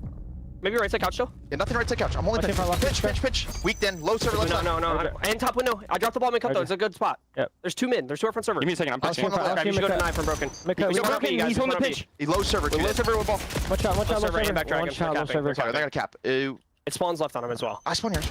Yeah, our back patio. Back patio really weak works. Yeah, it's just you. I'm going server. Back patio works. Drag cut. Crazed. That's our back patio, guys. Back patio. One mid cut and then patio. Nice. Patio. Nice. I'm playing forward. I've all mid. I'm getting into broken. I'm getting into broken. Yes. Yo, back couches. Crazy. He's back broken. I'm going back to mid cut. Yeah, you're good. I'm clearing 10.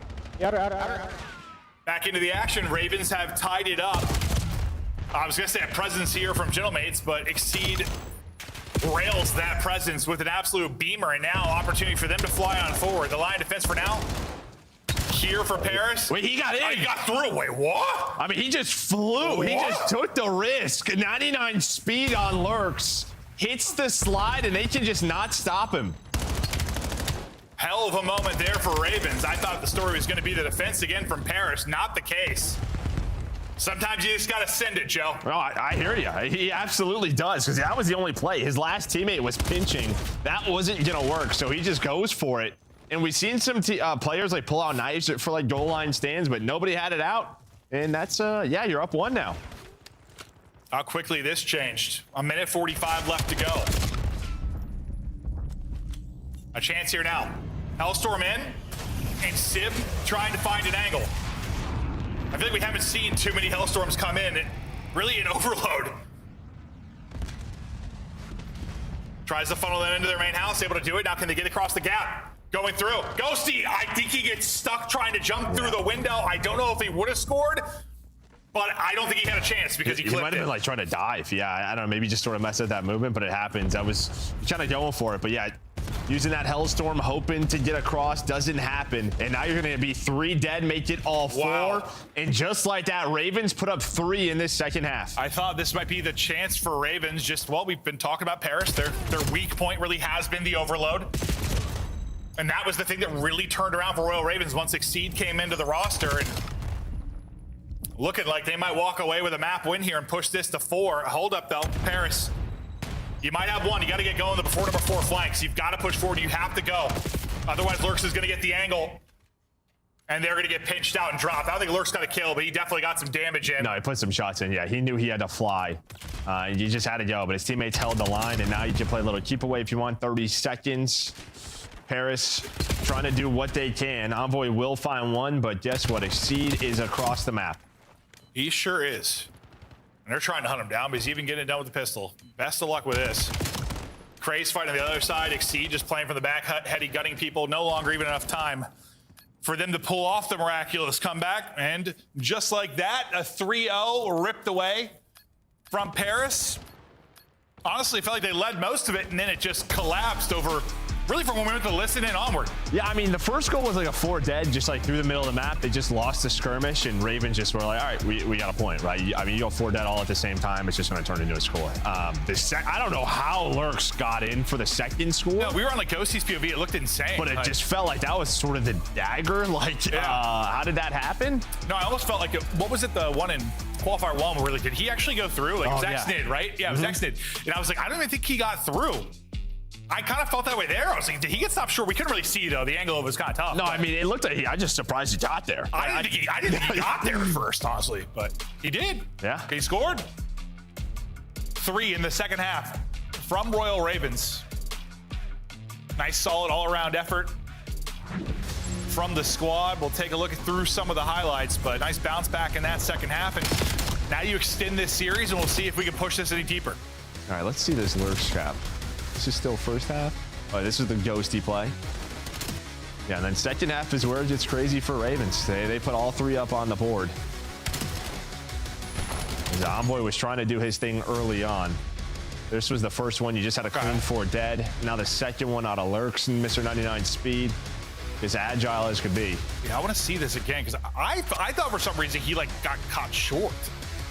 I mean, obviously he didn't, but let's see this. He wraps around. They just thought he was going to go inner and got outer. Oh, no, he does. Yeah, they just both go inner there. So he just catches the timing. Yeah. That was I thought it was like way closer. I wasn't that close. He got it through. But after that, I mean, there was really that one chance. If Paris would have scored their second, when Lurks pinched that, if they would have been able to get through, maybe opportunity for them to walk away with the clutch. But after that, EMP control goes to Royal Ravens. XC just kind of holds it in the back, and they'll shut it down. And yeah, maybe a little bit frustrated because you just got to think like that. That is the weakness for this team. Originally, I guess you'd say probably search and destroy, but hard to say that that's been improving a bit. Now, no, I mean, you're going to look at the final. You're going to look at the final, right, and just sort of say, all right. We can win some searches. Yeah, we can win some searches, but we lost both overloads to Optic, right? That's how that goes to that game 7. So we have to improve there. And yes, still improvements needed. 100%. Still some improvements that need to come through. Granted, online, the Ravens have been a good overload team, so they'll get that dub there. The question is, can they do it in Hardpoint? Now, the first one, what about a 30-point game? It was a close one. Can they do it in the fourth? I mean, they're 0-6 here. This is the problem. Yeah, that's just sort of talking about if they got to this Colossus Hardpoint. Okay. This is the issue now. You are 0-6 on the year on Colossus. I know it doesn't. It just doesn't help you. No, it doesn't bode well. No, I was hoping you were going to sell me. Yeah. On like we got a good chance to go 5 and a banger because it's been all 3-0s today. Yeah. All right. So I'll sell you. They're gonna get their first win of the year here. That's how versus the best hardpoint team in the world. Absolutely. I don't believe you. You're a lying sack of shit. I mean, listen. I'm just trying to sell the dream. I told you to sell me. I did tell you to sell me, but no, we'll see if they're gonna be able to pull it off. Yeah, I don't know how many of these losses were like pre-team change, but either way, there's definitely some losses. If it has a 0, it's pretty ugly. Yeah. Unless I guess all 6 were pre-change, but I don't think that's true. Probably not true. So a lot of things have improved as they've seen the lineup. 5 matches in a row. It's definitely not true. No, probably not. This is their moment. This is their time. To be fair, we have, dude, what was that like? I can't remember if it was a final or a major. You and I were casting one time, and like literally it happened like 3 times in a row. Like you'd be like, oh, let me tell you about the stats. And it's like they're 0 in this, and they'd win. Sometimes don't and then matter. it was the other team, and then they won. I was like, what is happening? So sometimes, yeah, it just doesn't matter. I mean, listen, you got a balanced team effort, a lot better there in map number 3. You're still getting a hell of a series out of Lurks. It's just, yeah, can you keep this up? I think map number 1, they had chances. They just, small mistakes really hurt them on some of those key rotations. So have to just button up. Neptune's going to drop 40, and they're going to win. I mean, you can argue that for sure. That's my prediction. That's probably a better argument than what I'm going for right now. Yeah, no. I like yours, though. I told people you were drunk today, so. No one's drunk, I swear. All right. Royal Ravens have never won this map and mode combination. This is when the stars will align. You talked to Rahela about astronomy. She told me that something with the moon and this is Capricorn. It now? Okay. The Ravens are going to walk away with a W. I mean, it's a 5-0 start. Oh my God! Here we go. It's happening. Hold up now. You're speaking into existence at the P1. Already a 13-point lead. Oh my God! Astrology's insane. I made up all of this, but we know it's all made up. Yeah, most of what I say is made up. Yeah, it's true. It's a wonderful life, and you can say whatever you want, Joe. We'll see though if Royal Ravens, if they believe. #believe. This is the Ted Lasso squad. They're going to do the unthinkable and win this. I mean, Neptune and Sip are on board. They haven't got a kill yet. And this was the problem in map 1, right? They had these early rotations, and then it was just like clean breaks. You do allow Josie to spawn on the back, but it looks like Lurks read it. Same with Exceed. They knew they weren't fully blocking, clean off that first push. Sip's had one of those series, huh? He's a little checked out, yeah. It's insane. Like the final he had was one of the more impressive finals I've ever seen. But yeah, they'll sometimes have these series where, boys, I hope he got me. He's gonna have to laugh it off. 0-6 start out of him, 1-5 from Neptune. So my 40 bomb from Neptune doesn't seem like the greatest call. 30-point advantage early for Ravens. Putting up, setting up. But this is Colossus. This is Colossus, right? I mean, we have these 100, 120-point swings. Yeah. We have them often on this map because you win some early rotations. You can just see how difficult these hills are to break. Blackheart too, yeah, for our team. So yeah, you're gonna have these big swings. Sib is on PR pace. Him and Okus are going to go to dinner tonight. See, like, listen, it can happen to anyone. Him and Okus are going to go to dinner and talk about the opening moments of Hardpoint. Yeah, just how the Colossus blender is him real. And Neptune are 2-18 or something. Wow. I mean, you're probably feeling okay. You're down 50, honestly. I don't know if they're feeling okay. They're definitely going through it right now. Probably watching kill cams, every single one of them. But here we go. They're still somehow on the hill. Sib spawns up, gets 3 in a row. He's back. He's back. You've awoken the beast. They get the rest of this time, and they're right back in this. But, well, as I say, that 3 are going to die. 4 are going to die. They're clean swept off the points, and now time to rotate for Paris, but they're spawning out about as far as they can from next, so they'll be trying to rotate towards bottom left side of the map. Problem is Nero's already gotten to a heady here, and he can do some damage from this position. Doing damage, getting kills, racking up assists, and this will be another great sequence here from Royal Ravens. It is just going to be about can Paris break anything? But for being 0-6, dude, I'm just not. This is what happens. This is every time you say something like this, like they've never won it, the team wins it. Well, they just got broken at P4 in about 4 seconds, so there is a chance. Crazy staying alive though. Staying alive. And well, that life he finds too. He just knows it. The pressure was going to be there, so it's going to be mixy with these spawns. Oh, it certainly is. Yeah, no, it is all over the place. It really is. Yeah, that was about as mixy as it gets. Still spawning in the back are Royal Ravens, so Paris still trying to hold this. They've got 2 spawning out and spawning out deep due to the position. And number 2 on your screen, that is Nero. It's not really going to matter much. They're going to get the break and they're going to get the flip. So I thought they were in a tough position. All these things, all these negative things we were kind of talking about, you might only be down 30 going into second P1. No, I mean, honestly, I felt that way already based on Neptune and Zipstar. Like, they were doing nothing. Every player is negative, and you're still right in this game. Now, granted, you're going to have to try and find some kills here. You're going to have to turn this around a bit, but Neptune might be the guy to do that as he Racks together a multi. We get into the second stretch. It was 5 straight for Neptune. I mean, he's 9 and 13, so around 5 in a row. So it was real slow for him. You did have Lurks earn a Hellstorm, so you will have that to work with. But yeah, this map can be tough with those streaks. No, we saw that. Was that yesterday? With like the streak on the P3, and it led to absolutely nothing, and they lost the map. That was Cloud9, right? Yeah. Literally, that sequence was like where they lost the map. So we'll see if you get better value from Royal Ravens when you opt to use that. But now, yeah, 10-point game. So you're getting outslayed by 12, 18? You're getting outslayed by 18, and you're down 13. That's not good for Royal Ravens. Not good, no. Yeah, I think the one hill you should point to is the P4 100%. I mean, you had the early rotation, and now at this P2, you've had a chance to win, and you're all going to spawn on the back, but hill control is over to Gentlemates. It's very similar to map 1. They just have put themselves in a couple of favorable situations. They're just not finding the right kills. Well, I mean, if they do end up losing this map, and we've got a lot of game to go still, we're going to be highlighting, just not taking advantage of the beginning of this map. We'll see.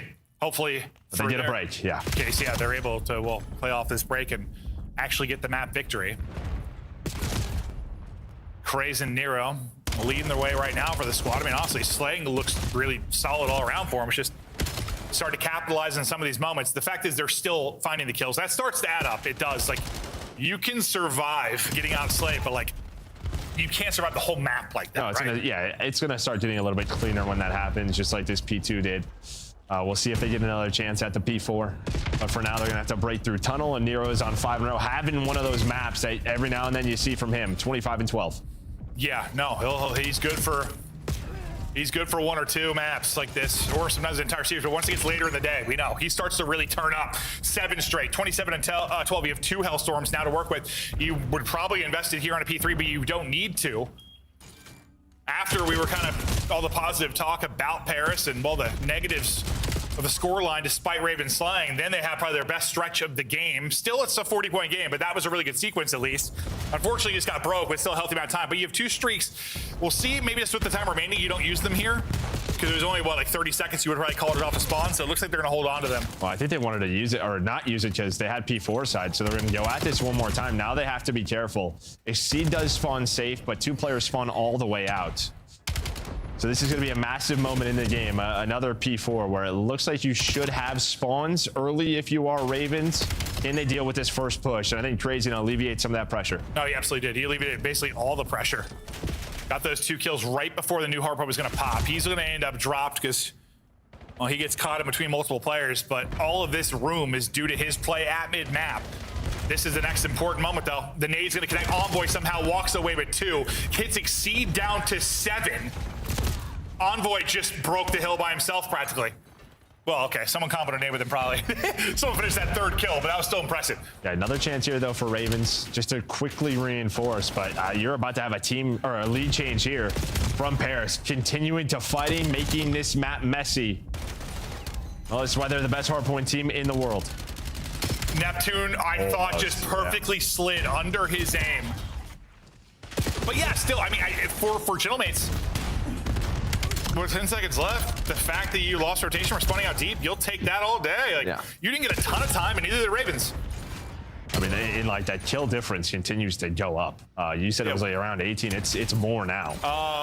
Wait, yeah. So what is it now? 15, 18, like 25. Plus 7. Yeah, 25 now. And the scoreline hasn't really changed all that much, and it's just been those big breaks. This would be one of those painful maps to lose. I feel like you gotta feel like you're kind of frying. Yeah, but like the way that the kills are, like you feel like it's going well, but you look at the scoreline, you're like, what the hell? Oh, it's probably exactly how they feel, especially like Nero, who's putting up 34 already. He's like, how are we not winning this? What are we doing wrong? But Lurks is, I thought his double was going to earn them some time, but Neptune going to quickly reinforce that. Will be all 4 dead. Trace trying to push through P2 and just hits a slide jump, fries a ghosty. And there's nothing you can do about that. That is just deleted. Beautiful there from Craze. Another big moment. It's like Royal Ravens can chain together too. They win this. It's just been multiple times we've had the opportunity to do that and then got broken almost immediately at that second follow-up. I thought maybe a chance to do it here, but losing the fights at a key time. His next is going to pop. Everyone is dropping. Do you use a Hellstorm here? An important fight around the hard point, though. I thought Lurks was going to walk away with the double. Yeah, the Hellstorm is going to come in, at least one of them. There's still one more, I believe. Right? It didn't get used yet? Yeah, okay. I have one more. Streak is in. They all die, so that leads to nothing. I don't know if I've seen like one good streak on Colossus. I swear. It's so hard. It is. It's a giant tower, and I mean, you just play that well if you're Paris. You just all run the tunnel in P1, and you win all of your gunfights. So you're hoping to just catch them sprinting, but that doesn't happen. Envoy is on 5 in a row. Starting to get going now, and with those slays comes the time. I cannot believe I'm about to say a lead change. A lead change here, still getting outslayed by about 20, and I mean, brother, this has been a wild turnaround from Gentlemates. I went from saying, like, Ravens have the rotation. If they could get 2 in a row, they're going to be great. And then the only time Gentlemates weren't in that hard point was when the streak came in. Outside of that, they get every single second. It's Envoy's turn to try a streak, and basically the entire team dies during it, except for, okay, I lied to you. The 2 that stayed alive, Neptune and Ghosty, are going to walk away with the rest. Ghosty has a streak to work with. Streaks have been earned all over the damn place for both these teams. Not sure if they matter. Not sure. Honestly, they might be a hindrance on this map, but here comes another one. Let's see what it leads to. Attempt number 3. Hold up. No, this is good, though. Teammates got kills as a streak went off. That's what you needed. Yeah, and one hit. One of the clusters did hit, so it does lead to a break. You try enough. One's going to pay off. Time for a lead change here, remaining on the P3. But the seed has one, too. Okay. Everyone in the map earned a streak at some point. We have an arsenal. Yeah, no, this is like the most streaks I've seen earned over a hard, but at least from like multiple players. Like every 5 and 8 players in the lobby have gotten one. Lead change doesn't happen. Final few seconds gonna go to Paris. Oh, no. Craze is lurking and Craze is buried. Neptune puts him on skates. They're finally gonna shut him down. Ghosty's in a streak. The one guy in position is Sib. Sib should drop. But it's just like these moments, right? They're getting 1 or 2 kills. You still have spawns if you're Carolina, but you're not earning time. Like, Paris are just doing enough to keep them off the hill. And now you're disrupting this. You get 3 dead. Again, you have spawns, but you're forced to break. A Gentleman's can win.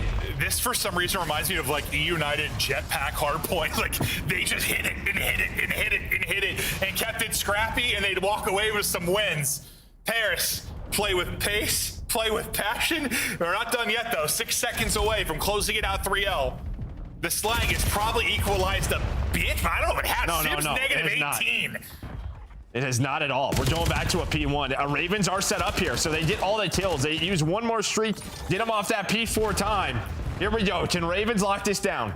If Paris win this, they're gonna like literally win 2 hard points, and Sib's gonna be like negative 40 combined or something. But here we go. Ravens look to close it out. Every kill, a massive one. Nobody in the point for now.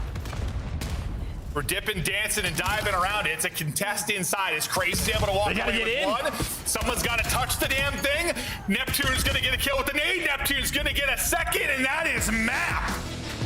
And that might be probably the like hardpoint win with the biggest outslayed margin we've had in the year. I'd be willing to bet that. We'll have to see what it ended up being, but I'm guessing 20-ish. I cannot believe they just won that. It's got to be 20-ish. We'll see the stats in a moment, but we don't have that often, bro. Gentlemen's were getting blown away. Yeah. That's like, this is like, this is like old school Red Reserve pulling off a win or something. Like, I don't know. I'm going back. We just don't have that a whole lot. Let's see what the stats ultimately end up being. Not on a map like this. No. I hear you. No, I hear you. And a game like this, like that happened a lot in like Call of Duty World War II. This is not that. All right, so what did it end up being?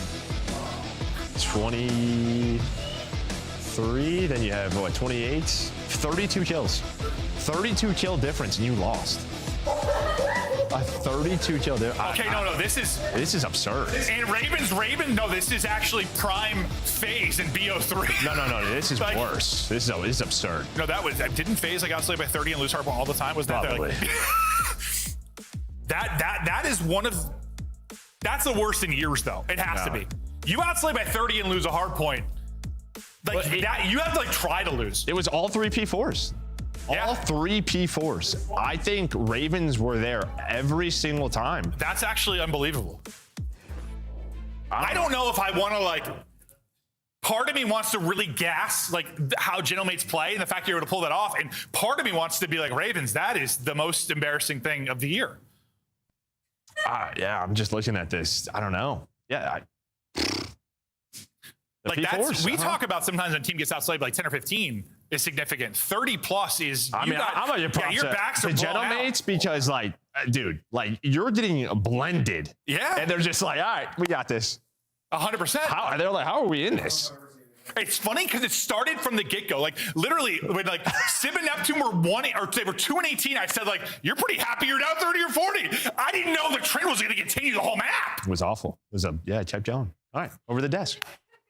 I don't know if I've seen anything like it. I tell you what, I'm happy we actually got some life, though, in one of our series, given the 3-0-3-0. Nero goes 48, though, for what? 48 and 28. You always get one out of 48 for what? That's tough. I mean, that's tough. You're on, like, Joe just brought up the P4s. It's not like just the P4s. They had spawns multiple times. It's like the last guy you can't clean up, the long developing pinch that ends up turning into 3 kills, but then you guys are losing your mind. Out of the street shooting at him and just didn't clean him. He cut a corner. Yeah, that was. I'm gonna have to go back, rewatch that, and just think about the perspective of Carolina. But they have, if you're Nero right now, you got to be sitting there like, what the hell? Fuming, bro. 40. I'm pretty sure Craze got like 38 by the end. Well, let's look. You said you wanted to rewatch it. Let's rewatch it. Let's see the highlights. Yeah, there's so many moments throughout this though where it's like they're in control, somebody hits a pinch, and that ends up turning into a couple of kills, and it's like volleying back and forth control, which I get. That's how Colossus can be at times. But you think about like the P4, we gotta just play together and clean up the last guy while he's time. It happens too often. Like right here, Envoy's able to find 2 with spawns. Neptune gets through, finds a kill to make this scrappy. It's like every time they tried to stabilize and get that clean 20, 25 points. Somebody got through, right? Or the gap was left open, and that happens when you're trying to take those timings and take those pinches that give you those kills. I was watching the player cams. Dude, Ghosty was losing his mind at times in the player cams. Like he was fuming. I thought they were going to lose full and lose. The fact that they won this map is great because I don't know what map 5 would have looked like. Dude, it's like they were in a 4v5 and they still won the map. Like I can't wrap my head around that. Yeah, it's a great analogy. And then, I even think back to map 1, which was super close as well. Like by all accounts, Carolina had a great series against our champs, right? And even on the map 1, 100%. Huge opportunity on the P5. Once again, we're like, we pushed all the way up. If you're Craze, ends up dying. It's just tough moments for these guys, but hey, they're learning, and they came to play today. Ultimately, results in a loss. That's it. Well, the series at least goes over towards Parish Gentlemates. No matter how they got the job done, they got the job done. They got the win. Think of what we're thinking right now. He's just looking at the stats, like, how did we get here? That was a wild ride. Well, let's find out how they ended up getting there. Envoy for our Monster Winner Spotlight. Envoy, that was a heck of a map, brother. How you feeling after that one? I'm feeling good. I mean, not the cleanest series from us, but I just looked at the scoreboard, outside us by 30 and lost. I'd be blowing up the room if I was them, because that is unacceptable. Nero went 48 and 28 for the L. Tough. Talk to me about your team, man, because your team has been phenomenal. Obviously, winning Major 1, you won the Major 1 online qualifiers. On top of that, obviously now you're still undefeated. I believe now 3-0. Talk to me about your team's progression from start to where you guys are now and where you want to end up going into Major 2. Yeah, I think for us, like so far this season, obviously we won Major 1, we won the Quezon, and I just think we've showed a lot of grit. I think in every single mode, obviously Overload's like what we're struggling in right now, but we're not going to be an easy matchup for anyone. Like I said, we bring a lot of grit, and you can never count us out. That's why you see a bunch of comebacks, and we just work together really well. Yeah. Envoy, talk to me about your game, man. You had one of your best series throughout this one. You just look so smooth and confident right now. What's been changing in your game headed into Black Ops 7? Just trying to be a little bit more free on the map. I think I can rely on my teammates a lot to do anything they need to do. So when I have to make these plays or just go rogue, like I have no fear that everything will be all right. So yeah, just being more free on the map and just trusting my boys. No, the green light's active. Love it. So you brought up Overload earlier, and I guess that's really all I want to ask, and maybe even the fans to know, like, have you guys identified what the issue is? Why do you guys think you're struggling in Overload so much, despite especially being so strong at Hardpoint at Respawn in general? Yeah, Overload's a weird one. It's obviously new this year. I think a lot of it comes down to kills and outslaying in the mode. I feel like our tendencies can be good at sometimes, but there's just a lot of blackout moments. So it's a hard thing to point out because I think in the mode there's not really one particular way to play. You can do a lot of different things, and it's still like you can still get a cap. So you see a lot of low scoring games. So the team that makes more mistakes usually loses, and I think that's where we're going wrong. Right. Well, Envoy, thanks for coming on, man. We appreciate it. It was fun watching you guys. You got the job done, even though it was close in the end. Thank you, guys. There it is. Big win. You know, it was close. It is what it is. I'm glad we got a good, at least a good series today, man, because we had 2 3-0s. Now we got a 3-1. That was all right. Let's keep the conversation going, though, this time with Neptune. Scott play of the game. He goes on a 5 streak and arguably wins the map for himself. Yeah, and we're going back to the map 1 here. Yeah, I mean, this is the end of the game where I was saying, like, you know, Ravens had a chance. Well, when you got players like this making these plays, it's going to be really tough to end up closing it out. But yeah, Neptune right here doing what he does best, gets loose, finds one inner, jumps up top for the trade, and just continues his tear with a little bit of help on Envoy from the hill. Yeah, just pushing up, you know, just trying to not really let them get close to that yard line to contest the hill. I mean, they know the guys aren't spawning behind them. It's a big thing for this team in Paris Gentlemates, too, is like if these guys know anything, it's going to be player counting. It's going to be understanding the situation that they're in when it comes to Hardpoint. And that's going to be what is so difficult to deal with, because if you think you have a natural pinch, if you think you're going to catch them off guard, you're most likely more. Yeah, they know what you're doing. Well, there it is. 3 series down, 1 more to go, and this next one coming up is going to be our monster matchup. It's going to be a ton of fun to watch. You know it because it's Optic Texas going against Miami Heretics after the break. No way, bro.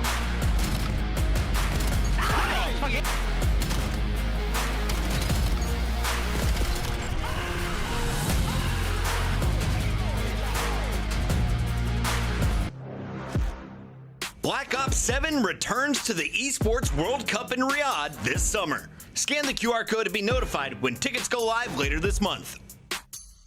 Start the season strong with the 2026 Call of Duty League Pack. Grab yourself the CDL operator by scanning the QR code on screen or check it out in the Call of Duty store in-game now.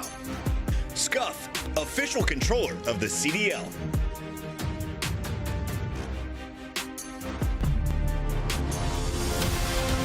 Let's find out who's built for the big save. Heretics ready to dive in. Thanks, Tim. 4 and Snoopy. Come on, what's the ball? But Hydra with the switch impossible. He's making top room. So damn happy. It's Sykes. Down a boozer. Dominance on the grandest stage.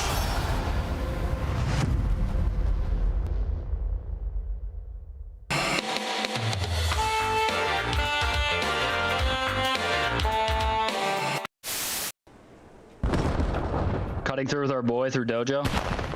What a rotate. What a rotate. Oh my god. Take notes, everybody. Mine. Yep, box. Oh my god. Oh my god.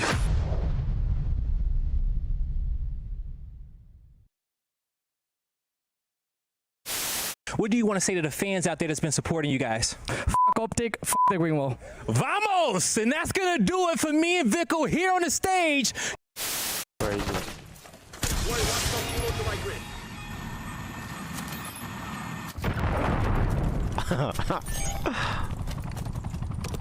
I suck with this.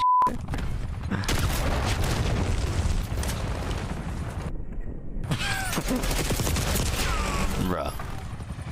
I'm not using that shit ever again. That shit out. As Karma finds another 2-piece. Here's the overdrive. Popped. Is he just trying to back him up? Making all the plays is Crim 6.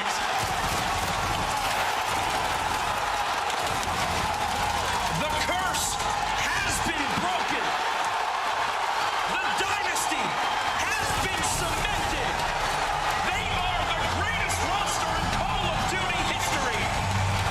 Optic Gaming are officially the Call of Duty World League champions.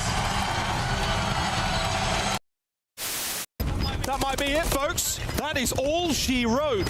Heretics 3-0 on Control.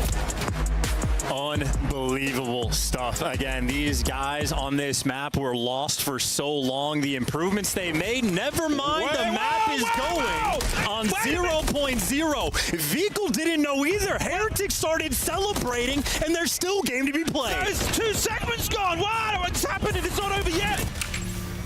It's time for our monster matchup. It's Optic Texas going against Miami Heretics. This is one we've been waiting for all day long. Could go the distance and very well could be the best series of the day. Let's get into it. We got two great players to compare. It's Dashy, it's Rincor. By the way, I have an interesting take on this comparison because, to be honest, when I look at the ARs in both these squads, I almost think more of comparing Dashy to Super because both of them do incredibly solid in respawn, but where they truly shine is in that search and destroy. And you can see it in the statistics. Dashy rocking a 1.03 in there. On the flip side for Rincor, 0.97. But where Rincor shines truly is the respawn. That's going to be your damage dealer, and that's going to be your Mr. Consistent. And honestly, both of them have been unbelievable recently.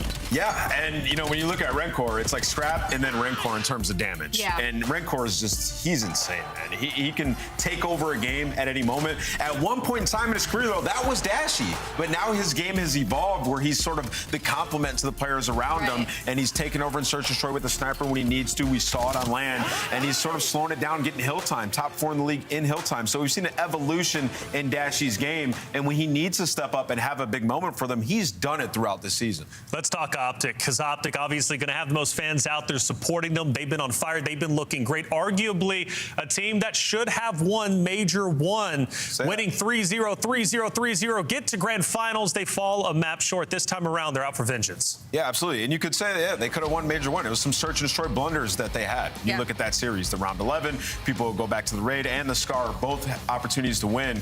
And, you know, for this team, it was kind of waiting to Shotzi to get into, you know, form. And throughout the first qualifier, wasn't in form. But now as he's learned the game a little bit in the Major 1 tournament, he was balling, man, making huge impact plays for them. It doesn't always show up on the stat sheet what he does on the map.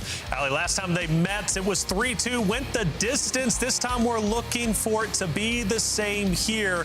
What game mode do you think it's going to come down to? This should be a banger. I think it'll come down to the search and destroys. I think these are two really good respawn teams. I mean, Optic Texas, #1 overload team, you saw the thing. They're on a 7-win streak when it comes to that game mode. My only concern, and maybe it isn't a concern because Shotzi had a really bad series last week versus G2, which, yes, they were able to close out anyway, which is a really good thing. So maybe it's kind of an angle of, well, if he had one bad series, he's more likely to turn it around rather than not. Well, we talked about Rincor opposite of Dashy. This time, let's look at the entirety of the roster. Miami Heretics going opposite of Optic Texas. This is one that always brings energy. Vamos Heretics, they've got a big fan base out there as well. Yeah, you know, the story of this team is, can they get back to where they were last year? And to me, when we discussed that, it was they have to get their surge back.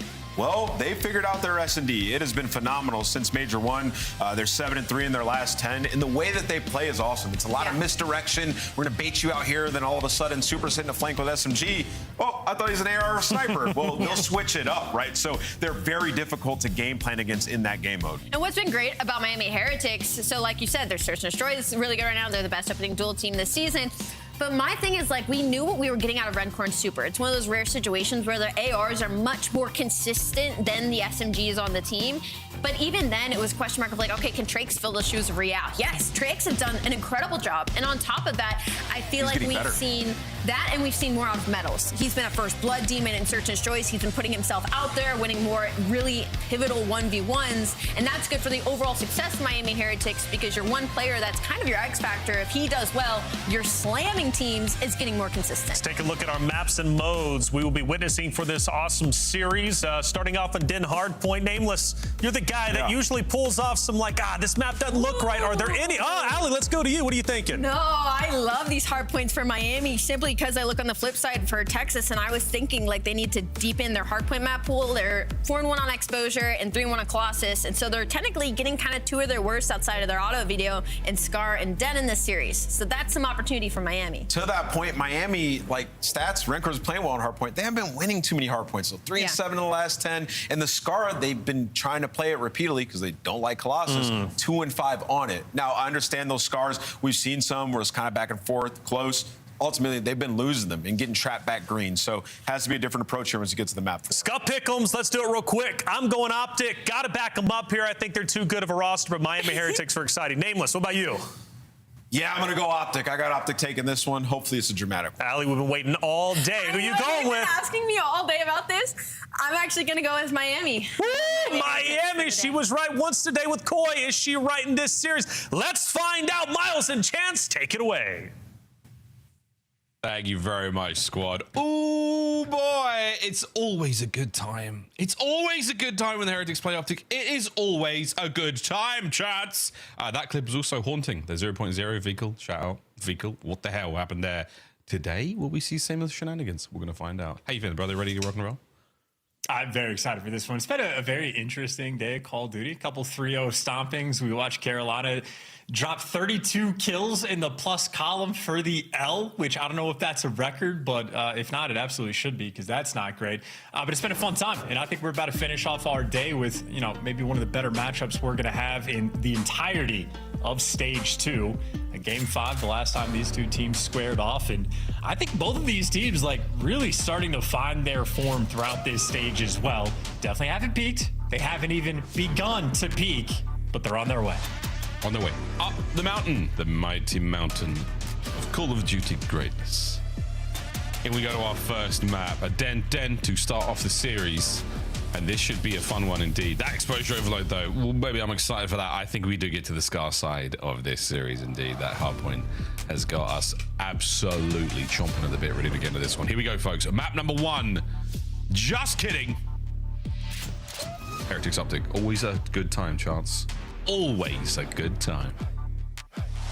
And I'm just trying to, you know, see what we can learn from the player camps. Everybody likes to be an armchair psychologist. I'm looking at Mercules and I'm thinking, I should up my brightness on my monitor. Like, maybe that's the secret thing holding me back from hitting Crim, because I'm totally not hard stuck in Diamond 3. I have nearly 500 games played, Miles. I can't make it to Crim. I'm trying.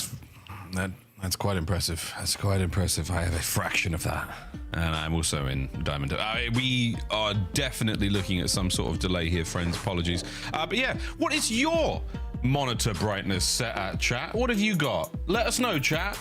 What's it? Is it a Hyundai? Are we maxed out? Do we have any supplementary software that's making that even brighter than the maximum brightness your screen can provide?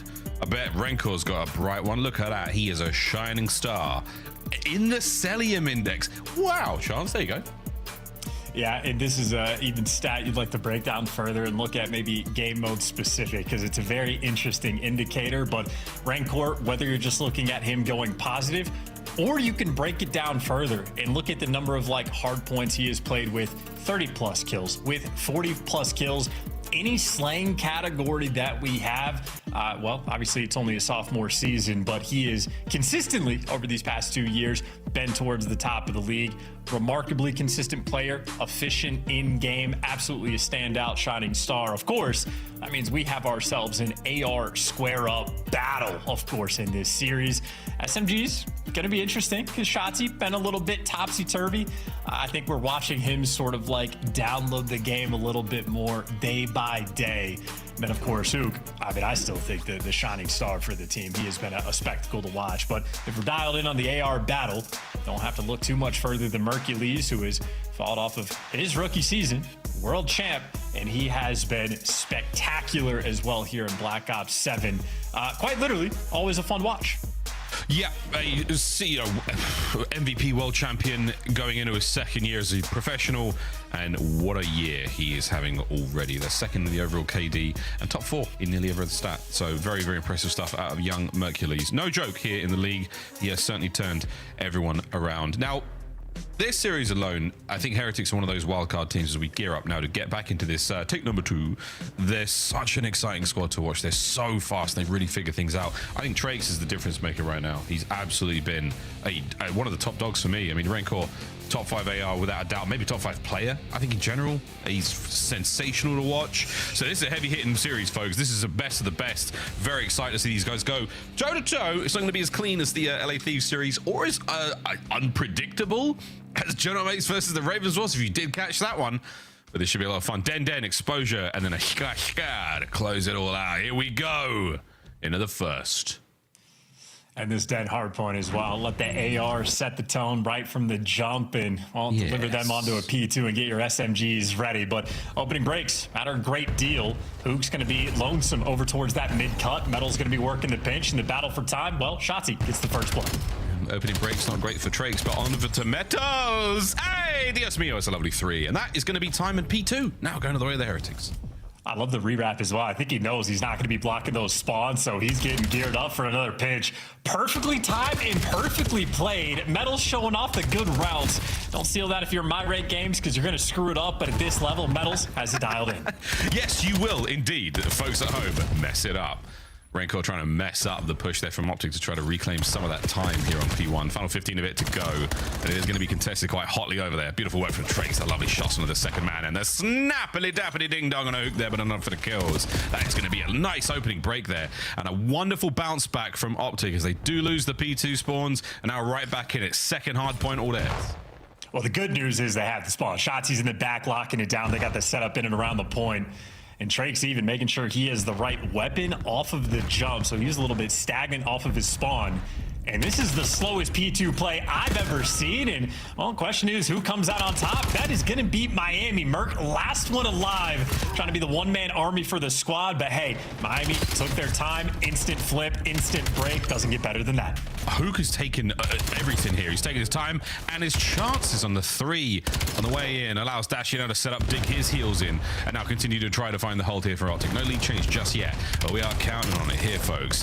Heretics on the absolute coverage. They are every possible way into the hard point. They're fighting their way through. An awkward lineup there for the Optic boys, but it is not going to befall this roster. Super and Trakes still battling forward, but it's Big Bruce and Shotzi there the last 2 on time, and they walk away with it there for Optic. Yep, guns are hot. Guns are hot. Miami Heretics, as well as they played the opening break in P2, Hoop just delivers the goods. 3-piece there to break it down, and now Heretics gonna have to dig a little bit deep, but Super getting active. There's 2 in the feed for you. Now Mercules just doing what he can to buy his team a little bit of space. Now everyone from Optic geared up for the break. And 3 now through gate. Trades are on. Rencor and Merc. Everyone's getting a piece of this pie as Mercules tries to take position on the inside of 10. What a kill there from Metals. Lovely stuff. As we're going to slow it down for a second. Dashi, too much damage on the entry. And again over to Kyler Garland as the trades are immaculate for both squads.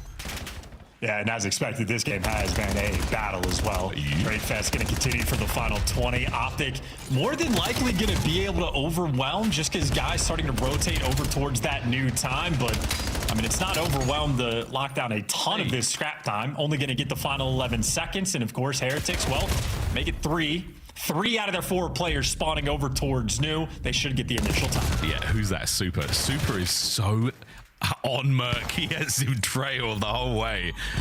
Shotzi, a little bit of mute field play here. Gonna silently make his way upstairs. We're gonna hold on there. So most of Optic making their way through the outside, but that's gonna be Trakes on a massive pinch. Trakes picks up all 3 on the pinch. That is a disgusting moment. What a great play out of the Heretics. They're gonna soak their way through this hard point. Having to now identify Trakes on the inside of P2, and he's bought the intel, and he should buy his boys time.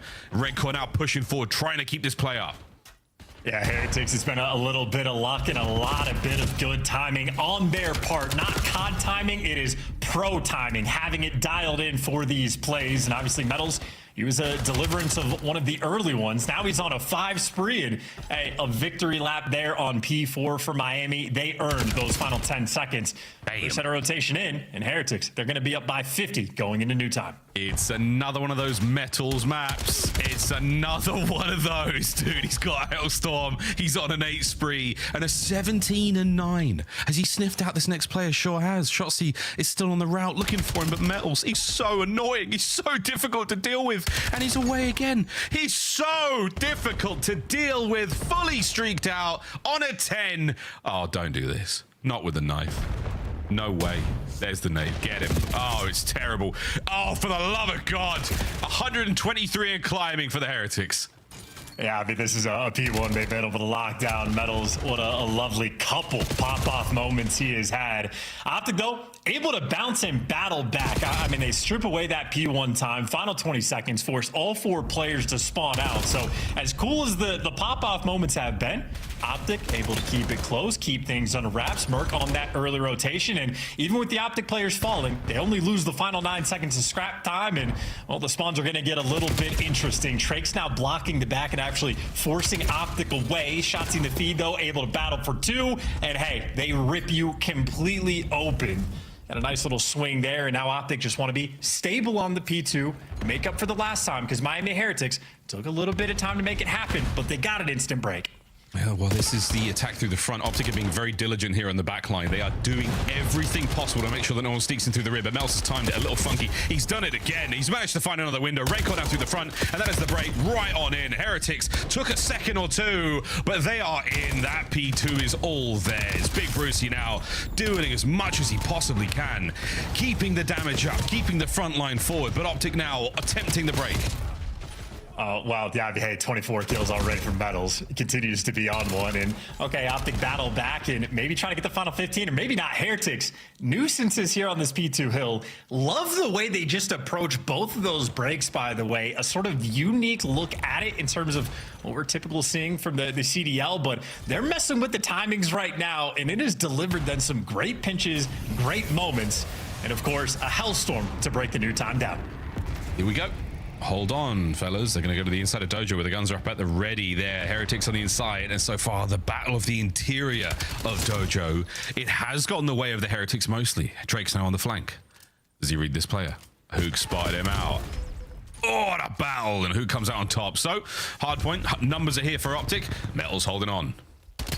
And doing what he can in prime position as well. It is a dance battle moment. I think the team shots actually did enough to bring him down. Nonetheless, Heretics keeping things stable. Dojo control, the right side's theirs. Rancor setting up for a pinch as well on P3 at a moment like this can absolutely be devastating when you get the kills. Can't get the second one, but I think he's safe in the moment. Yeah, you're going to still spawn on the right side of the map, or everyone but Rancor will. What a mixy looking minimap. Oh my lordy. Oh my lordy. It's a nice mini map.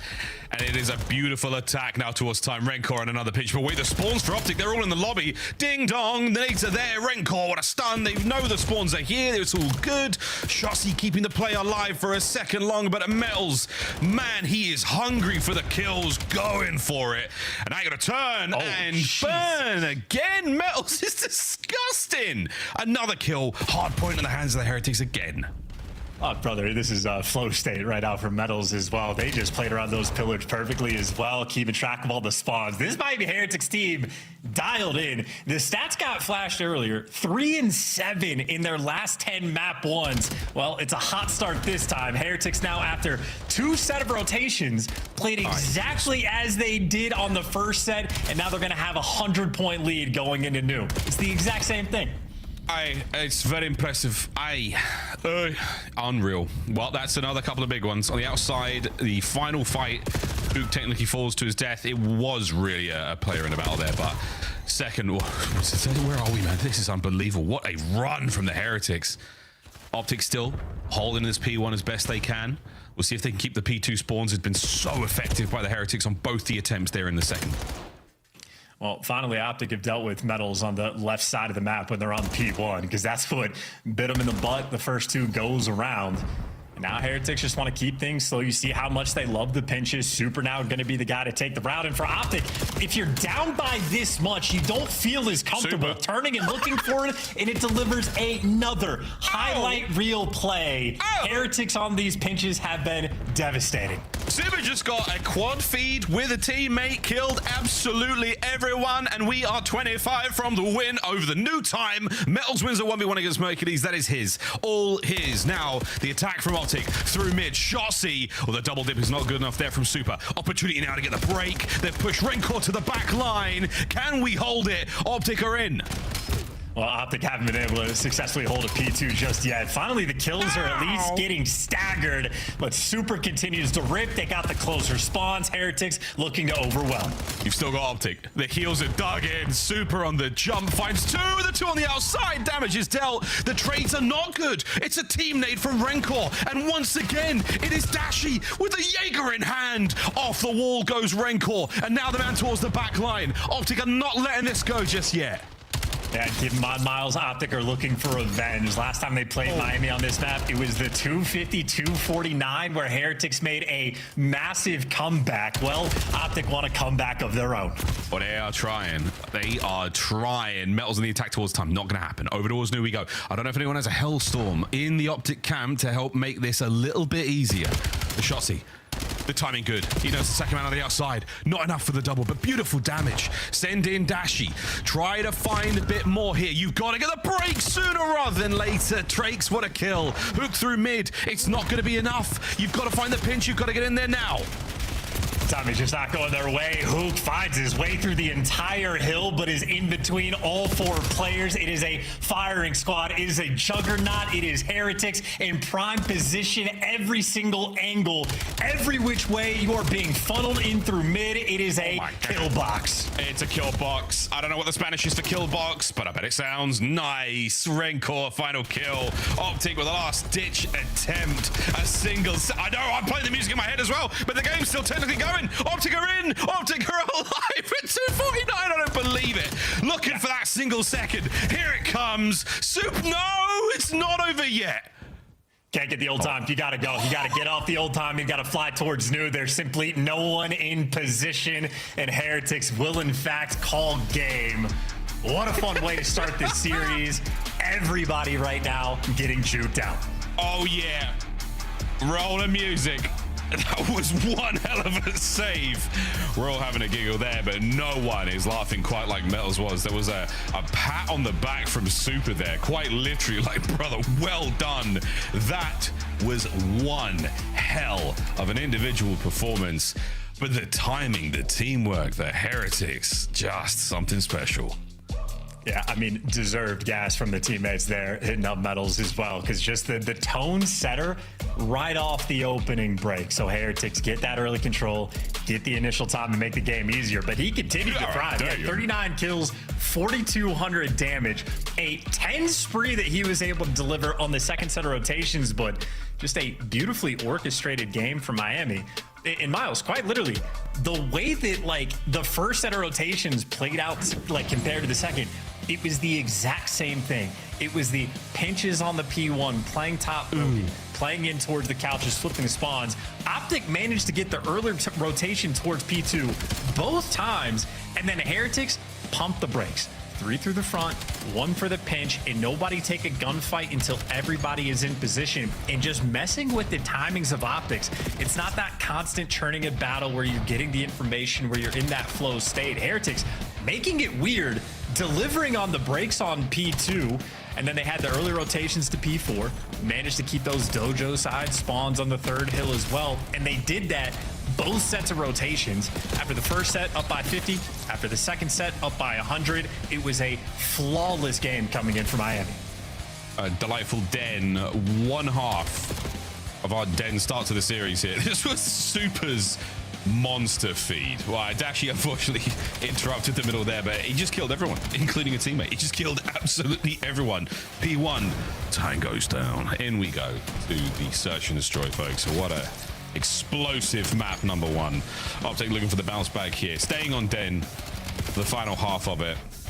And yeah, shenanigans towards the end. A winnable situation at the 249, but not enough on the rotation. Crazy work out of the Heretics. What a start. That man, Metals, he's a pain in the ass. A true pain in the ass to play against. Yeah, and as you pointed out, he's just having one of those maps. When he's in for a monster one, it could be devastating. And the game flow, again, bit of that intertwined battle rolling through, but Heretics just start to get that runaway game, especially that secondary P4, where, again, consistently having those early rotations. Even as weird as it got, Luke in the back line over towards pillars. Optic had like the wild spawns that rolled through. Heretics read it the entire time. Bringing their A game today, which is a beautiful sign, because we're going back to Den for the next S&D as well, where we might have a sniper shootout. Super, in my opinion, he's been clear-cut best sniper in the game that we have seen so far this year. But when I'm thinking best snipers of all time, Dashi at the very top of that list, and Den is the map where you could show off the gillets. So I think it's going to be a fun one. And I was going to make a super joke, but he's actually sitting closer to the monitor than I'm used to, so it's all good. No, he's fine. He's dialed, man. That boy has zeroed his eyes. He is ready for that, 50, 100 meters, however far away he is from that screen, ready to party. Well, these are our snipers, our Black Widows of the league. Those 5 players, a tremendous amount of work put in there by Super. 47 snipes thus far we can literally count the improvements. Dashy sitting there at 29. So, I mean, interesting enough, he may be heralded. We do give him the moniker of arguably one of the best in the league. But Super, with a huge amount, alongside a Boozer, they're 40 plus. So very, very impressive numbers for the boys with the big guns. And even, you know, this is something EasyMac tracks as well, like efficiency with a sniper in terms of how many total snipes compared to how many rounds you actually use it compared to an AR. With that category, Super is even better, even more efficient and sort of higher up. So I'd say right now, the big top three, getting the results through and through. Sib is definitely a good shout, especially what he was doing in the grand finals. So it's always a battle, always a fun one to have, but Den is just a map where the snipers reign supreme. On the defensive end, well, full map spread there for Miami, and Optic doing the exact same thing. Want to give your boys time to work. Super's trying to work. He's far forward with it. And I mean, the rest of the squads. Are we playing around the snoop? Oh, we're playing around the snipers only for a moment longer, but Dashy brings it to mid-map, and Super's looking for another here. Hook on the attack through 10. Is he going to commit past? Oh, God. Yeah, time to back on up. Or is it to attack forward now for Optic? You know where he is. There's Shotzi. Takes care of the coverage now. Metal's fighting in. So Dojo is bumping now. Everyone going for the play. Nades are being thrown out. And there will be another round to this battle. 3-3. Well, Shotzi's found the middle of the map, so he's got that under control. But that means Heretics forced to go through Dojo. Sprinting through the front, never easy. Hercules picks up the boomstick now. He's the man of the moment. Oh my goodness, the Super's managed to take care of Shotzi. On the flank, cut down now, a 2v2. 30 to go. Super's found himself another one. Can he get the ace? He's looking for the last man, and the pistol's out, and the ready Mercury's now in the 2v1, and it's a big ace from Super. Give the man the defuse as well. What a round. Hey, we set it up. Super, best sniper of the game. Look at that, round one. Takes down Dashy, gets every single kill, 3 of which were snipes. I mean, just insanity to kick off round one. Yep, it's impressive stuff. And the chase down here on Merc as well. Oh, his Jaeger's not bad either, is it, folks? 4-0 there for Super in the first round. Yep, he's dialed. He's dialed. I mean, that's a gif. That's a gif. Clear 2020. Absolutely magnificent stuff there from Super. I mean, we might need to get Rancor some glasses just for the team chem there. To have any prescriptions on it. No. That is wild to watch. Yeah, just frames, no lenses. All right, Super, what you got? I suppose he doesn't need the RC, does he? We're nearly there, Hillstorm. We'll get there. B-bomb's looking busy. If the A-bomb is absent of most attacking players, the B might be bustling in a second. Rotation here from Rancor over towards A, so we're thinking about it. But Merc in the dirty corner. It's a dirty corner. Oh, he's left. A spot, an opportunity to catch Super. And wait, shoulders thrown.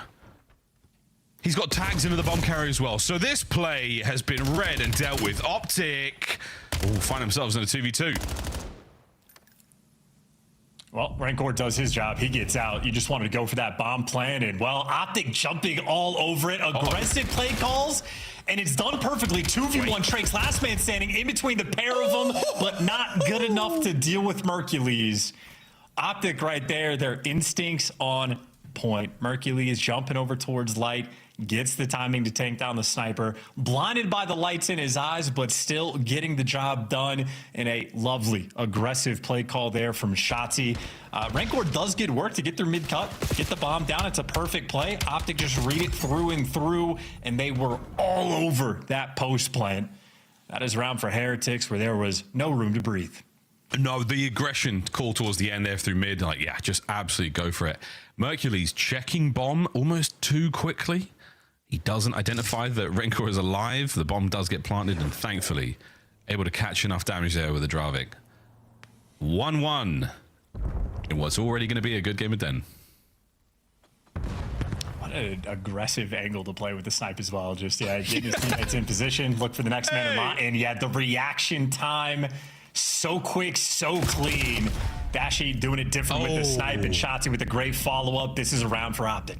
Yeah, for sure. I mean, he catches the man on the first shoulder throw, and Dashy now Shotzi's the bait, but that's great damage in from Trakes. There's not a lot they can do in the situation, though. Super He does have that snipe in the backside of lobby. So again, you push the players back. Now you go for a wondrous retake. Good luck, Trakes. This ain't going to be easy. Catches himself one. A team kill. Oh, and Merkley's now. My goodness, he nearly found that. Super. Oh, Big Bruce starts the round off with a bang. Closes it out just the same. And this is a round just to test Dashy's reaction time. And even in slow-mo, you can see how fast this is. Damn, man, you saw the second bullet. One shoulder. No more metals. And that round just blasting through the window frame there as well. Dashy's aim true. I mean, that could have been a trade or an opportunity for a 1v1. This S&D's coming down on the wire.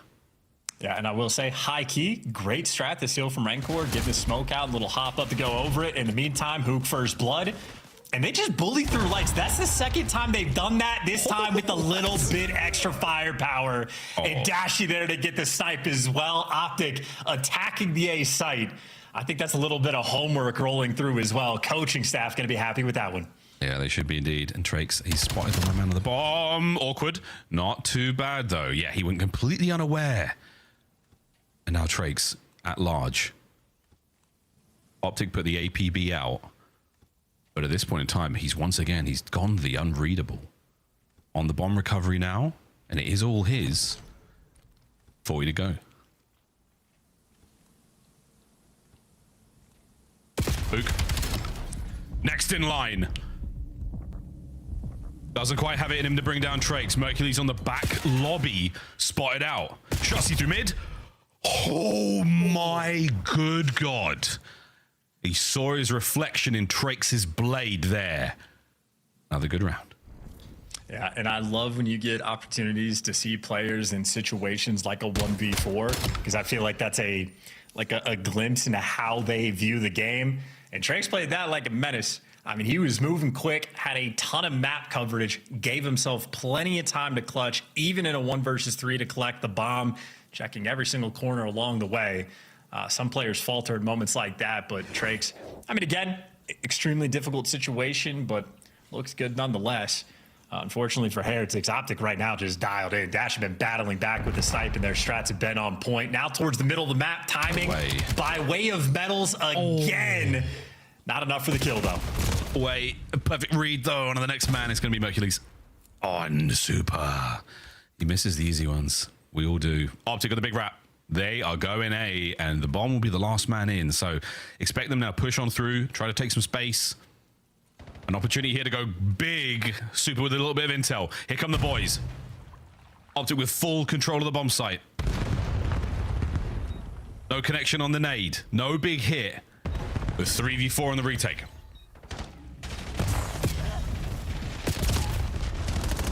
Oh, he's done it again. The smoke play once again from Trakes. He manages to pick up 2.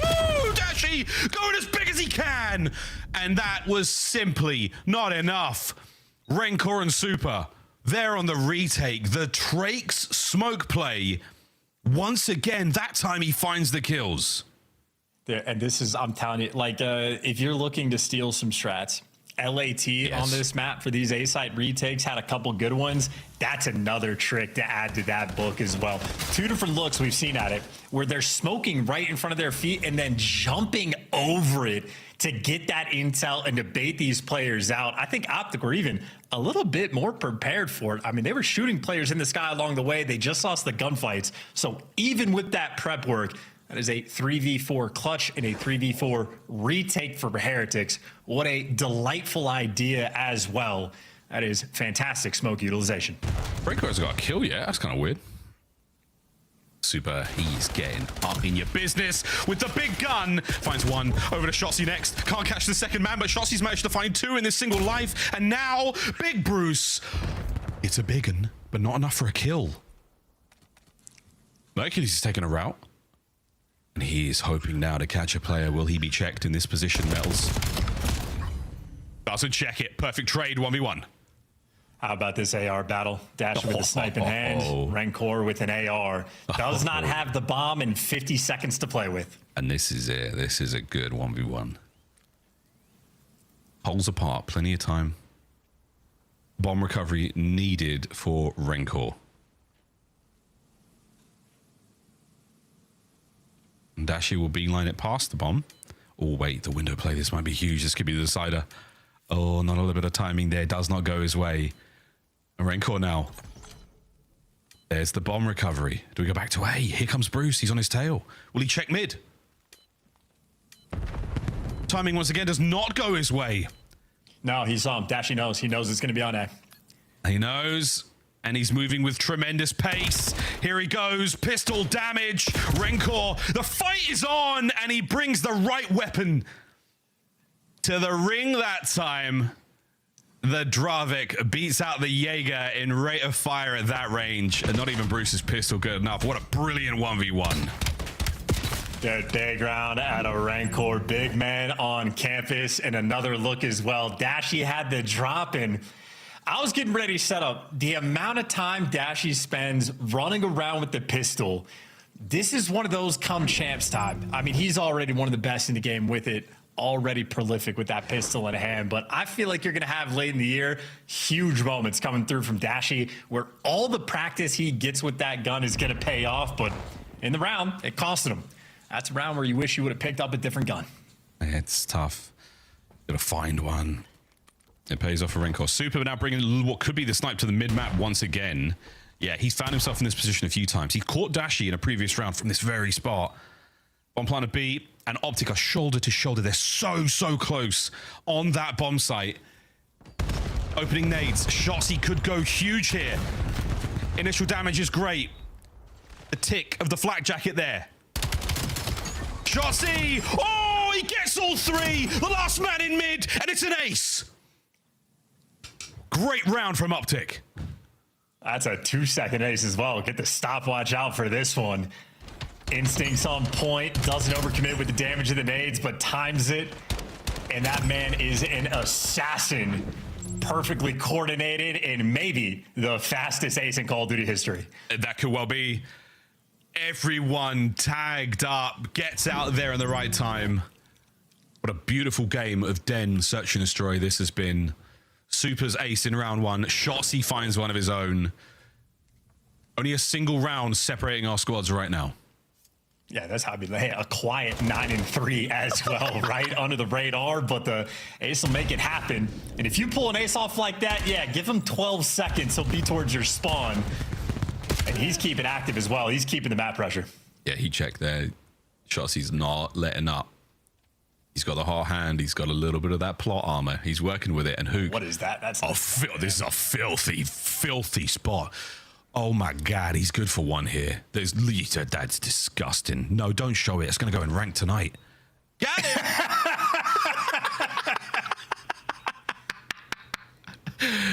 All right, here we go. Shoots the other foot. Nades are good. Battles backs up. He's got nothing to throw. Trakes, though, does indeed. Up close and personal. Oh, it is so clean from the Heretics. What a bounce back round. 4-4. It's the worst spot I've ever seen. It's never worth using. It's absolutely terrible. Dude, I think Hook had one of these against Mob. Hook is a product of some of the most insane COD timing we have seen in Black Ops 7. He had the over towards pull steps moment on raid. He is right here with just horrific timing. And another one on raid against Mamba when he was top art. Literally the moment before. Hook, whatever you're doing, man, just give it an extra second. Just be a little bit more patient. He will ascend. Half a second. He was the greatest player in the game. Half a second of COD timing. My good God. Well, Dashi, snipes are here. The guns are there. Plenty of red dots to play with. A hair away from a first blood.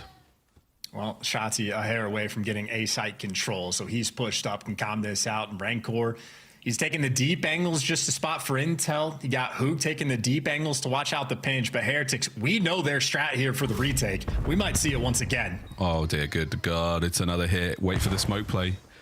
There it is. Okie dokie. Here we go. What will the fallout be from this attack as we have a man down? And Shotsy, I don't want this. I'm out. Let's going to find a flank. Let's try to get somebody from behind. Mercury's to the front. Finds himself one. Trakes is going to be there alongside Rinkle for the trade. And it's going to be the man on the back line. And there's Shotsy. Oh, and he's found it. the Shinobi at work on Den. The defuse now from Super. He's in. He's pushed him off the ball. And what an unbelievable play. Unbelievable play from Shotzi.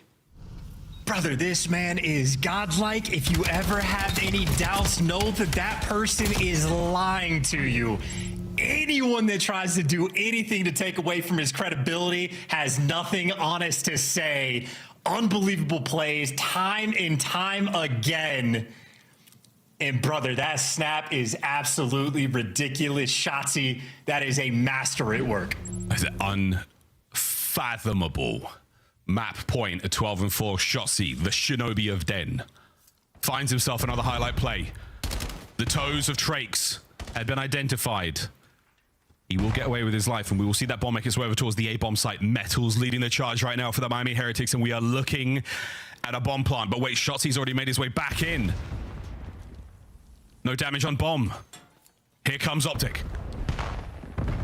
Well, made back him away, so you bought yourself a little bit of time to go on this flank route before the plank goes off. Rancor, though, 4v3. Easy to watch this pinch. Optic gonna have to dig deep. Here we go. The slow peek from Dashi. He's going to check the man on the floor. He doesn't. Tags, but stays alive. And once again, Shotzi's on a flank. We're still trying to get the gunfight started up front. Oh dear, nothing good from Super. A damage in, but not enough. It's going to be a big wrap now through the lobby of the Heretics. Can Shotzi do another? Oh, another 1v3. Here goes the attempt. And no, it is a final round here on Den.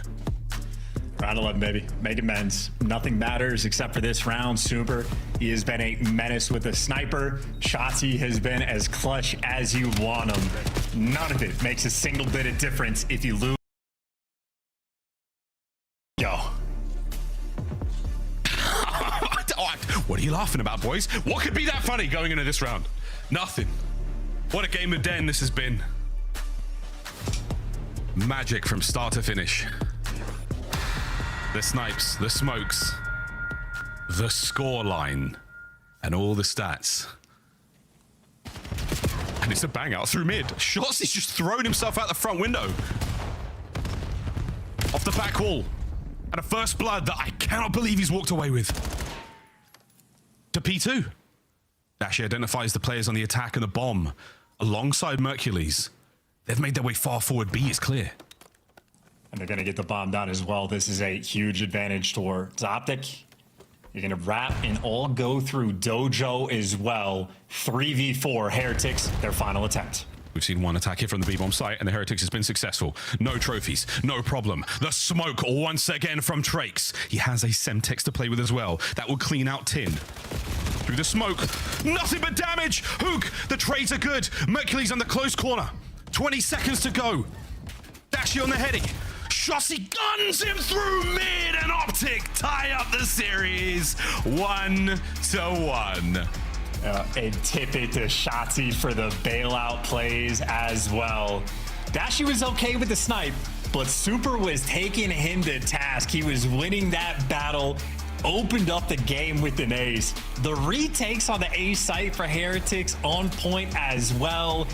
Problem is, Shotzi is a superstar, always has been, and just gives you the advantage in the round 11.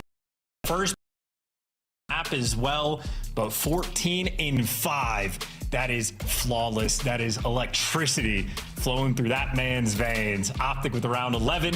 And of course, Miles, that's just to tie the series up. That is only 2 maps in. I told you.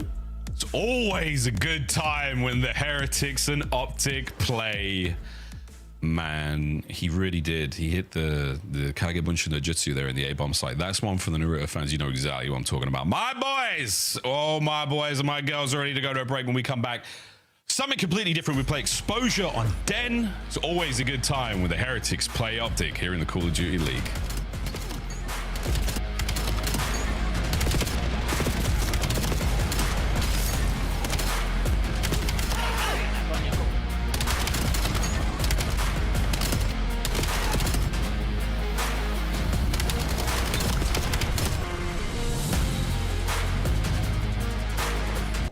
Scuff, official controller of the CDL.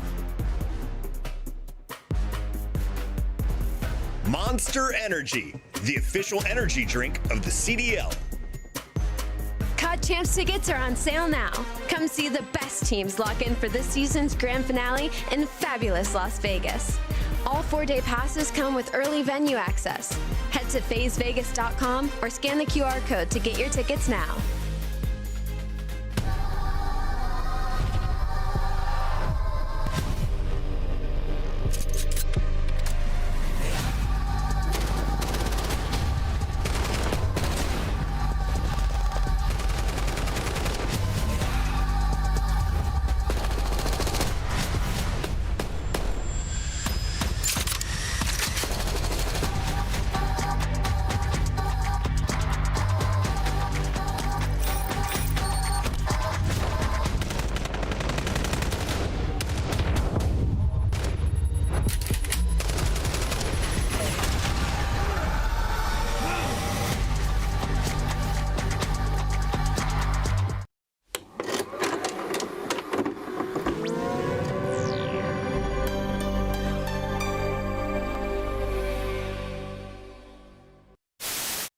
Be honest. Push me. I already pushed. On the forklift, take your time. Probably won't hop in this situation.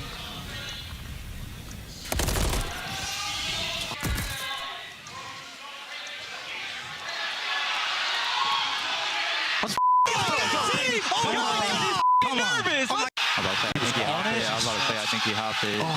See that, dude? I couldn't see it either, but I thought it was I thought you'd have my cross there. Oh, we got Fame here. Fame, how you feeling, man? I'm feeling good. Happy to be here. Fantastic interview as always from Fame. Wonderful lad. Behind one. Top window. Frosty dead. I'm in their spawn. There's gonna be another one on me. I'm pressuring. What's Rooks or Jay? One's on me. That's two. Right, nice. Let's find the shit. Yo, come B, come. Or you go. We have it. You guys are good. They're gonna spawn dead. My God, Caesar. Okay, Frank, I'm just trying to shoulder and everything. Just get all four. Oh my God. That was dirty. But like, good Caesar. Just no, I was working picks, bro. I was working picks. Don't stare really tight.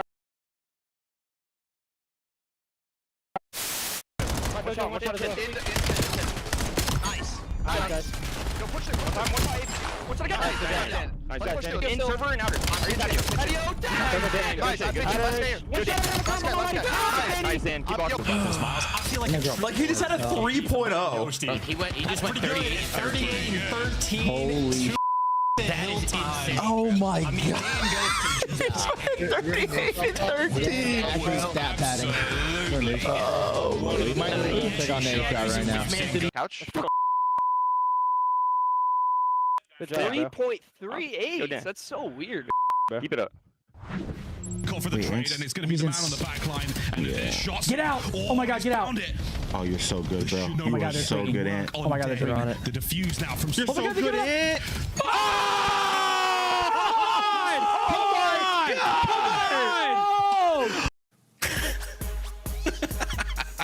Yep, that's how we all felt watching that one. I would imagine, except for some of the Heretics fans, they might have been in disbelief.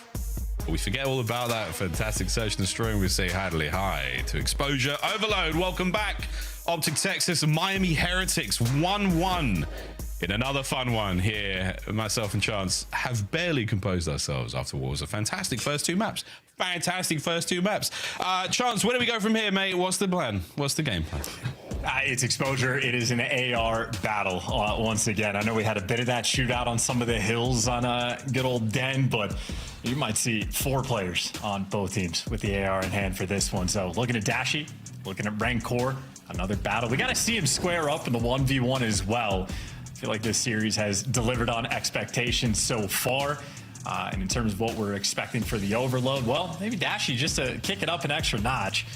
Certainly in map 1 didn't quite bring the goods. Super kind of had the edge on him as well in the map number 2, but obviously high expectations for these players. Absolute shooters in this lobby, and seemingly everybody's been bringing their A game. So I'm fingers crossed hoping for a game 5, but we'll see what these teams have in mind. We'll find out real quick. I've just noticed this place is called the Helios Hive. That's pretty cool. Helios being the god of the sun.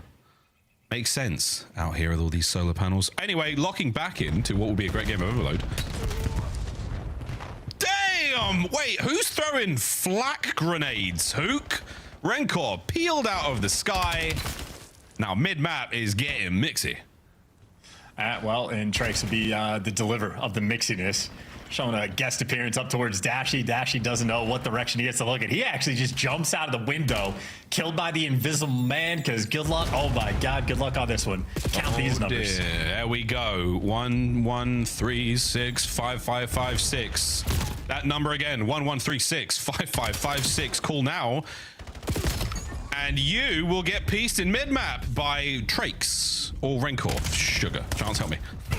Yeah, they're looking for the spawn kills first. That's what they're going to be doing. But Optic, 3 players have made it out. So Shotzi off spawn, bit of a nightmare. But at least his team are going to get him.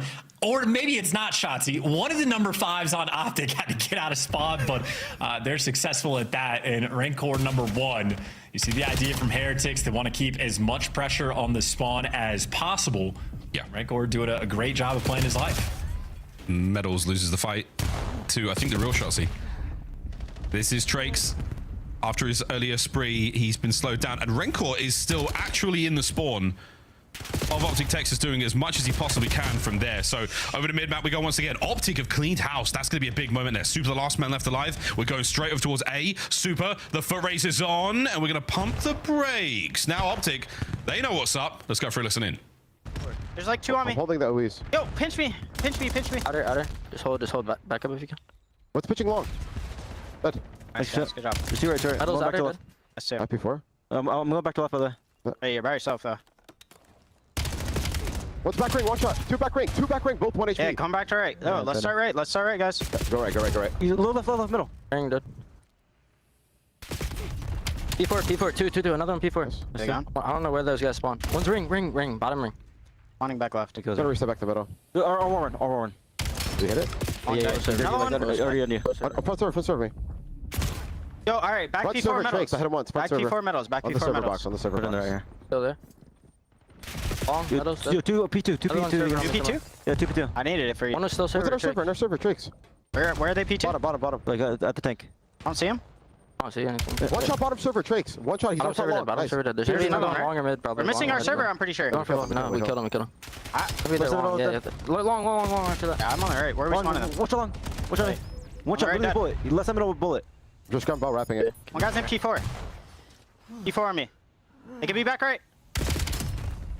It's another battle of overload, and there's an opportunity to go huge here. Shotzi and Hook running it home. Last chance to get the cap, and we get it in. Optic setting up for the rally. Let's go for a Miami Heretics. Listen in. Muerto uno. Muerto. Llega otro. Le metió la bola. Shotzi. Hago echar la liner. Puede estar en liner, tumbado o algo. No lo veo, No veo nada. En el tanque. ¿Cuál pinch? Ahora no veo nada. Puede estar arriba también. No veo nada. Muerto. No me veo nada. Estoy abriendo medio yo. En Leona o algo. O sea, en cara. Espalda. Outer me he tocado. En larga conmigo. Larga con una bola. Iner otro guacho. Uno con pinche a medio. Coge el gordo. Puede pillar la bola. Echar los dos corados. Gol. Muerto. Bueno, pilla la bola, guacho. Está por pedo. Arriba. ¿Cuántos? Arriba muerto. Falta el de arriba, faltan spawners. Vale, faltan spawners, ¿vale? Faltan spawners. Era aquí superado, cuidado el con, chavales. Vale, me miro con. Pueden estar para. A su izquierda. Con Shotzi. Va para el medio. Dos en Iner, otra más para el metal. Arriba tuyo, metal. Un tiro. En placa. Shotzi con en la esquina. Ha tocado conmigo. Voy a pillar cara. Iner, una bala, son 2 de frente. Que falta Shotzi que está en medio. Mira el con tú. No, de frente. Vale. De 4, otra más de cara, no puedo hacer nada. ¡Muerto! Voy. La pillo, Con. Falta de con. Sí. Me puedo preciar. Yen tocado. Otro más, ¿La metéis? ¿Podéis rotar? Rapido, indeedo. That was terrible, sorry guys, but that was a great capture there from the Heretics side. 1-1, 30 seconds to go in the first half, and shot the possession from Optic, sensational. Oh, they're doing what they can, but that's obviously a lot of possession for an even game. There has been a lot of sort of off-ball slang coming through, and now the Device in a precarious situation, trying to get the man out. Hook there, I think it was Hook there to no, it was Dashy. Listen, Dashy. Tough to track, nonetheless. 10 seconds, one final play here for Optic. Cut the track. He's hilarious. One last chance. Shotzi's got an angle. He's got himself a spot. Super's the only man who's wrapped back for it. Bow out through the mid-map. Oh, Super, you've got to hold this one alone, mate. Drake's on the flank. Picks him up. Half time. Whistle blown. 1-1. in this very, very tense game of Overload so far. Yeah, and the possession there meter, the 80% of was for Optic, is a little bit fake in the sense that there's been a lot of neutral time in this game. A ton of like off-ball slaying where whatever team is pushed up, looking for some spawn kills, has like the quote-unquote advantage. Both teams have been very efficient of having whoever's in position to get those cutoff kills, slowing down the attack. I mean, one of the highlights probably going to be Mercules just shooting a couple players in the back, stopping the device from going through. But ultimately, I kind of enjoyed the listen-ins.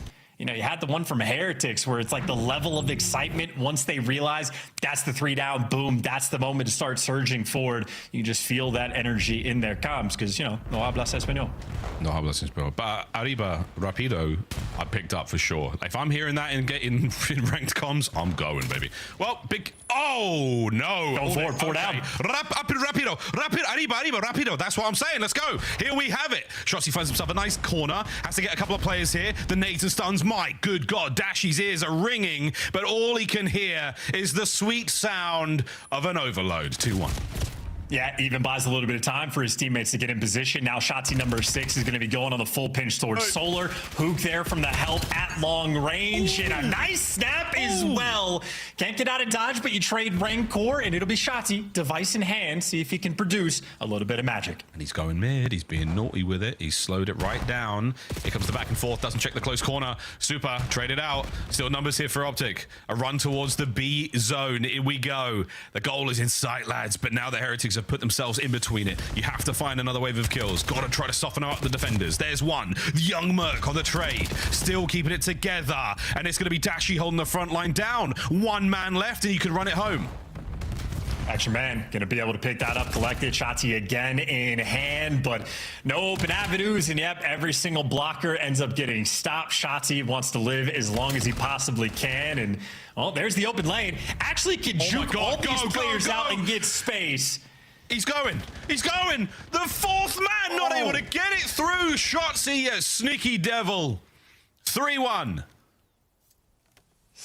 Boz, I'm glad I let you take over. I was about to say there's no way he gets that captured. That is a painful moment there from Heretics, and feels like a ranked game where the guys do not wrap back properly, and now Optic are just taking you to task. I actually think he's doing it intentionally. He pulls you mid, and then he runs it home B. He's done it a few times now, and the timing worked off in the last one there.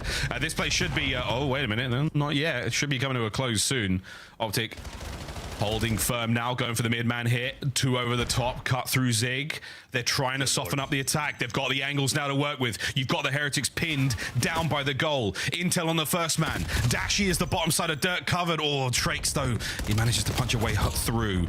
That should be the opening you need. You've still lost possession, Heretics, but you got out your base. And problem is Optic now, this sort of control of device is going to go such a long way. 2.5 minutes left on the game clock, and this might just be a score. You got the lead blockers, and now you got a 3-cap lead. Optic spawning on the left side. They have found their form. Oh, second half, absolutely delightful. That 1-1, Heretics have been nowhere to be found. 90%. That is unbelievable possession. And Hook is so annoying, man. Well, we got opportunity here for the Heretics. This is going home. That is going to be 4-2. No one on the top side there for the Heretics, so the rally is not going to happen unless they can find the kills. Beautiful work from Trakes. Another man here. Oh, and it's sensational work. That is unreal. The flank is safe as well. Guns forward at the ready. It's a 2-man play. All on the Dashy to save it. All on the Dashy to go big. It's now 3-4. Hey, just like that, yeah, possession be dead. Heretics, they have been snappy with these caps. Optic though, clean house, clean base, all 3 down in the feed, and now they got the map pressure. That's actually 4 down in their favor, and Shotzi already looking for spawn kills. He's already gone B. Look, that's it. They've gone B. They've gone B. There's no one home. He's going to cut him off here. Shotzi guaranteeing the goal. That is beautiful work. Mercules playing it a little slow and a little safe. The backboard, no save. 5-3. And 1 minute and 10 left to play. You're going to have to play for the reset if you're Heretics. You at least get Mercules out of your base, but more Optic players crawling around. Shotzi, consistent nuisance, and that concussion stops 2 players in their tracks. Heretics, though, they do not have time to waste. You got to fly forward. Oh, they got to find something through mid. Another turn and burn opportunity here. Optic numbers through mid. They're all good. Last player there, Heretics off spawn, and he's danced it all the way around. Big kills once again. Offensive push now once again for Optic. Looking to get the 6th. Looking to absolutely close the game out here with this time. There's simply no way. Quick possession. Mercules might be running it back. Might be running it forward. B's open. B's open. He's making the run. Can he save it? Ow! No! The attempt was golden. But that could well be the game. Optic, what an overload that was. Yeah, there's simply not enough time. Optic, especially spawning from this left side, just so consistent about getting that one lead blocker in position and then the quick routes over towards B on point. The fact that Shotzi was able to get a solo capture as well, that just spells disaster from Heretics. Envoy talked about it in the interview.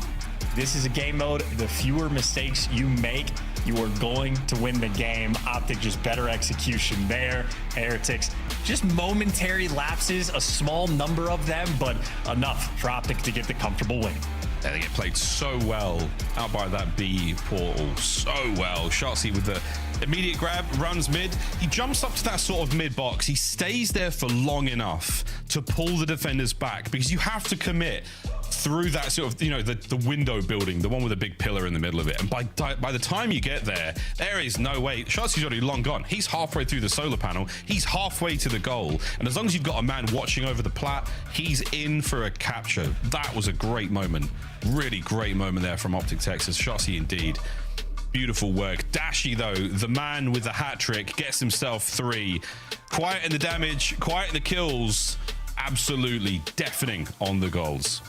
And, you know, I don't know how many people pay attention to their accuracy stat in game, but I certainly do. And if I ever break 30%, that's the best I could possibly do. I'm typically like mid to high 20s.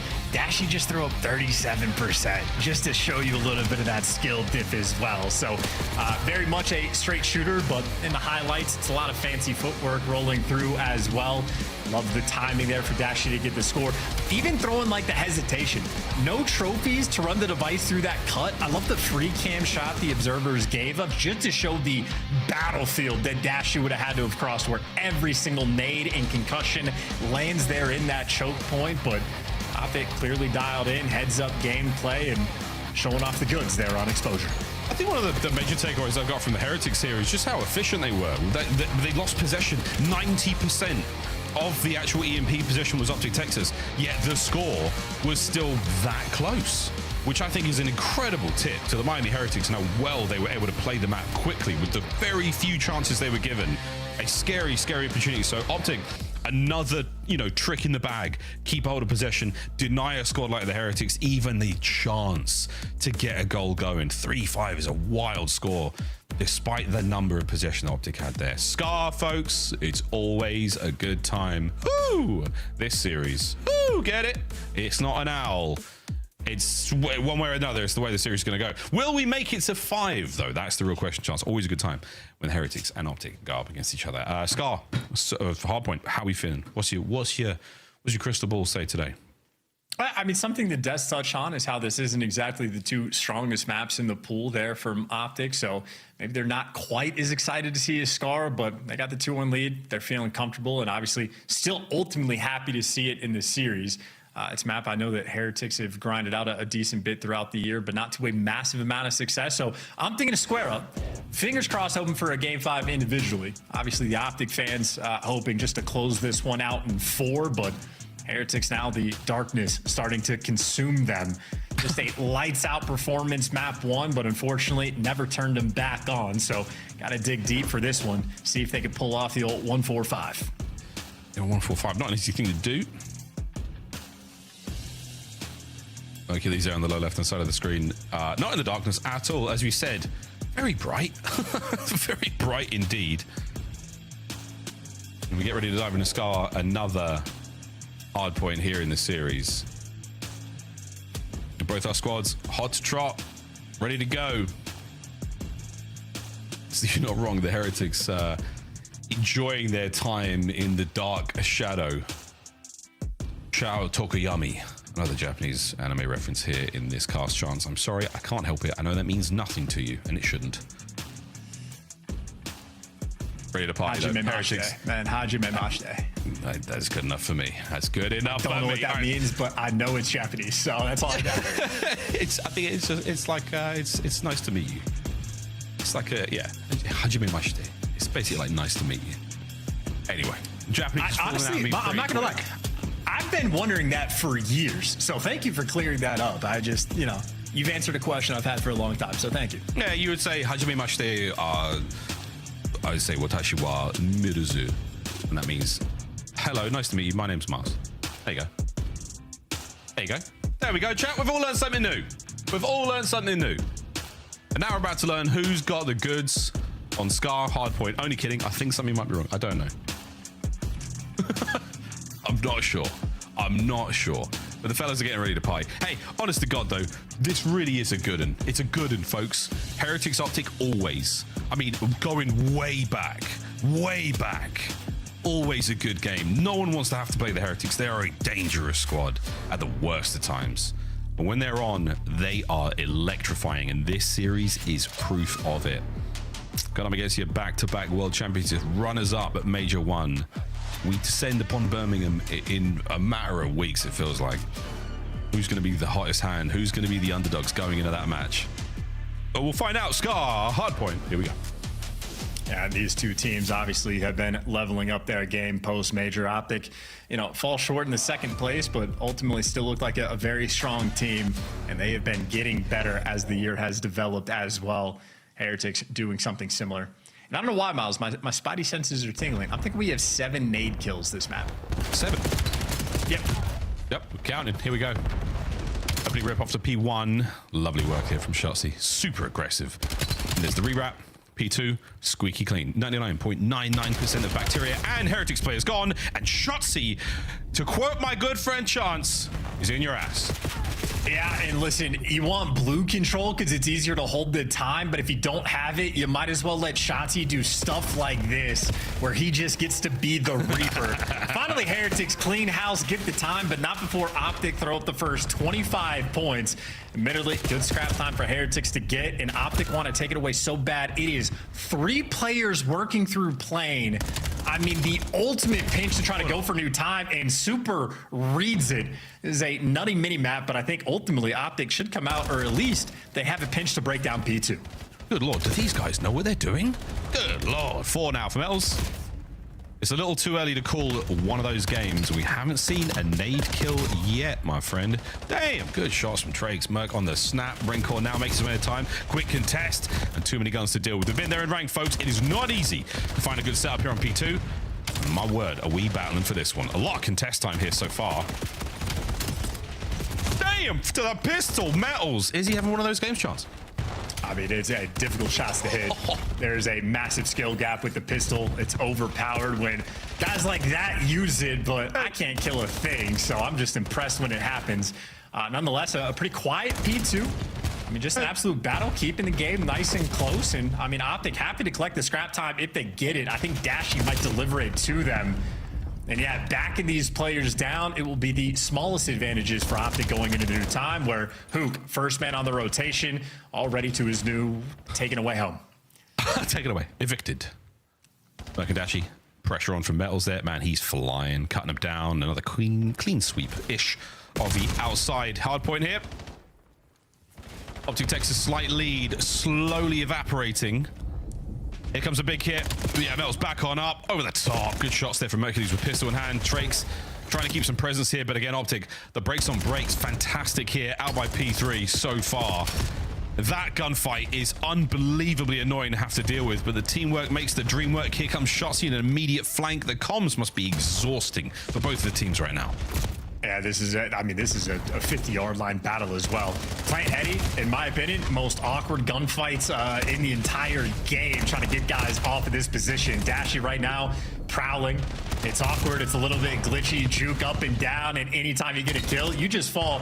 A lot of white time as well here over towards the P4.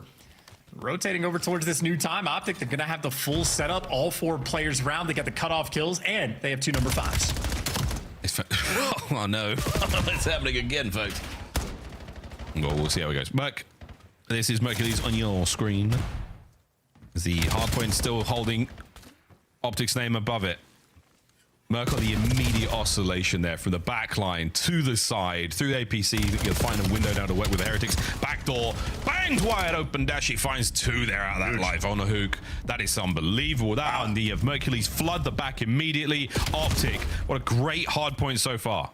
And yeah, tip it to Dashi as well. Might only be 6 and 7, but quite literally the 2-piece from time when he was last man standing and they did not have the spawns just helped deliver Optic a sizable lead going into the new hill. So you'll take that 50, maybe make it 60-point advantage going into that new time. And if you don't block the spawn, Super should spawn out, or maybe number 5, number 2 will be there. So Heretics, a full setup towards the new time. Shotzzy wants to take away these spawns.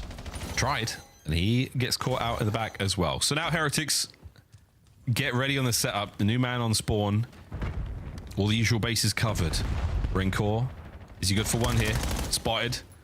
Well, he is good for one. Over the top. He's managed to evade Dashi for now. Oh, and the damage is fantastic. 3 dead for a second there. Optic. Next wave inbound. And Rancor, the roaming Slayer as well, gives you a 5 spree on that rotation. So Heretics, they have been feet up, comfortable in time. Super over there just soaking. And the kills just continue to flow. Yeah, Optic have not been able to find an open lane. Heretics really started to swarm and pop off on this hill. This is one of the most comfortable P5s we have seen this year. And they're going to get a virtually perfect full 60 as well. I mean, shout out to that hill. One of the best looks we've seen all year. That was fantastic, man. That really is it. Every single second garnered there by the Miami Heretics. I mean, who was in there? Super. He might have a Hellstorm off just sitting on time. What it was, P1, second set is upon us. And Shotzzy finds himself a delightful 2-piece there by Boat. That keeps that flank safe. No one's making their way round the side now. P2 hit from Optic. Oh my good God. That is Hook the Nuke on a Trakes now. Trades are superb. Back and forth we go, in and out. Mercury's there from Shop, finding himself a couple of big kills. Again, a delightful turn. But once again, Heretics there with 30 seconds to go, get the break. They're in. Yeah, head bashing moment as well. Everybody trying to go through the mid cut, but they overwhelm, create some white time. And, well, Heretics get the old white wall spawns at least secured now.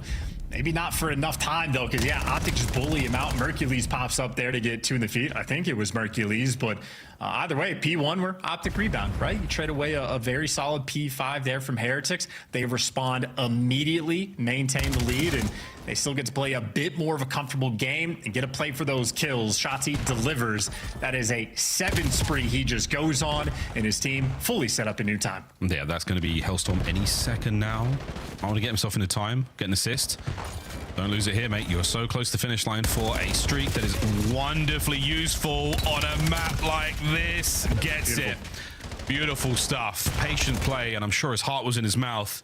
What if he held his breath like the science suggests? Shots there from Mercules. He's on time now. The previous P2 in the first set, very, very closely contested, but it does look like the Heretics' chance so far. Ooh, we might be running out of gas so far. Yeah, and considering Optic have the Hellstorm in the back pocket, you can absolutely overcommit to this P2 like hill. Get all the scrap time, get all the kills, just play keep away in a sense. Trophy trying to put in overtime there for Heretics, and yeah, that need gonna meet over towards Rancor. And he's just gonna chuck it right back and get the kill. So Rancor doing what he can, but as Heretics set up for the new time, I mean, it would be the perfect time to call him the Hellstorm. Yeah, classic hot potato. And what do you know?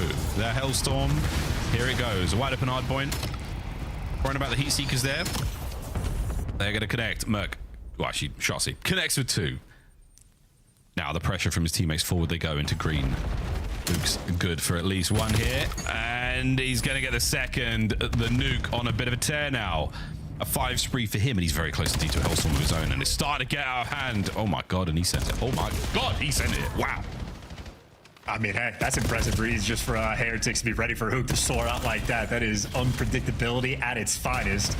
And I will say for Heretics, I mean, considering you had to deal with the Hellstorm on this hill, maybe you're not too upset with how it paved off, but either way, you're going to be stuck with these left side spawns. You're going to have to hike all the way across the map just to try to get towards that new time.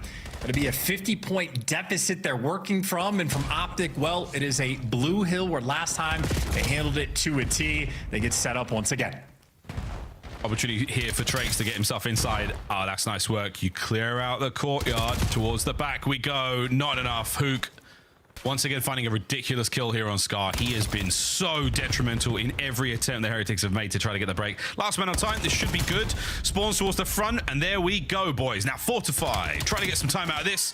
Drakes. Holy, Drakes nearly finds the third man. Shotzi now through front. He gets lost upstairs, keeping the play alive.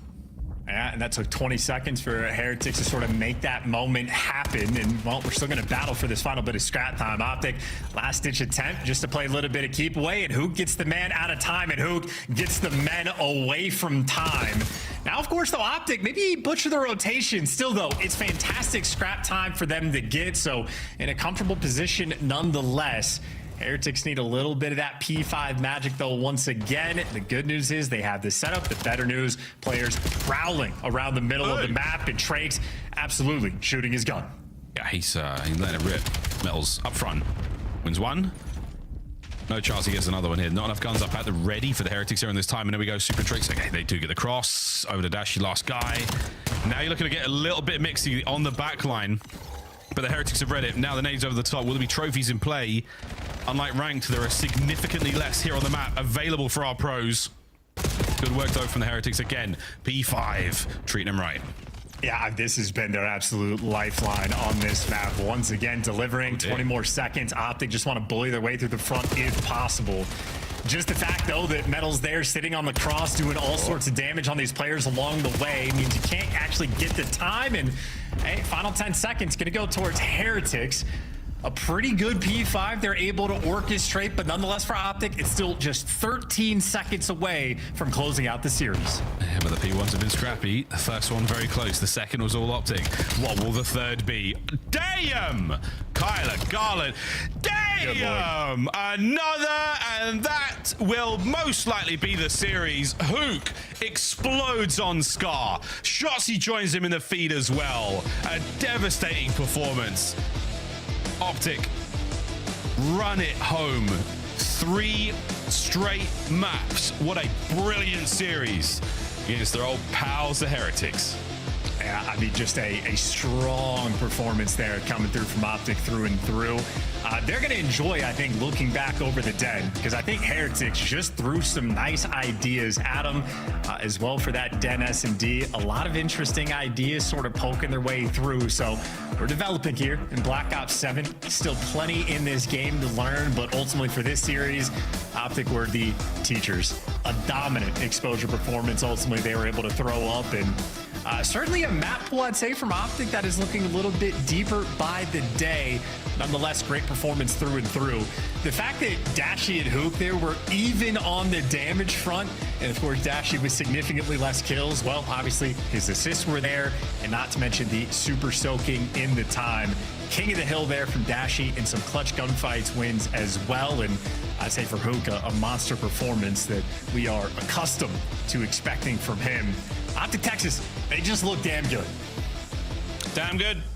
Damn good indeed. Woo! What a series that one was, ladies and gentlemen. Those dens, we've been thinking about those for a while. The exposure as well, good time there. Scar, Hardpoint, Optics, all day and night. Close series. Great games, man. Great games. What a Saturday this has been. Hey, this was definitely a big win for most of the desk. Ali was indeed up to something. I was close. She was close. So close. You had a little bit. She was close. She got one with Koi, though. We'll give her credit for that. But now, dangerously close. That series did not disappoint. I know it didn't go game 5. So many good moments really showcased how strong, specifically Shotzi, the hero, at least as far as I'm concerned. That S&D turned the tides, took the momentum away from Miami Heretics. Oh, yeah, this was an awesome series. And there was some teach tape throughout this one.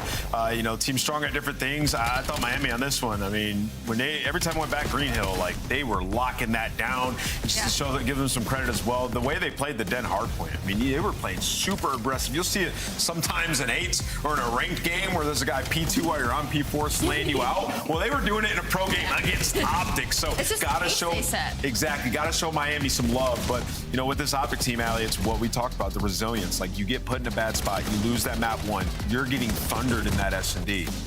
turned it around instantly. It's shots. He's able to make those huge plays. And that's what's crazy about this current Optic Texas roster, because I feel like in the past, maybe that wasn't necessarily the case. It feels like in the past, when momentum kind of gotten stopped or they didn't start the series early, it was really difficult for Optic to be able to make the in-game changes to kind of pull it back their way without being on LAN, as that being the exception. Sure. So to see it, this is now 2 series for me where Optic Texas have been put in a really tight spot and they've come out on top. And that's big moving forward, because for me, this solidified as like, all right, it's going to be Gentlemates and Optic, I think, all year. I think so. I do want to give flowers, though, to Miami Heretics, specifically Metals. Metals was on fire throughout the entirety of the series, it seems. I mean, he opened up the series with a 3-piece and basically didn't slow down from that point. Yeah, he was going off, man. That was the point we were making heading into this series, right? Was like, for Miami Heretics, when you have a player like Metals, who was kind of the secondary role filler sub with their previous iteration of this roster last year, and now with Trakes, feels like he has more freedom to go out and be a slayer, maybe something we didn't think he was capable of, and that consistency is what will make them a top team. It's time for our Monster Winner Spotlight. Dashy on the scene. Big win, taking down Miami Heretics. Dashy, how you feeling, man? That was a good series. Feeling good. Obviously, had a poor map 1, but bounced back and got the win. Yeah, that map 2. I think Shotzzy kind of stole the show, but also the souls away from Miami Heretics. The way that he locked in was unbelievable. Talk to me about your team, man, because, you know, Qualifier 1, you guys all the way through winners. You get to grand finals, you lose by 1 map. What is this season about? You know, what do you want to achieve for this roster? I'd love to win champs again. That'd be nice. So definitely just grinding every day, just trying to make sure that we're peaking towards the end of the year. But definitely still want to win these majors, and still got a lot of work to do. I feel like it's a really competitive league this year compared to the last year. So every team's kind of a threat. So just got to make sure we're locked in every day. Dash, talk to me about the matchup in particular against Heretics. I feel like you guys always deliver us these crazy hard points that are down to the wire. I mean, even your guys' first qualifier match. Why is it so crazy when you go up against Heretics? I don't know. They just play so weird, and they just love their KDs, and it's just like they just don't want to die. So it's just so awkward on the map. It's so quiet. You think they're flanking, they're not. They're just waiting for, I don't know, the 4 players and the coach maybe to fucking help the break. So, but it's always bangers every time we play them, so it's always fun. It really is. And then, so I guess we follow up on that. Is there like an adjustment in the way that you guys play when you go up against a team like this? Because we're watching you guys on that Scar, it felt like it was a battle, like the P2 in specific. Everybody just flying, trying to get towards time, knowing that as long as we're around the hill, we're going to have an advantage. Yeah, there definitely is an adjustment playing those guys compared to the rest of the league, because they have such a unique just play style, the way they play, the way they just think about the game, the way they approach it. So you just can't really, I don't want to say have the everyday habits that you have playing the rest of the league, but you have to just be aware of it, aware of the timings, aware of the flanks, aware of just the little stuff. So got it. Sounds like Shotzzy. Sounds a little like somebody that we know. Bit. Brandon, kind of going off of that and people like kind of teams playing differently, catching you guys off guard. I said it earlier, I feel like this is the first iteration of the Optic roster that truly, when you guys are kind of put your backs against the wall or struggle against teams, you're able in the middle of these series to come back. Like, it doesn't seem like the momentum dies for you guys. Do you feel that difference between previous iterations, being such a long-standing Optic member yourself, and maybe what attributes to that? Yeah, definitely. I think it's just a lot of experience just over the years, just understanding that, I mean, there's so many reverse sweeps that happen in every series. Teams just go down 0-1. It's just so normal that, I guess over the years, you kind of just get better at it. You make adjustments. You kind of understand the situation, understand the game modes, maybe certain team strengths on maps, game modes and stuff like that. So just understand that the series isn't over until it's over, and I'm just proud of the boys for staying resilient. For sure. Resilience is key, man. You know, I feel like every time a team plays against you, you're always going to get the absolute best version of what they can bring to the table. Everybody wants to beat Optic. I mean, I guess for you, obviously, Gentlemates, they've got to be on the radar. Is there a specific team, if you can get revenge, especially on LAN, who do you want? I mean, definitely Gentlemates. They're just obviously one of the best teams right now. Can't count out FaZe, can't count out Thieves. Toronto's on the upswing as of today, so I mean, there's so many good teams, so it's just a matter of just making sure that we're doing our thing. So, right about that. Appreciate you, brother. Thank you so much for stopping on. Congratulations on your win, man. Appreciate you guys. Have a good one. All right, you too. All right, there it is. Big win coming out from them again. It was, I think, let's just focus on our scub play of the game because I want to re-highlight Shotzi and that S&D. The S&D demon comes to the battlefield and quite literally clutches up every moment. Yeah, this is awesome. I mean, he gets pushed up here, a little bait and switch, ends up finding 3, and then what I want you to focus on, it's Metals through the mid-cut that he ends up killing at the end there. And in the final offensive round that they had, well, we'll start with this first, but they had just that, they killed Metals in the first blood. But right here, Shotzi finds a huge 2 to close this round out. And in the round that they end it with, it's actually the first blood on Metals. They run it down mid to catch him. So just great adjustments, and obviously Shotzi can take over a moment. He did. Obviously, everybody losing their minds during those moments. There was a point, I think, halfway through, you kind of looked at his camera, and we were in the green room, like, clearly, visibly, we knew he was going to start taking over. They don't win that S&D. I don't know how the series ends up for Optic, to be honest with you. I think we go map 5. Let's start recapping the day because it was fun, at least for the very start. We did have Koi coming back. They end up breaking the 8-game losing streak, Allie. Big shout out to Koi. I didn't want to say it. I saw this coming, but in a way of like, you look at Toronto Koi, you look at Insight, Kleenex, Joe, and the type of players that they are, and it really just solidifies that it was a system thing. You know, like maybe Real just didn't get anything going this game. Maybe the chemistry just wasn't there. But after these past 2 maps, like Dashy said, they're on the upswing, and it was immediate. I felt like as soon as we saw them play out like these, even though it was a loss, that they were just a different team overall. And I think that really showed versus G2 today. Yo, shout out Insight as well. What a great series from him.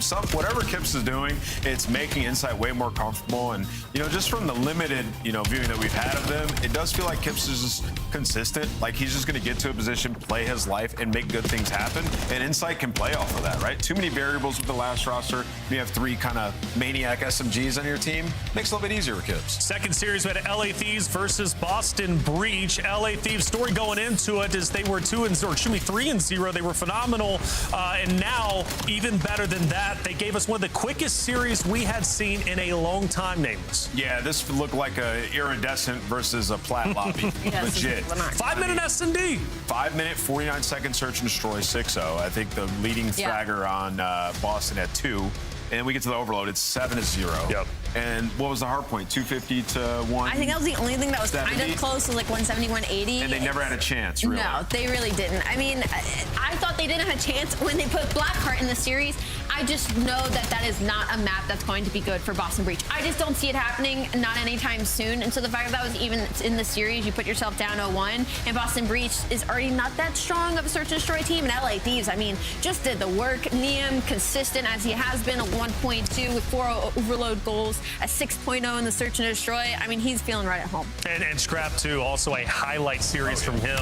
Series number 3, Royal Ravens against the Parish Gentlemakes. This was a wild one, especially that map 4. Yeah, and we're watching highlights from the exposure here where they actually had a chance. Yeah. You know, Clint was talking about my views on this map. I don't think Clint has played an exposure hardpoint in his life, so I don't even comment on it. But, I mean, we get down to the wire here. Gentlemate's able to edge them out.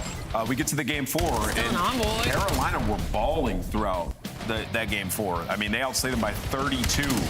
We really got to get even Craze didn't have that many numbers, but by the end of it, he had 38. So it's like, and what's crazy, like it skyrocketed, like it was already a high engagement game, but once we got past that like midpoint, it was just, somebody had like 30 deaths at one point, you got 50 kills on one side, it was just chaos. Yeah, Carolina really need to learn how to make their kills count. 43 deaths! How do you have 43 deaths? Yeah, Sib probably had his worst map ever and won. And Nero, 48, by the way, for the loss. That was one of the biggest highlights, even though they took over the loss. Let's talk about our top talents, though, throughout today. We've got 3 of them that we ended up voting on, and I think all 3 of them were phenomenal. We got Kips, Scrap, Envoy, and then Shotzi. I'll tell you why I picked Shotzi. Naturally, that S&D taking over. Clearly, if he does not perform as he does, Optic does not win that search. The series could still be ongoing, and who knows how it ends up unfolding. What about you? Yeah, I went with Scrap, just sheer dominance. He's been consistent throughout this year, and throughout this stage, he's been the MVP for me. I mean, the guy's putting down crazy damage, taking over series. And what was his KD in Search and Destroy today? It was high. Infinity. Oh, Infinity. That's right. He did say that. He did say that. Awesome stuff coming out from all of those players. Naturally, those players ended up either elevating or, unfortunately for some, going down the list of our standings. Let's take a look at it and see who's up in first. Well, it's going to be the LA Thieves, a total of 4-0. Gentleman's 3-0. Optic also 3-0. Aside from that, though, we do have a couple of L's. Let's start walking down the list, Allie.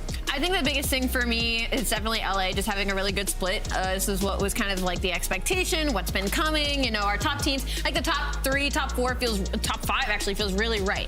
For Miami Heretics, I expect really good ending of this split for them. Obviously not a good start, but Taylor, with these standings, it's just kind of like, are things finally settling? I want to say, look at bottom 2. It changes up. Koi now top 10. That means Major 2 could become a reality. Let's take a look at tomorrow's schedule, our final 4 maps of this week.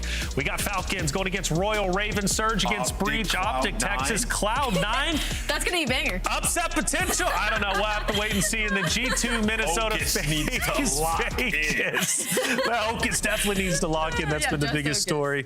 Good day. Good day, though. I think that final series kind of wrapped it up. It was good. Nameless, any final thoughts? Yeah, Ocus got to lock in. I'm excited for the C9 Optic tomorrow. If they're competitive tomorrow, it'll prove a lot of the haters wrong. So all right. They got a big opportunity. Allie, what about you? That's all I can think about now. Ocus it's lock taking in. up my brain. Ocus versus Optic Texas. He's going to go off. Ocus is going off. Well, there it is, Ocus. We're shouting you out. Let's see what you can do in tomorrow's competition. It was a great day. Thanks for joining us. If you haven't hit that follow, subscribe button, make sure you do so because we're back tomorrow with more CDL action.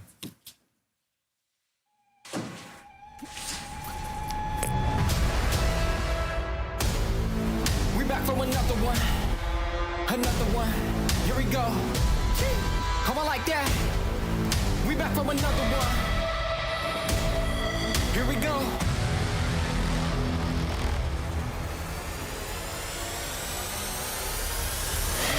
We back on the scene like we never left. Time to go put them back on the shelf. No, we do not need permission. We came in alone, now we leaving you by ourselves. Now nobody wanna play me. Everybody think I'm crazy. Guess I gotta live up to it. Nothing but to do it. Hear me out. It's all serious. It's literally all serious. They know we done been there before. They know I done been there before. We gon' do it again. I think we gon' do it again. I'm ready to go for the win. Tell them let's do it again. Let's do it again. You know what we doing. Do it again. Tell them I'm for another one. Let's win. Let's do it again.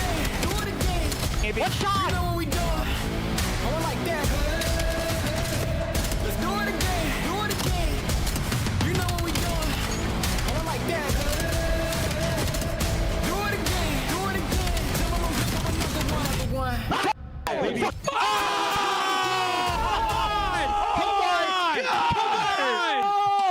Oh my god. They could be pitching broken. Can someone watch it? Yo, in small. In 10. Come mid too. Outside mid. Chami. Still in 10, I think. I need help mid. I'll see you. I think he's running at mid. Running at mid. I can't help him. I need help mid. He's out there. I need help mid bad. There you Mid on me. Nice. I got you. Yeah, we have the last one. Find it. Yep. Berg.